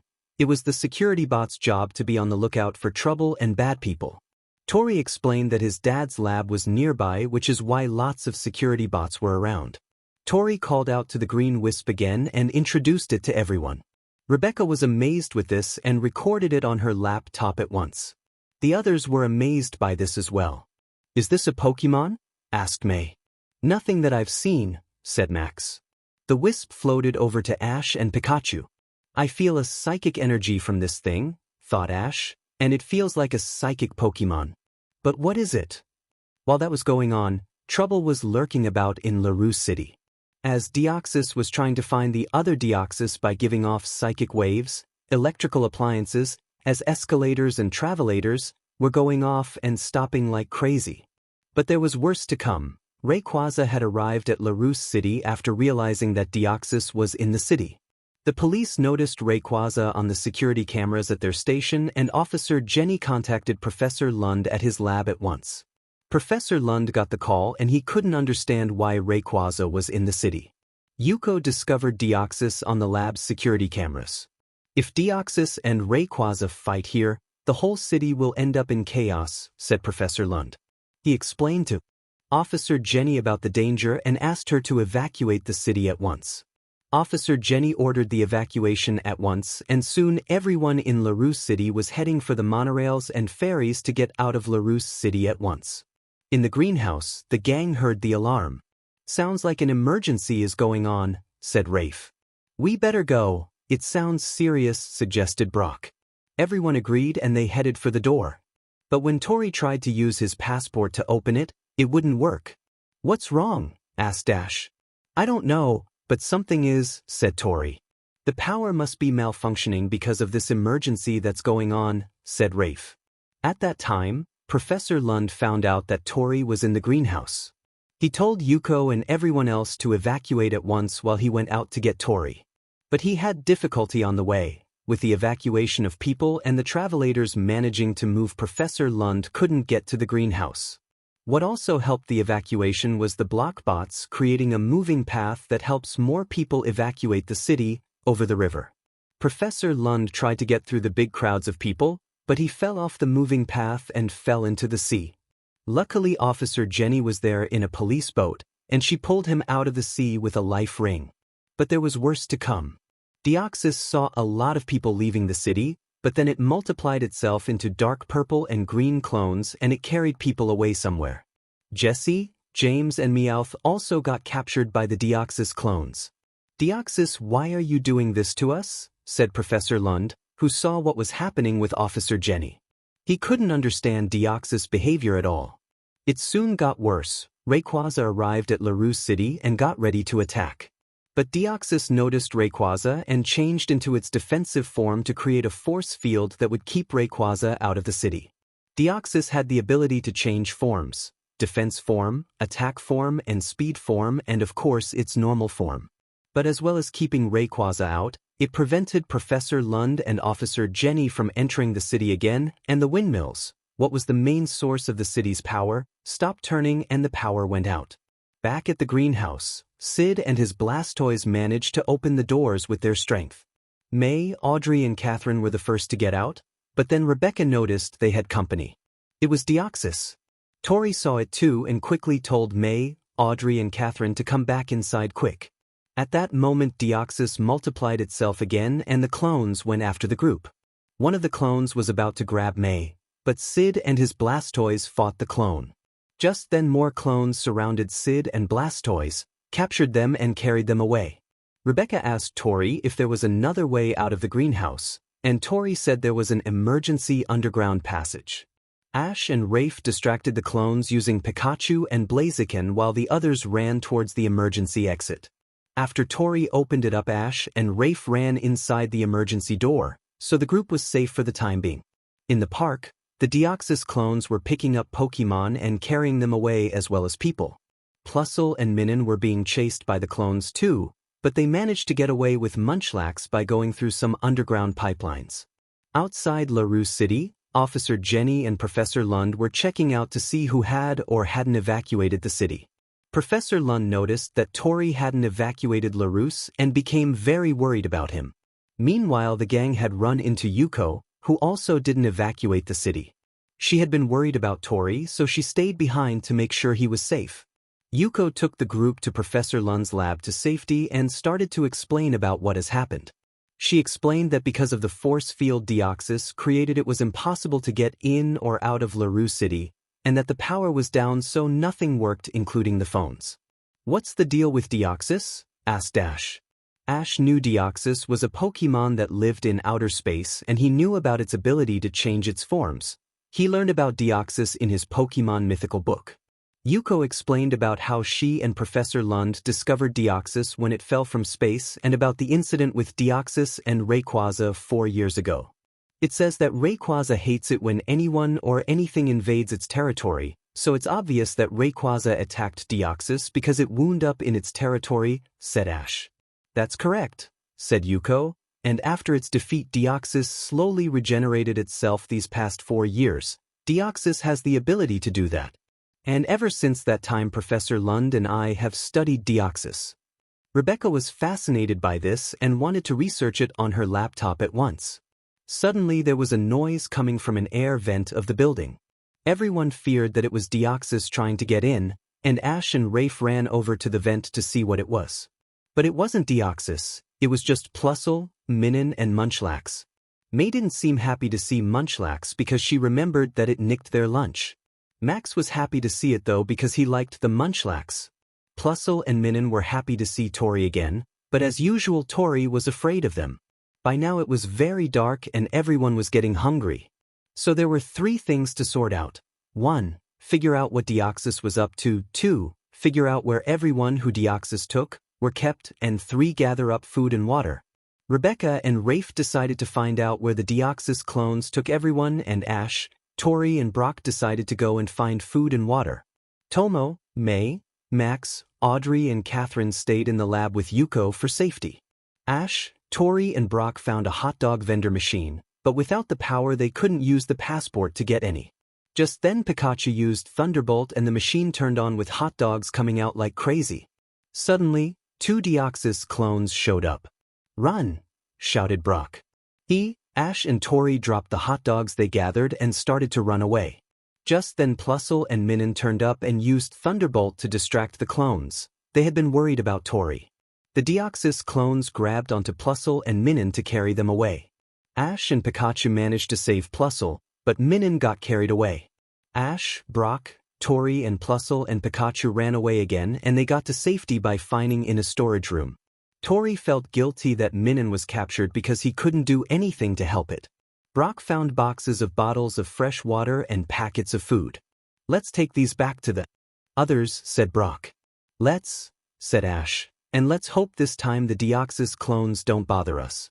All the while Rebecca and Rafe had found out where the Deoxys clones took everyone. They were being held inside a dome-shaped building. When everyone got back to the lab, everyone had something to eat and got some sleep, and Yuko looked at the recordings of Deoxys that Rebecca had made on her laptop. Suddenly the peace was disturbed. The Deoxys clones had turned up and everyone woke up. "Follow me everyone," said Yuko. "We'll be safe in the underground lab." Yuko was right. As soon as everyone left the room they were in, the Deoxys clones didn't locate them and left the lab. Inside the underground lab, the group saw the green meteorite in the glass tube. Yuko explained that at the North Pole 4 years ago 2 meteorites crashed to Earth, and she also said that the green meteorite was actually a part of another Deoxys. "I remember seeing in my Pokemon book that Deoxys has a crystal in the middle of its chest," said Ash. "But their crystals are really purple and this one is green." "That's correct," said Yuko. "And ever since that incident 4 years ago Professor Lund and I have been trying to regenerate the other Deoxys as well as study it." Just then the green wisp, Tori's friend, appeared from the crystal. This meant that the green wisp was really a Deoxys, and it also meant that Tori had been friends with a Pokemon all this time without even knowing it. Rebecca looked up on her laptop that the light waves from the green wisp and the aurora from Deoxys were the same. "I reckon using aurora is how Deoxys communicate with each other," she said. You know, when we saw the purple aurora the other night, I felt that it was saying something, said Ash. I think that too. Holding, let me check something, said Rebecca. She found that the two lights were saying something. The green light said, friend, and the purple light said, where are you? Then the answer to all this is simple, said Ash. If we regenerate the Deoxys here, then it and the other Deoxys will find each other and then they will go home again. Yes, we have to regenerate it, agreed Tori. I can't stand these two being separate from each other anymore. We could, but we don't have any power to do it, said Yuko. Then we need to go to where the windmills are to get them going again, said Rebecca. And we also need to head to the dome where the people are being held captive, said Rafe. Everyone agreed on a plan. Ash, Tori and Rafe would head off for the dome, and the others would head off for the windmills, and Yuko would stay behind to get the machines ready. After the planning, everyone including Munchlax and Plusle headed off for their destinations at once. But then they ran into Deoxys. Ash tried calling out to Deoxys saying that they knew that it was trying to find its friend, but it wouldn't listen and started multiplying again. Rafe and his Blaziken fought off the clones, while everyone else continued to run. But then the clones surrounded and captured Rafe and Blaziken. To Rafe, this was an opportunity to get to the dome. Meanwhile, Rayquaza, who had been fighting the force field to get in, had managed to break through the force field with Hyper Beam and it entered the city. Officer Jenny and Professor Lund saw that and they became really worried now. When Rayquaza and Deoxys saw each other, the fight was soon on. The group saw Rayquaza too, which made Ash amazed, but this wasn't the time to do anything about it. Ash, Tori, Pikachu and Plusle headed for the dome while the others headed for the windmills. At the dome, Rafe was trying to see if he could open the dome up from the inside, but he still needed electricity for it. Just then Ash and Tori turned up. Rafe saw them from a window and told them to have Pikachu and Plusle use their electricity on the outside. While Pikachu and Plusle used Thunderbolt on the outside, Minun used its Thunderbolt on the inside. Thanks to the electricity, Rafe got the dorm open and everyone got out at once. Plusle and Minun were happy to be together again and so was Tori. Rafe thanked Ash, showing that he now thought Ash as a friend. Rafe then told everyone that they had to get to the windmills to get the power back on and everyone agreed to help. Ash, Pikachu and Tori left with Plusle and Minun to get back to the lab. At the windmills, Brock and Rebecca got into the control rooms to get ready to set them up. Just then Rafe and Sid and everyone else from the dome turned up. Everyone got to work at once to get the windmills to create power. The humans pulled on some ropes from two of the windmills to get them going, water Pokemon used Water Gun on some, and the flying Pokemon used their wings. Metagross used Psychic and Blaziken jumped on the propellers of a windmill. Jessie, James and Meowth helped out too by using pedal power to get a windmill running. At the labs there was power going on, which showed Ash, Tori and Yuko that the others succeeded. Yuko got the machines on to help the other Deoxys regenerate and Tori turned on the laser, but they still didn't have enough power. Okay, Pikachu, Plusle, Minun, use your Thunderbolt now, said Ash. Thanks to the Pokemon the machines got full power and they succeeded of regenerating the second Deoxys. Ash, Tori and Yuko were delighted that Deoxys was regenerated at last and Deoxys was grateful. Deoxys, let's go find your friend, said Tori. Deoxys used Psychic on Ash, Tori and Pikachu and soon they were flying out of the lab and across the city. Everyone at the windmills saw the Deoxys and they stopped turning the windmills now. Meanwhile, the purple Deoxys and Rayquaza were fighting each other like crazy. Rayquaza kept on firing Hyper Beam and Deoxys was firing Psychic Boost while in attack form. Rayquaza managed to grab Deoxys and crash it onto the ground. Because of that, Deoxys' force field broke completely and then the wind blew through the city again. Deoxys fought back with Nightshade and it made Rayquaza crash to the ground. It was about to use Psychic Boost again, but then the green Deoxys turned up and protected Rayquaza with Protect. The purple Deoxys realized it was its friend and stopped fighting at once. The two Deoxys were happy to see each other again and lit up their auroras at once. Ash and Tori saw the situation and they were happy to know that the Deoxys had found each other at last. Everyone at the windmills and Yuko at the labs saw the green and purple aurora lights and they were happy too. The reunion was then interrupted. Rayquaza started fighting the two Deoxys again. Oh no, Rayquaza is still angry, said Ash. What can we do? Asked Tori. The two Deoxys fought back with Nightshade and they carried Ash and Tori off towards the ground for safety. At that moment the security bots had started seeing the trouble. As the power was now back on, all the machines in the city were working again, including the security bots. Then more trouble came. The security bots started going into overdrive mode and were acting crazy. The bots started fighting Rayquaza as they knew that Rayquaza was the threat. Rayquaza tried to fight back, but there were too many of them for it to fight. The two Deoxys saw Rayquaza was in trouble, went into defensive mode and tried to protect Rayquaza. Seeing what the two Deoxys were doing made Rayquaza realize that they weren't its enemies at all. Ash and Tori saw what was going on and tried to avoid being hit by the bots. At that time Plusle and Minun turned up to help. "We better get back to Yuko," said Ash. Suddenly a big TV screen on a building turned on and Professor Lund began talking. When the force field got broken, Professor Lund and Officer Jenny went back into LaRousse City to try and figure out what to do. Professor Lund said on the screen to Tori that he had to use his passport to disengage the chief security bot and then Officer Jenny would be able to shut down the security bots. "Let's do it, Tori," said Ash. After the message was finished, he was going to help with this mission. Tori nodded in agreement. The chief security, which face was now red instead of blue, bot was near the battle tower, not far from where Ash and Tori were standing. Ash and Tori jumped onto a hot dog vendor, which got caught with the security bots. Inside the machine was Munchlax eating the hot dogs. It got separated from the others some time ago and had been sheltering in the machine. Munchlax fell out of the vendor and onto the bots, but then it glowed and evolved into Snorlax. Ash used Snorlax as a step to get to a tower that was near to the chief security box. Tori stayed on the vendor, but Ash told him that he would take care of the rest. There were some bots near the security bot and Ash and Pikachu used them as stepping stones to get to the chief bot. As soon as Ash got hold of the chief bot, he took out his passport and used it to disengage the bots. Officer Jenny, who was at the police station, shut down the bots at once, and then all of the bots turned off and stopped going crazy. Tori was happy to see that the plan worked. Suddenly the Plusle and Minun fell of the bots they were standing on and Tori jumped off to help them. He didn't let his fear stop him from helping Plusle and Minun this time.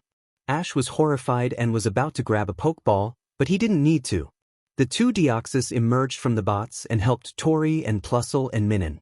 Then they used Psychic to have Ash and Pikachu fly with them as well. Rayquaza emerged from the bots as well, but this time it was at peace with the Deoxys at last. Rayquaza went back to its home in space and the two Deoxys took Ash and Tori to the plaza. Brock, Tomo, Max, May, Sid, Rebecca, Rafe, Audrey and Catherine were already at the plaza and they were happy to see that Ash and Tori were okay. At that moment Professor Lund and Yuko arrived. Professor Lund was happy to see that his son was alright. Tori introduced Plusle and Minun, who were nuzzling him a lot, and he wasn't afraid of them. This meant that Tori was finally over his fear of Pokemon and Professor Lund and Yuko were happy to see that, and so was the group. Tori thanked Ash because he thought it was because of Ash that he finally became friends with Plusle and Minun. "No, Tori, you got over your poke phobia yourself," said Ash, "and I can see that you will be a great Pokemon trainer with Plusle and Minun at your side." Everyone agreed with that. At that moment the two Deoxys started showing off their green and purple auroras again. This meant that it was time for them to go back into space. Tori understood what was happening and said goodbye to Deoxys and then the two Deoxys went back into space, happy that they were together again. Just then Max had a wonder about what had happened to Munchlax. Ash explained that it had evolved into Snorlax and now it was sleeping on top of some bots. "I don't think that Snorlax should stay here, otherwise it would take all of the food from all the food vendors here," said Brock. "Then I'm going to catch it because I have always wanted my own Snorlax," said Max. "But we can't take it with us, it will keep eating all of our food," complained May. Ash had an idea. He said that Max could still catch Snorlax, but send it to Professor Oak's lab. Professor Oak is taking care of my Snorlax at his lab, so he would gladly take care of Max's Snorlax there. So Max ran over the bots to where Snorlax was and captured it in a Pokeball, which made Max happy indeed. After that the gang decided it was time for them to leave LaRousse City. Rafe, Audrey, Catherine, Sid and Rebecca decided it was time to leave too. Professor Lund, Yuko and Tori saw them all at the monorail station and thanked them for everything. "You take care of Plusle and Minun, Tori," said Ash. "Plusle and Minun were going to stay with Tori as his Pokemon now." "I will, Ash, and thanks again and goodbye," said Tori. Then the group all left LaRue City, happy to know that LaRue City was safe again. Rafe, Audrey and Catherine got off on the first stop, Sid on the second and Rebecca on the third, while the gang continued on to get back on their journey. Jesse, James and Meowth were leaving too, and they hoped that the next place they visit was less modern and technological like LaRue City. The incident had shaken them up a bit. In Kanto there is a very famous legend about a man named Sir Aaron, who was said to have sacrificed himself to save the kingdom called Rhoda. The legend was 2,000 years ago the kingdom of Rhoda was at war. There were two armies fighting in the valley. One was an army of humans and Pokemon wearing green armor, another was an army of humans and Pokemon but they were wearing red armor. The Queen of Rhoda, Queen Rin, feared this would be the end of her kingdom and the Cameron Palace she lived in would fall.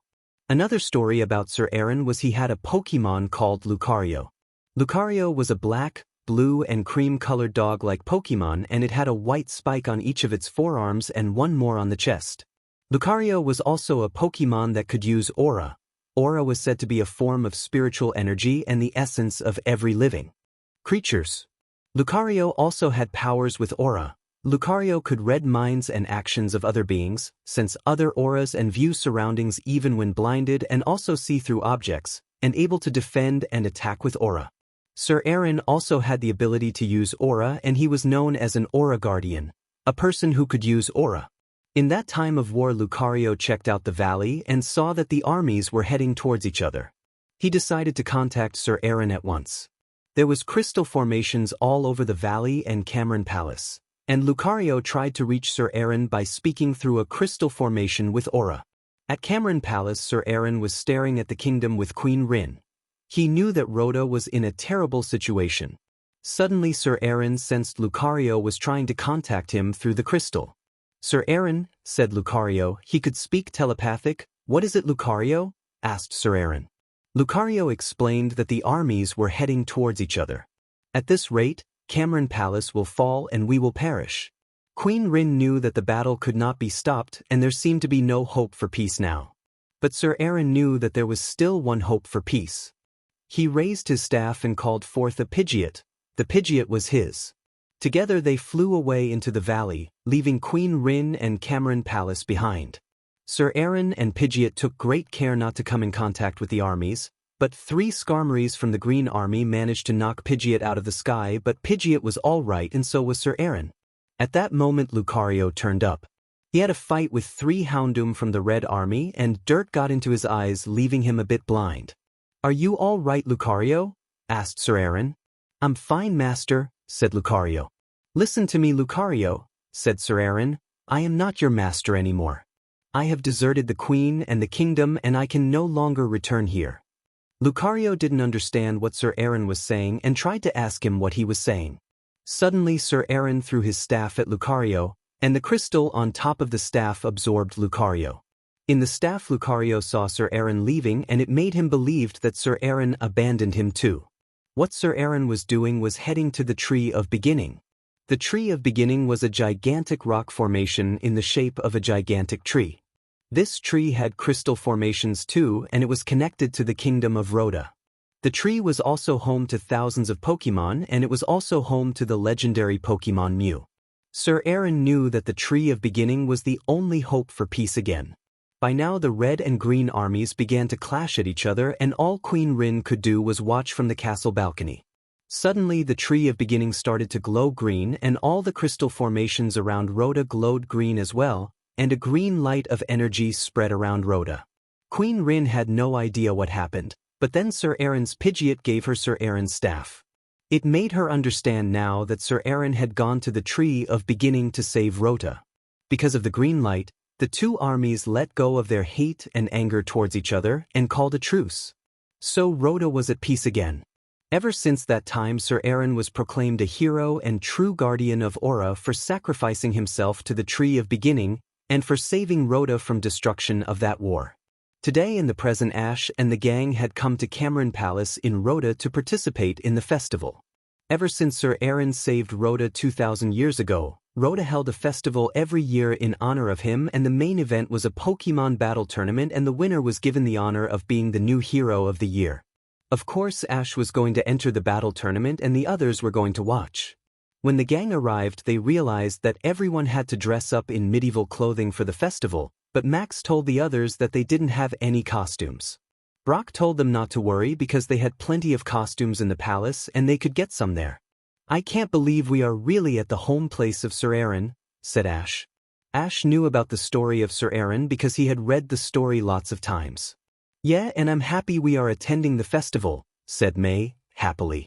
Max, Brock and Tomo knew the story too. The gang wasn't the only ones who were checking out the festival. The Mew from the Tree of Beginning came to check out the festival too. Mew knew the move Transform and it was changing into different Pokemon forms. It changed into Taillow and then into Piku and hid in the room where lots of costumes were. At that moment the gang entered the room and Ash, Tomo, Brock, May and Max began to search for what to wear for the festival. Just then Pikachu and Growlithe noticed Piku, but they didn't know it was really Mew in disguise. Mew then hid behind the curtain and transformed into Trico and left, leaving Pikachu and Growlithe confused. A minute later the gang picked out their costumes. Ash wore a blue tunic over a gray long-sleeved shirt and gray pants, matched with blue gloves and boots, and a black hat with a teal band and a hooded cape. As the matter of fact, he looked exactly like Sir Aaron, only younger. Brock wore a beige robe similar to that of a priest covered by some sort of cape or mantle in brown, green, orange, and trimmed with gold, all topped with an orange skullcap. May wore a white, pink and red ball gown decorated with tiny bows and with a decoration similar to butterfly wings on the back. In her hair she wore a large pink bow styled to look like her regular bandana. Max was dressed as a prince with a red and yellow beret and a green cape. Tomo was dressed as a hunter and he wore a green shirt with green-blue trousers, a pair of black boots and a brown hat. They dressed up Pikachu and Growlithe too. Pikachu was dressed as a jester and Growlithe had a brown hat and a little brown cape. Then once everyone was ready they headed off for the battle tournament. Unfortunately for the gang, Team Rocket had turned up too, not to just enjoy the festival, but to also to steal all the Pokemon they could from all the trainers who arrived at Cameron Palace. Jessie dressed up as a queen, James dressed up as a king and Meowth dressed up in a suit of armor. Then they left the room. Right now it was time for the battle tournament to begin. The battle stadium was a medieval theme battle arena with hundreds of balconies, where those who weren't battling stood to. But just then the referee announced the arrival of the Queen of Cameron Palace. The ruler of Rhoda now was a queen named Queen Eileen, and she was a descendant of Queen Rin. In fact, she looked exactly like her ancestor despite being 2,000 years apart. Queen Eileen and her maid Jenny were standing on the separate top balcony, and she had a Pokemon called Mime Jr. with her. Mime Jr. was the pre-evolved form of Mr. Mime, and it loved to mime anything that someone was doing. In honor of Sir Aaron and his noble deeds, we will now begin the Pokemon tournament, said Queen Eileen. The battle tournament now started and Ash was up first. His first opponent used a Breloom and Ash of course used Pikachu. All the battles in the tournament were one-on-one Pokemon battles. Pikachu gave Breloom a real shock with his Thunderbolt, even though he destroyed his jester costume, and then tackled it hard with Quick Attack. Queen Eileen and Jenny saw that Ash was a strong trainer. All the trainers that were participating in the tournament were eager to win and earn the title as the new hero of the year. And there were lots of hard good Pokemon battles going on. The battles went on until at last it was the final battle round. Ash and Pikachu made it to the final round and his last opponent, who dressed as a knight in shining armor, used a Pokemon called Weevil. Weevil was the evolved form of Sneasel. The Weevil turned out to be very strong, especially with the moves Shadow Ball, Blizzard, and Slash. But Pikachu managed to knock it out with Thunderbolt and Focus Punch. So Ash was the winner of the Pokemon battle tournament. Ash was about to run over to Pikachu to hug him, but then an Aipom ran over to Pikachu first. Just then Ash's eyes opened in wonder. Wait a minute, he thought, that Aipom is really Mew. Ash was right. Mew had watched the Pokemon tournament too in the disguise of Aipom and he congratulated Pikachu. Ash couldn't understand yet why a Mew was here. Just then his opponent came up and took off the helmet. It was a woman named Kid. "Great battle," said Kid. "You're the strongest trainer I've ever met." "Thank you," said Ash. Ash didn't say anything about Mew, otherwise someone in the arena would try to capture Mew. After the battle tournament was over, it was now time for the grand ball of the festival. Queen Eileen presented Sir Aaron's staff to Ash, as he was the new hero of the year. Ever since Sir Aaron died, the royal family of Rhoda had kept Sir Aaron's staff. Ash was awestruck to see Sir Aaron's staff, and he was happy to hold it. Just then when he looked at the crystal, he thought he heard someone say, "Why?" Ash asked Jenny if she said something, and Jenny said she didn't. What the voice was really Lucario, who was still trapped in the staff. But no one knew that yet. Soon the ballroom dancing had begun, and May and Brock was dancing with different partners. May was with a man named Freddy, and Brock was dancing with Kid. Kid had changed into a different costume and was dressed as a lady-in-waiting. Max and Tomo weren't dancing and were getting something to eat from the buffet table with Pikachu, Growlive, and the Aipom disguised Mew. Ash, being the new hero, had to stay sitting on the throne chair and look proud like a real hero. May decided to release her Pokemon Combusken, Squirtle, Munchlax, Bulbasaur, and Starmie to enjoy themselves. Seeing May's Pokemon made Ash asked Jenny if he could release his Pokemon. "Yes, you can, but be quick," she said. She didn't want Ash to move from the throne yet. So Ash quickly released his Grovyle, Crawdaunt, Swellow, Larvitar, and Phanpy to enjoy the party, and then went back on the throne. Jesse and James, who were about to dance, told Meowth to keep an eye on the Pokemon. "We'll grab them later when everyone is busy with the festival," said Jesse. Once Jesse and James went off dancing, Meowth headed over to the buffet table for something to eat. "I prefer eating than dancing," Meowth said to himself. While everyone was enjoying themselves at the ball, the Aipom led the gang's Pokemon out of the ballroom. Meowth saw them leave the ballroom and decided to follow them.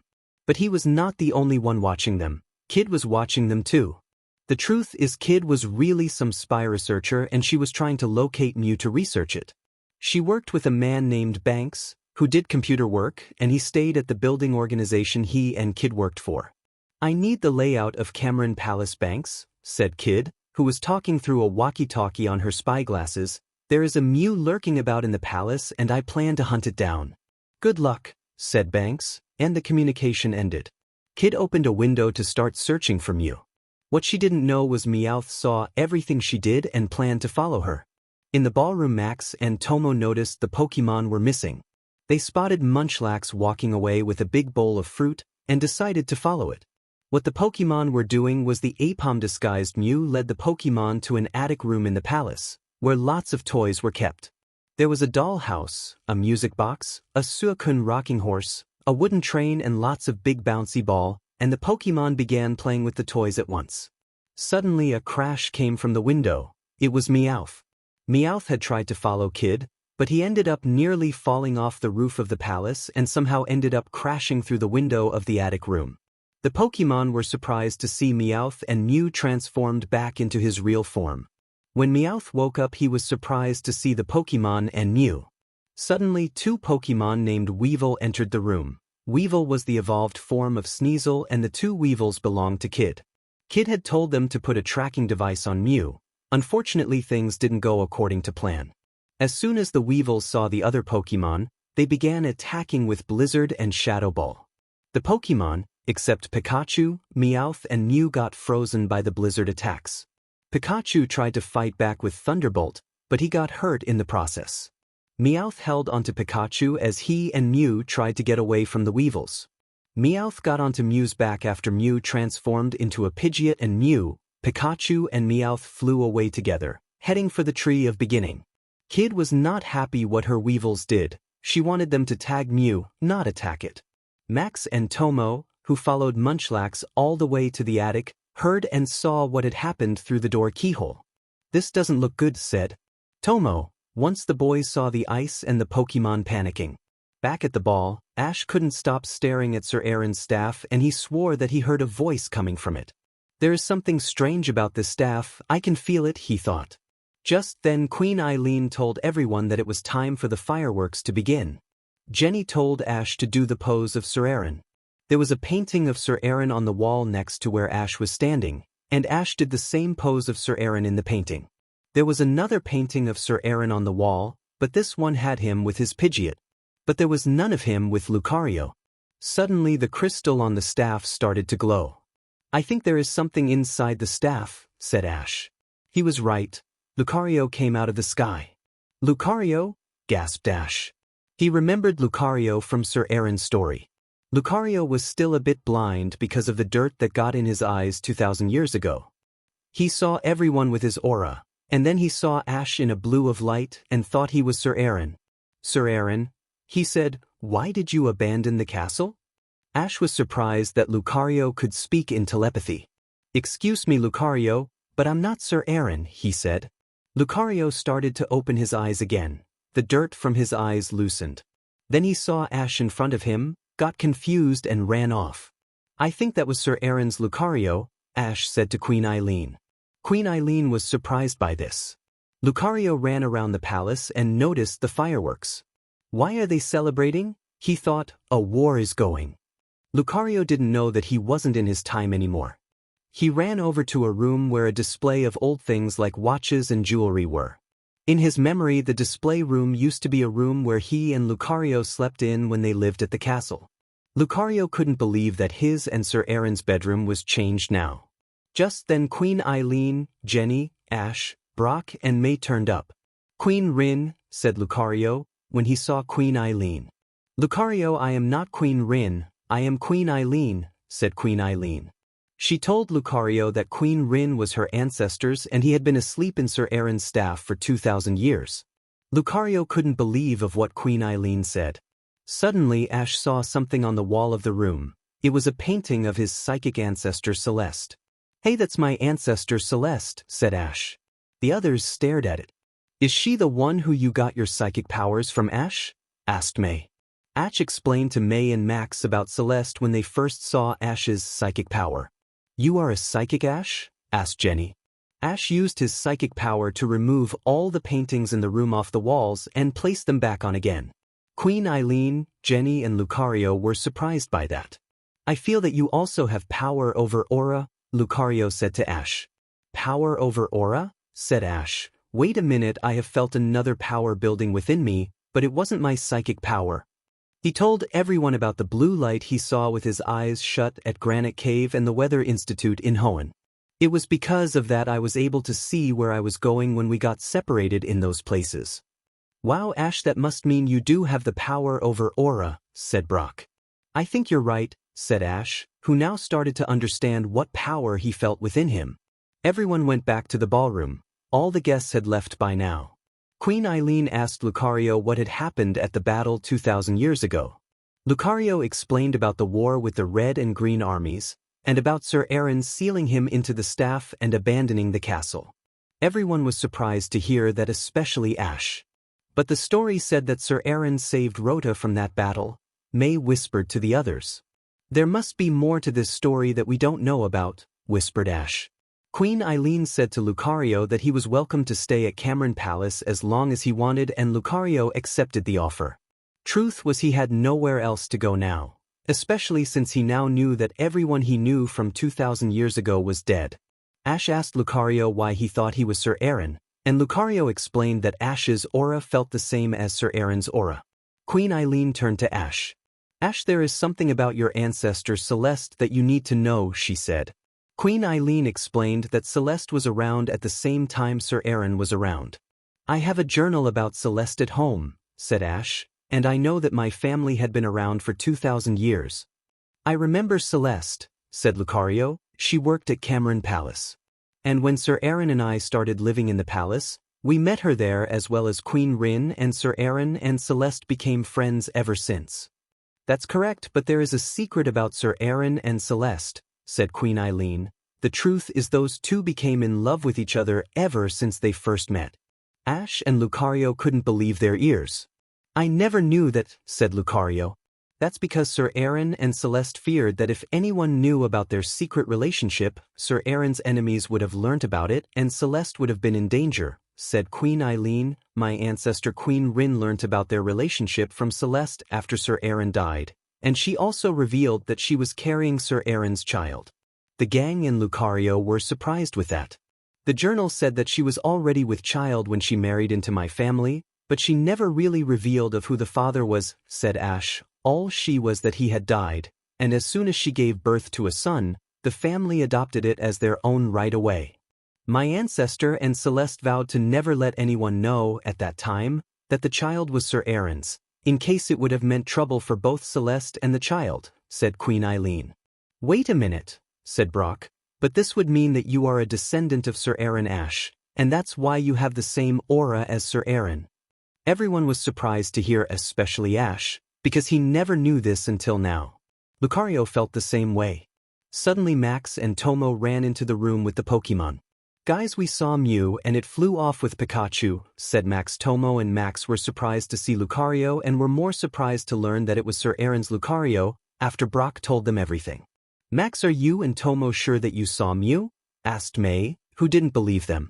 Max isn't making it up, May, said Ash. I saw Mew earlier and it was disguised as an Aipom. He explained that Mew had the power to transform into any Pokémon. I saw Mew too, said A. Voice. It was Kid. Mew transformed into a Pidgeot and flew away with Pikachu and a Meowth. Queen Eileen and Jenny explained that Mew lived in the Tree of Beginning and that he loved to visit Cameron to take toys to play with. But of course he never returned the toys it took. I do understand if he wants Pikachu to play with, but I want Pikachu back, said Ash, a bit crossly.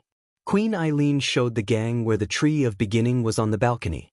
Lucario, do you remember the way to the Tree of Beginning? She asked.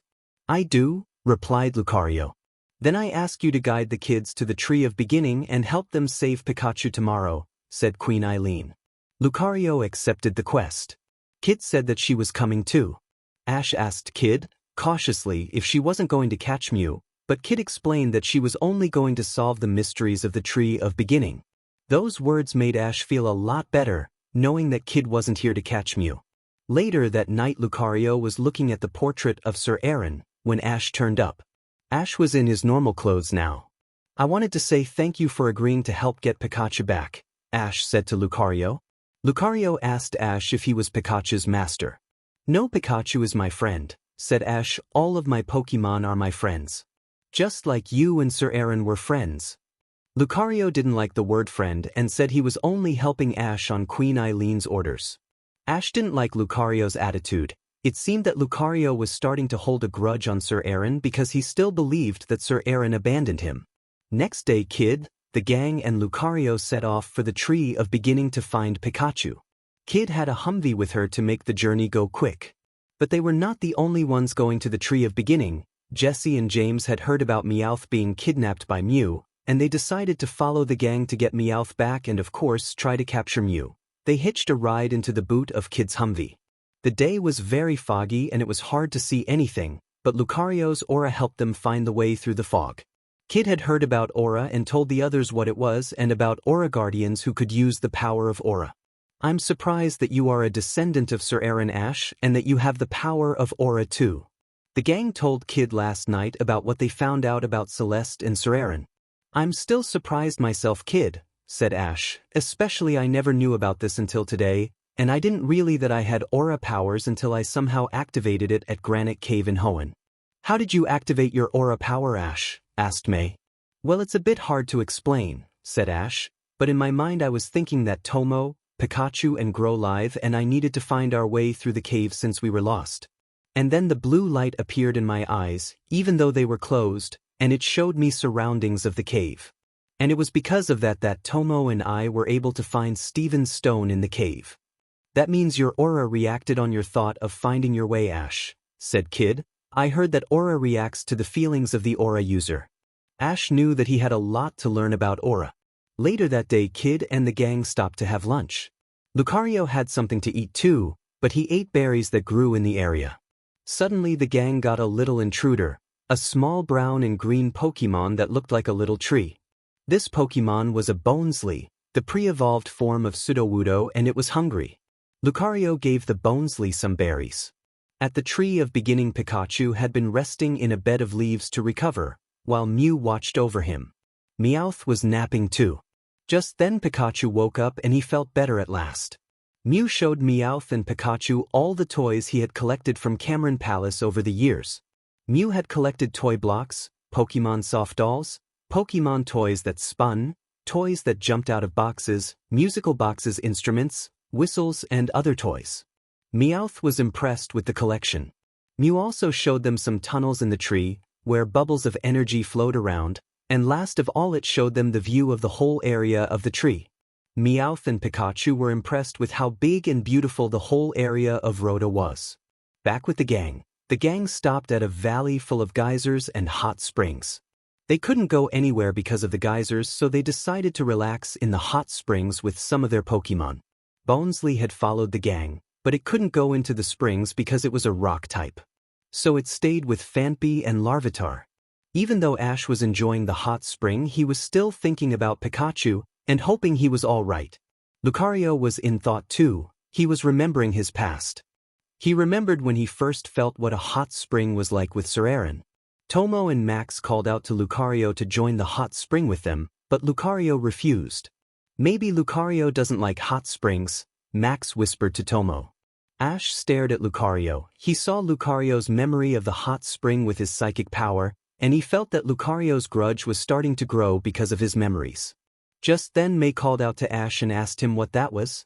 There was some sort of weird flower on the cliff above them. Ash climbed up the cliff to see what it was, taking care to be careful. What the thing was a purple-blue crystal formation that looked like a flower.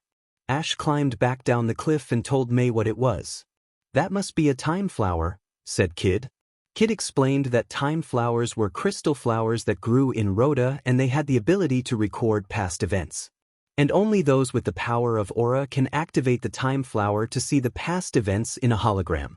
Wow, so maybe I can activate the time flowers, said Ash. When we see another time flower I'll try it out. That night Kid and the gang were sitting around a campfire, and Kid was asking Ash some questions. She wanted to know how Ash first activated his psychic power, and she wanted to know how Ash met Pikachu. Ash explained about how he first bent the spoon with telekinesis at the Saffron Gym. It felt weird though when I did that, because I didn't know that I had psychic powers until that time in Saffron City. Oh, I understand, said Kid. I once heard that sometimes it takes time and growth for the power you were born with to reveal itself. So now time and growth had revealed your aura power now. Lucario was listening to the conversation and he remembered when Celeste demonstrated her psychic powers to him and Sir Aaron. Ash then talked about the day that he and Pikachu met. On the day I went to Professor Oak's lab to receive my starter Pokemon, I noticed Pikachu's Pokeball next to the Pokeballs that belonged to Bulbasaur, Charmander and Squirtle. Professor Oak told me that it was bad-tempered, but I wanted to check out Pikachu so I released him from the Pokeball. At first Pikachu was sensitive when he first saw me, because as you know Pokemon do get sensitive when they see strangers. So I told him that if he didn't want to be my partner then I wouldn't force him, but then Pikachu jumped onto my shoulder with a smile and accepted me at once. Wow Ash, it sounds like Pikachu trusted you at once, said May. Yes, and you know the rest, our bond started to grow more when we started our journey through Kanto the first time, said Ash.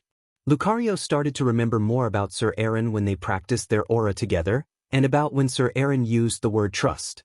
Trust is meaningless. He said, you humans can't be trusted. Ash started to get really cross about Lucario's attitude now. Listen to me you, he shouted. I felt your grudge on Sir Aaron. But you don't know what really happened when Sir Aaron sealed you into the staff, and you don't even know why he did it. So don't go thinking that Sir Aaron abandoned you. And don't start holding grudges on us either. May told Ash to calm down and Lucario glared at Ash. Ash walked off in a huff and so did Lucario. May decided to talk to Ash. Ash, you sounded a bit hard on Lucario, she said. But what could I have said? Asked Ash. Lucario is starting to hold a grudge on Sir Aaron and he's starting to think that I would ditch Pikachu, which I would never do. I do understand what you're saying, Ash, said May, but we don't know what happened either. I know, which is why as well as finding Pikachu, we are going to try and find out what really happened with Sir Aaron, even if it means asking Mew himself, said Ash. May could see that Ash really wanted to find out about the real story with Sir Aaron and decided not to argue with Ash more. All the while Pikachu was missing Ash, just like Ash was missing Pikachu. The next day Lucario, Kid and the gang were traveling to the Tree of Beginning again. But then Lucario came to a stop. They arrived at the area where Sir Aaron sealed him into the staff 2,000 years ago. Lucario spotted a time flower and touched it. The time flower activated and it showed them a hologram of Sir Aaron sealing Lucario into the staff and running off, just before the red and green armies started to attack each other. Kid and the gang were confused by this. The legend said that Sir Aaron saved Rhoda from the armies. But now they weren't sure what the truth was or not. Ash walked up to Lucario. "Listen, Lucario," he said, "I have this feeling that says that this mystery is not solved yet. I believe that there is a reason why Sir Aaron sealed you into the staff and left Cameron Palace, and I will help you solve this mystery and find the real truth about my ancestors' actions." Lucario stared at Ash, thinking that Ash is telling the truth. Suddenly Lucario felt that something was coming and he pushed Ash out of the way. A brown Pokemon that looked like a moving boulder came out of the ground. This Pokemon was called a Regirock, and one was the 3 legendary golems. The other 2 were called Registeel and Regice. Regirock fired Hyper Beam everyone, trying to make Kid and the gang leave. Lucario fought back with Aura Sphere and then he led the humans into a tunnel of the cliffs. "Why did that Regirock attack us?" asked Kid. "I guess that Regirock must be guarding the Tree of Beginning," said Ash, "and it probably doesn't want us humans to go anywhere. I've read that the legendary golems Regirock, Registeel and Regice are the guarding type Pokemon, and they don't take kindly to intruders. This meant that the gang needed to find Pikachu and then leave as soon as possible." Lucario led the way through the tunnel and then they came to a big beautiful garden, where crystal formations were seen nearly everywhere. "We are underneath the Tree of Beginning," said Kid. Many wild Pokemon lived at the Tree of Beginning and by surprise fossil Pokemon were living there too. There were Aerodactyl, Ulmanite, Lileep and Armaldo. Kid and the gang were happy to be at the Tree of Beginning at last. "Lucario, lead the way please," said Ash, who was really desperate now to find Pikachu. As the gang started to search for Pikachu, Kid took out some of her robot gadgets to film the Tree of Beginning for Banks to look at. Jessie and James made their way into the Tree of Beginning too and they started to search for Meowth. Unfortunately, trouble was following the humans. Regirock and Registeel noticed them and followed them, and red blobs of energy from the tree began absorbing Kid's robots. This meant that the Tree of Beginning didn't like intruders.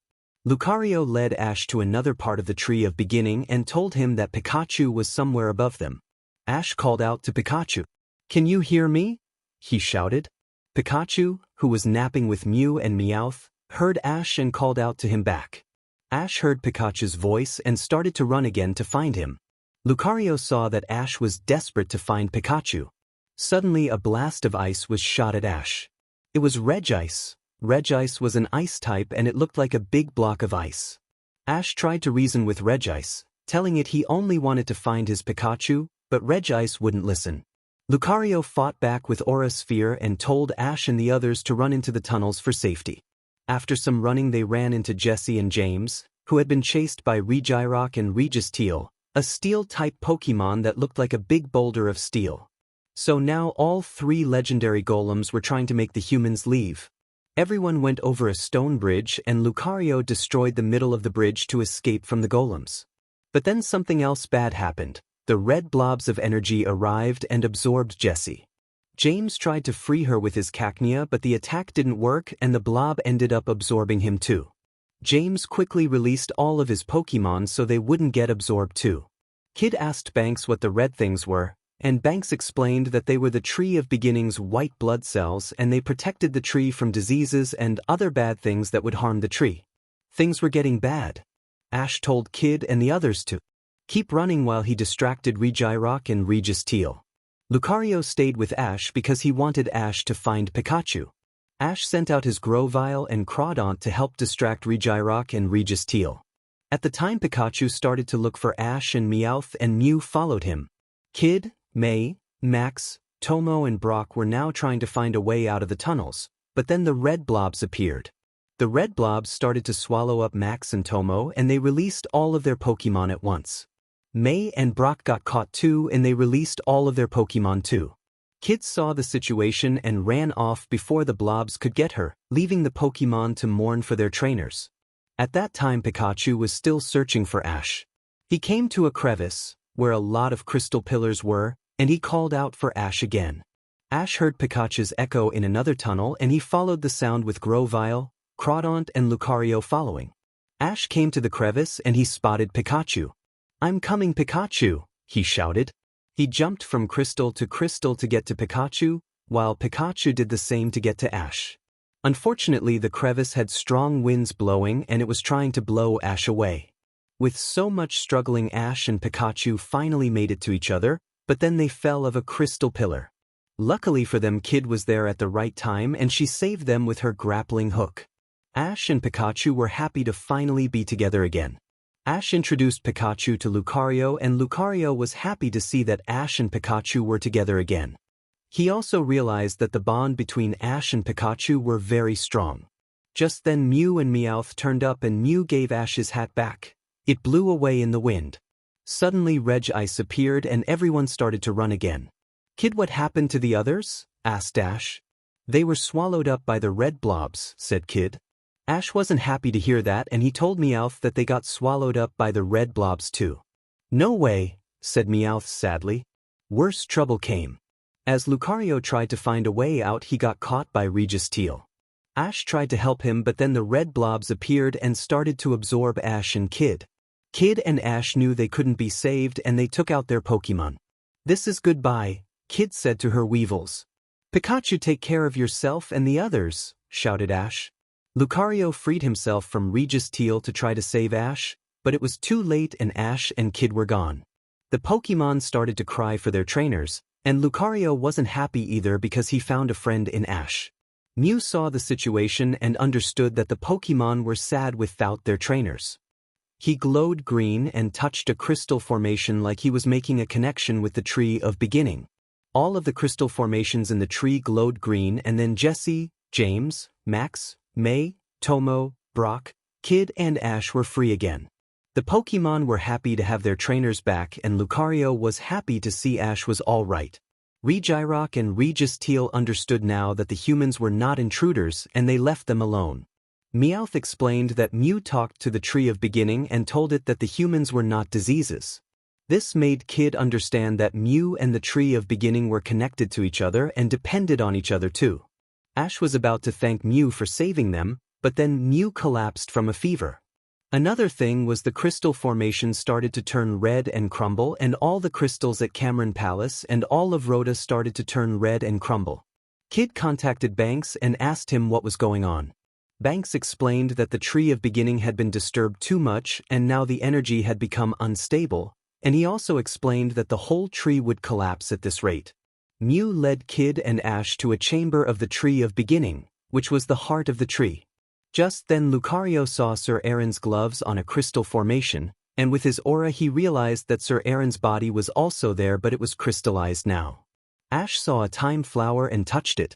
His aura activated the time flower and the flower showed a hologram of Sir Aaron. It showed that 2,000 years ago Sir Aaron came to the Tree of Beginning and he gave his aura to Mew to save Rhoda from the war. "I get it now," said Kid. After sealing Lucario into his staff, he came here to the Tree of Beginning and sacrificed his life to save Rhoda. He really was a hero. The truth is, if an aura user gave up his entire aura to another being, then the user would die. After hearing that, Lucario felt ashamed for doubting him. At that moment the Tree of Beginning started to get worse. Lucario realized that Mew needed the aura to save the Tree of Beginning and tried to give him his energy. But he was not as strong as Sir Aaron yet and he got pushed back. Ash grabbed Sir Aaron's gloves and put them on. "Since I have the same aura as my ancestor, I should be able to do it too," he said, and he started to concentrate of using his aura. "Wait, Ash, if you do that you will destroy yourself," said Kid. "If I don't do this, the Tree of Beginning will die," said Ash, "and so will all of the Pokémon and all of Rhoda will collapse. I won't let that happen." Lucario saw how selfless Ash was and he tried again with his aura. Both Ash and Lucario concentrated on transferring their aura to Mew and then they started straining like Sir Aaron did. Suddenly Lucario shoved Ash out of the way. He didn't want Ash to die. "Leave the rest to me," he said. and then he transferred his entire aura to Mew. Thanks to Lucario, Mew was able to heal the Tree of Beginning and save all of Rhoda. Jessie and James got reunited with Meowth and they were happy to still be alive. May, Max, Brock and Tomo, who had taken shelter during the crisis, were happy to see that everything was all right now. Kid contacted Banks and told him to hide away all their data on the Tree of Beginning. After what had happened, Kid had decided that the Tree of Beginning should never be disturbed by humans ever again. But Lucario was now in pain and collapsed in exhaustion. This meant he was now dying after giving up his entire aura. He touched another time flower, and this time the time aura showed the last moment of Sir Aaron's life before he died. "Lucario, forgive me for sealing you away," said Sir Aaron. "If I didn't, you would have followed me and suffered the same fate. I pray that you will be released in a time of peace. I have no regrets. My journey was good. I served a beautiful queen. You and I had many wonderful adventures together, and I met Celeste. Celeste, my love, I'm sorry that I will never be able to live a happy life with you now, and I hope you will live happily. Lucario, I never saw you as a servant but as my friend. I hope that we will meet again." And the hologram ended. This made Lucario cry because he understood everything now, and he also considered Sir Aaron a friend. "I failed Sir Aaron," he said tearfully. "That's not true, Lucario," said Ash, holding Lucario's hand. "You proved that you are a great aura guardian like Sir Aaron was." Lucario was near his end now. "Sir Aaron is waiting for me," he said. "Ash, train your aura and use it for greater good." And then Lucario died and he disappeared along with Sir Aaron's crystallized body. This meant that Lucario was now going to the afterlife where Sir Aaron was. Ash and Kid met up with the others and they were happy to know they were all right. "Where's Lucario?" asked Max. Ash looked at the sky. "Lucario has gone to be with my ancestor in heaven," he answered. This made Tomo, Brock, May and Max understand that Lucario was now dead. Ash knew that the aura would be with him always. In the end, the Tree of Beginning, Rhoda and Cameron Palace was saved. Kid and the gang went back to the palace and Queen Eileen was happy to see them. In the ballroom, Max noticed that the painting of Sir Aaron, on the side wall, now had Lucario in it. Kid and the gang told Queen Eileen about Lucario's sacrifice to the Tree of Beginning, and Queen Eileen told them that Lucario's sacrifice will never be forgotten.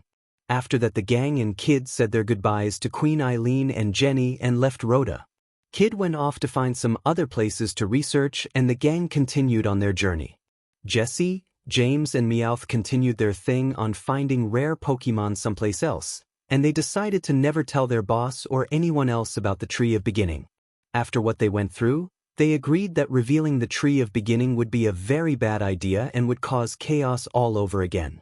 The Pokemon in the Tree of Beginning were finally at peace since the tree was now safe again, and Mew finally had a friend to play with because Bonesley stayed with it.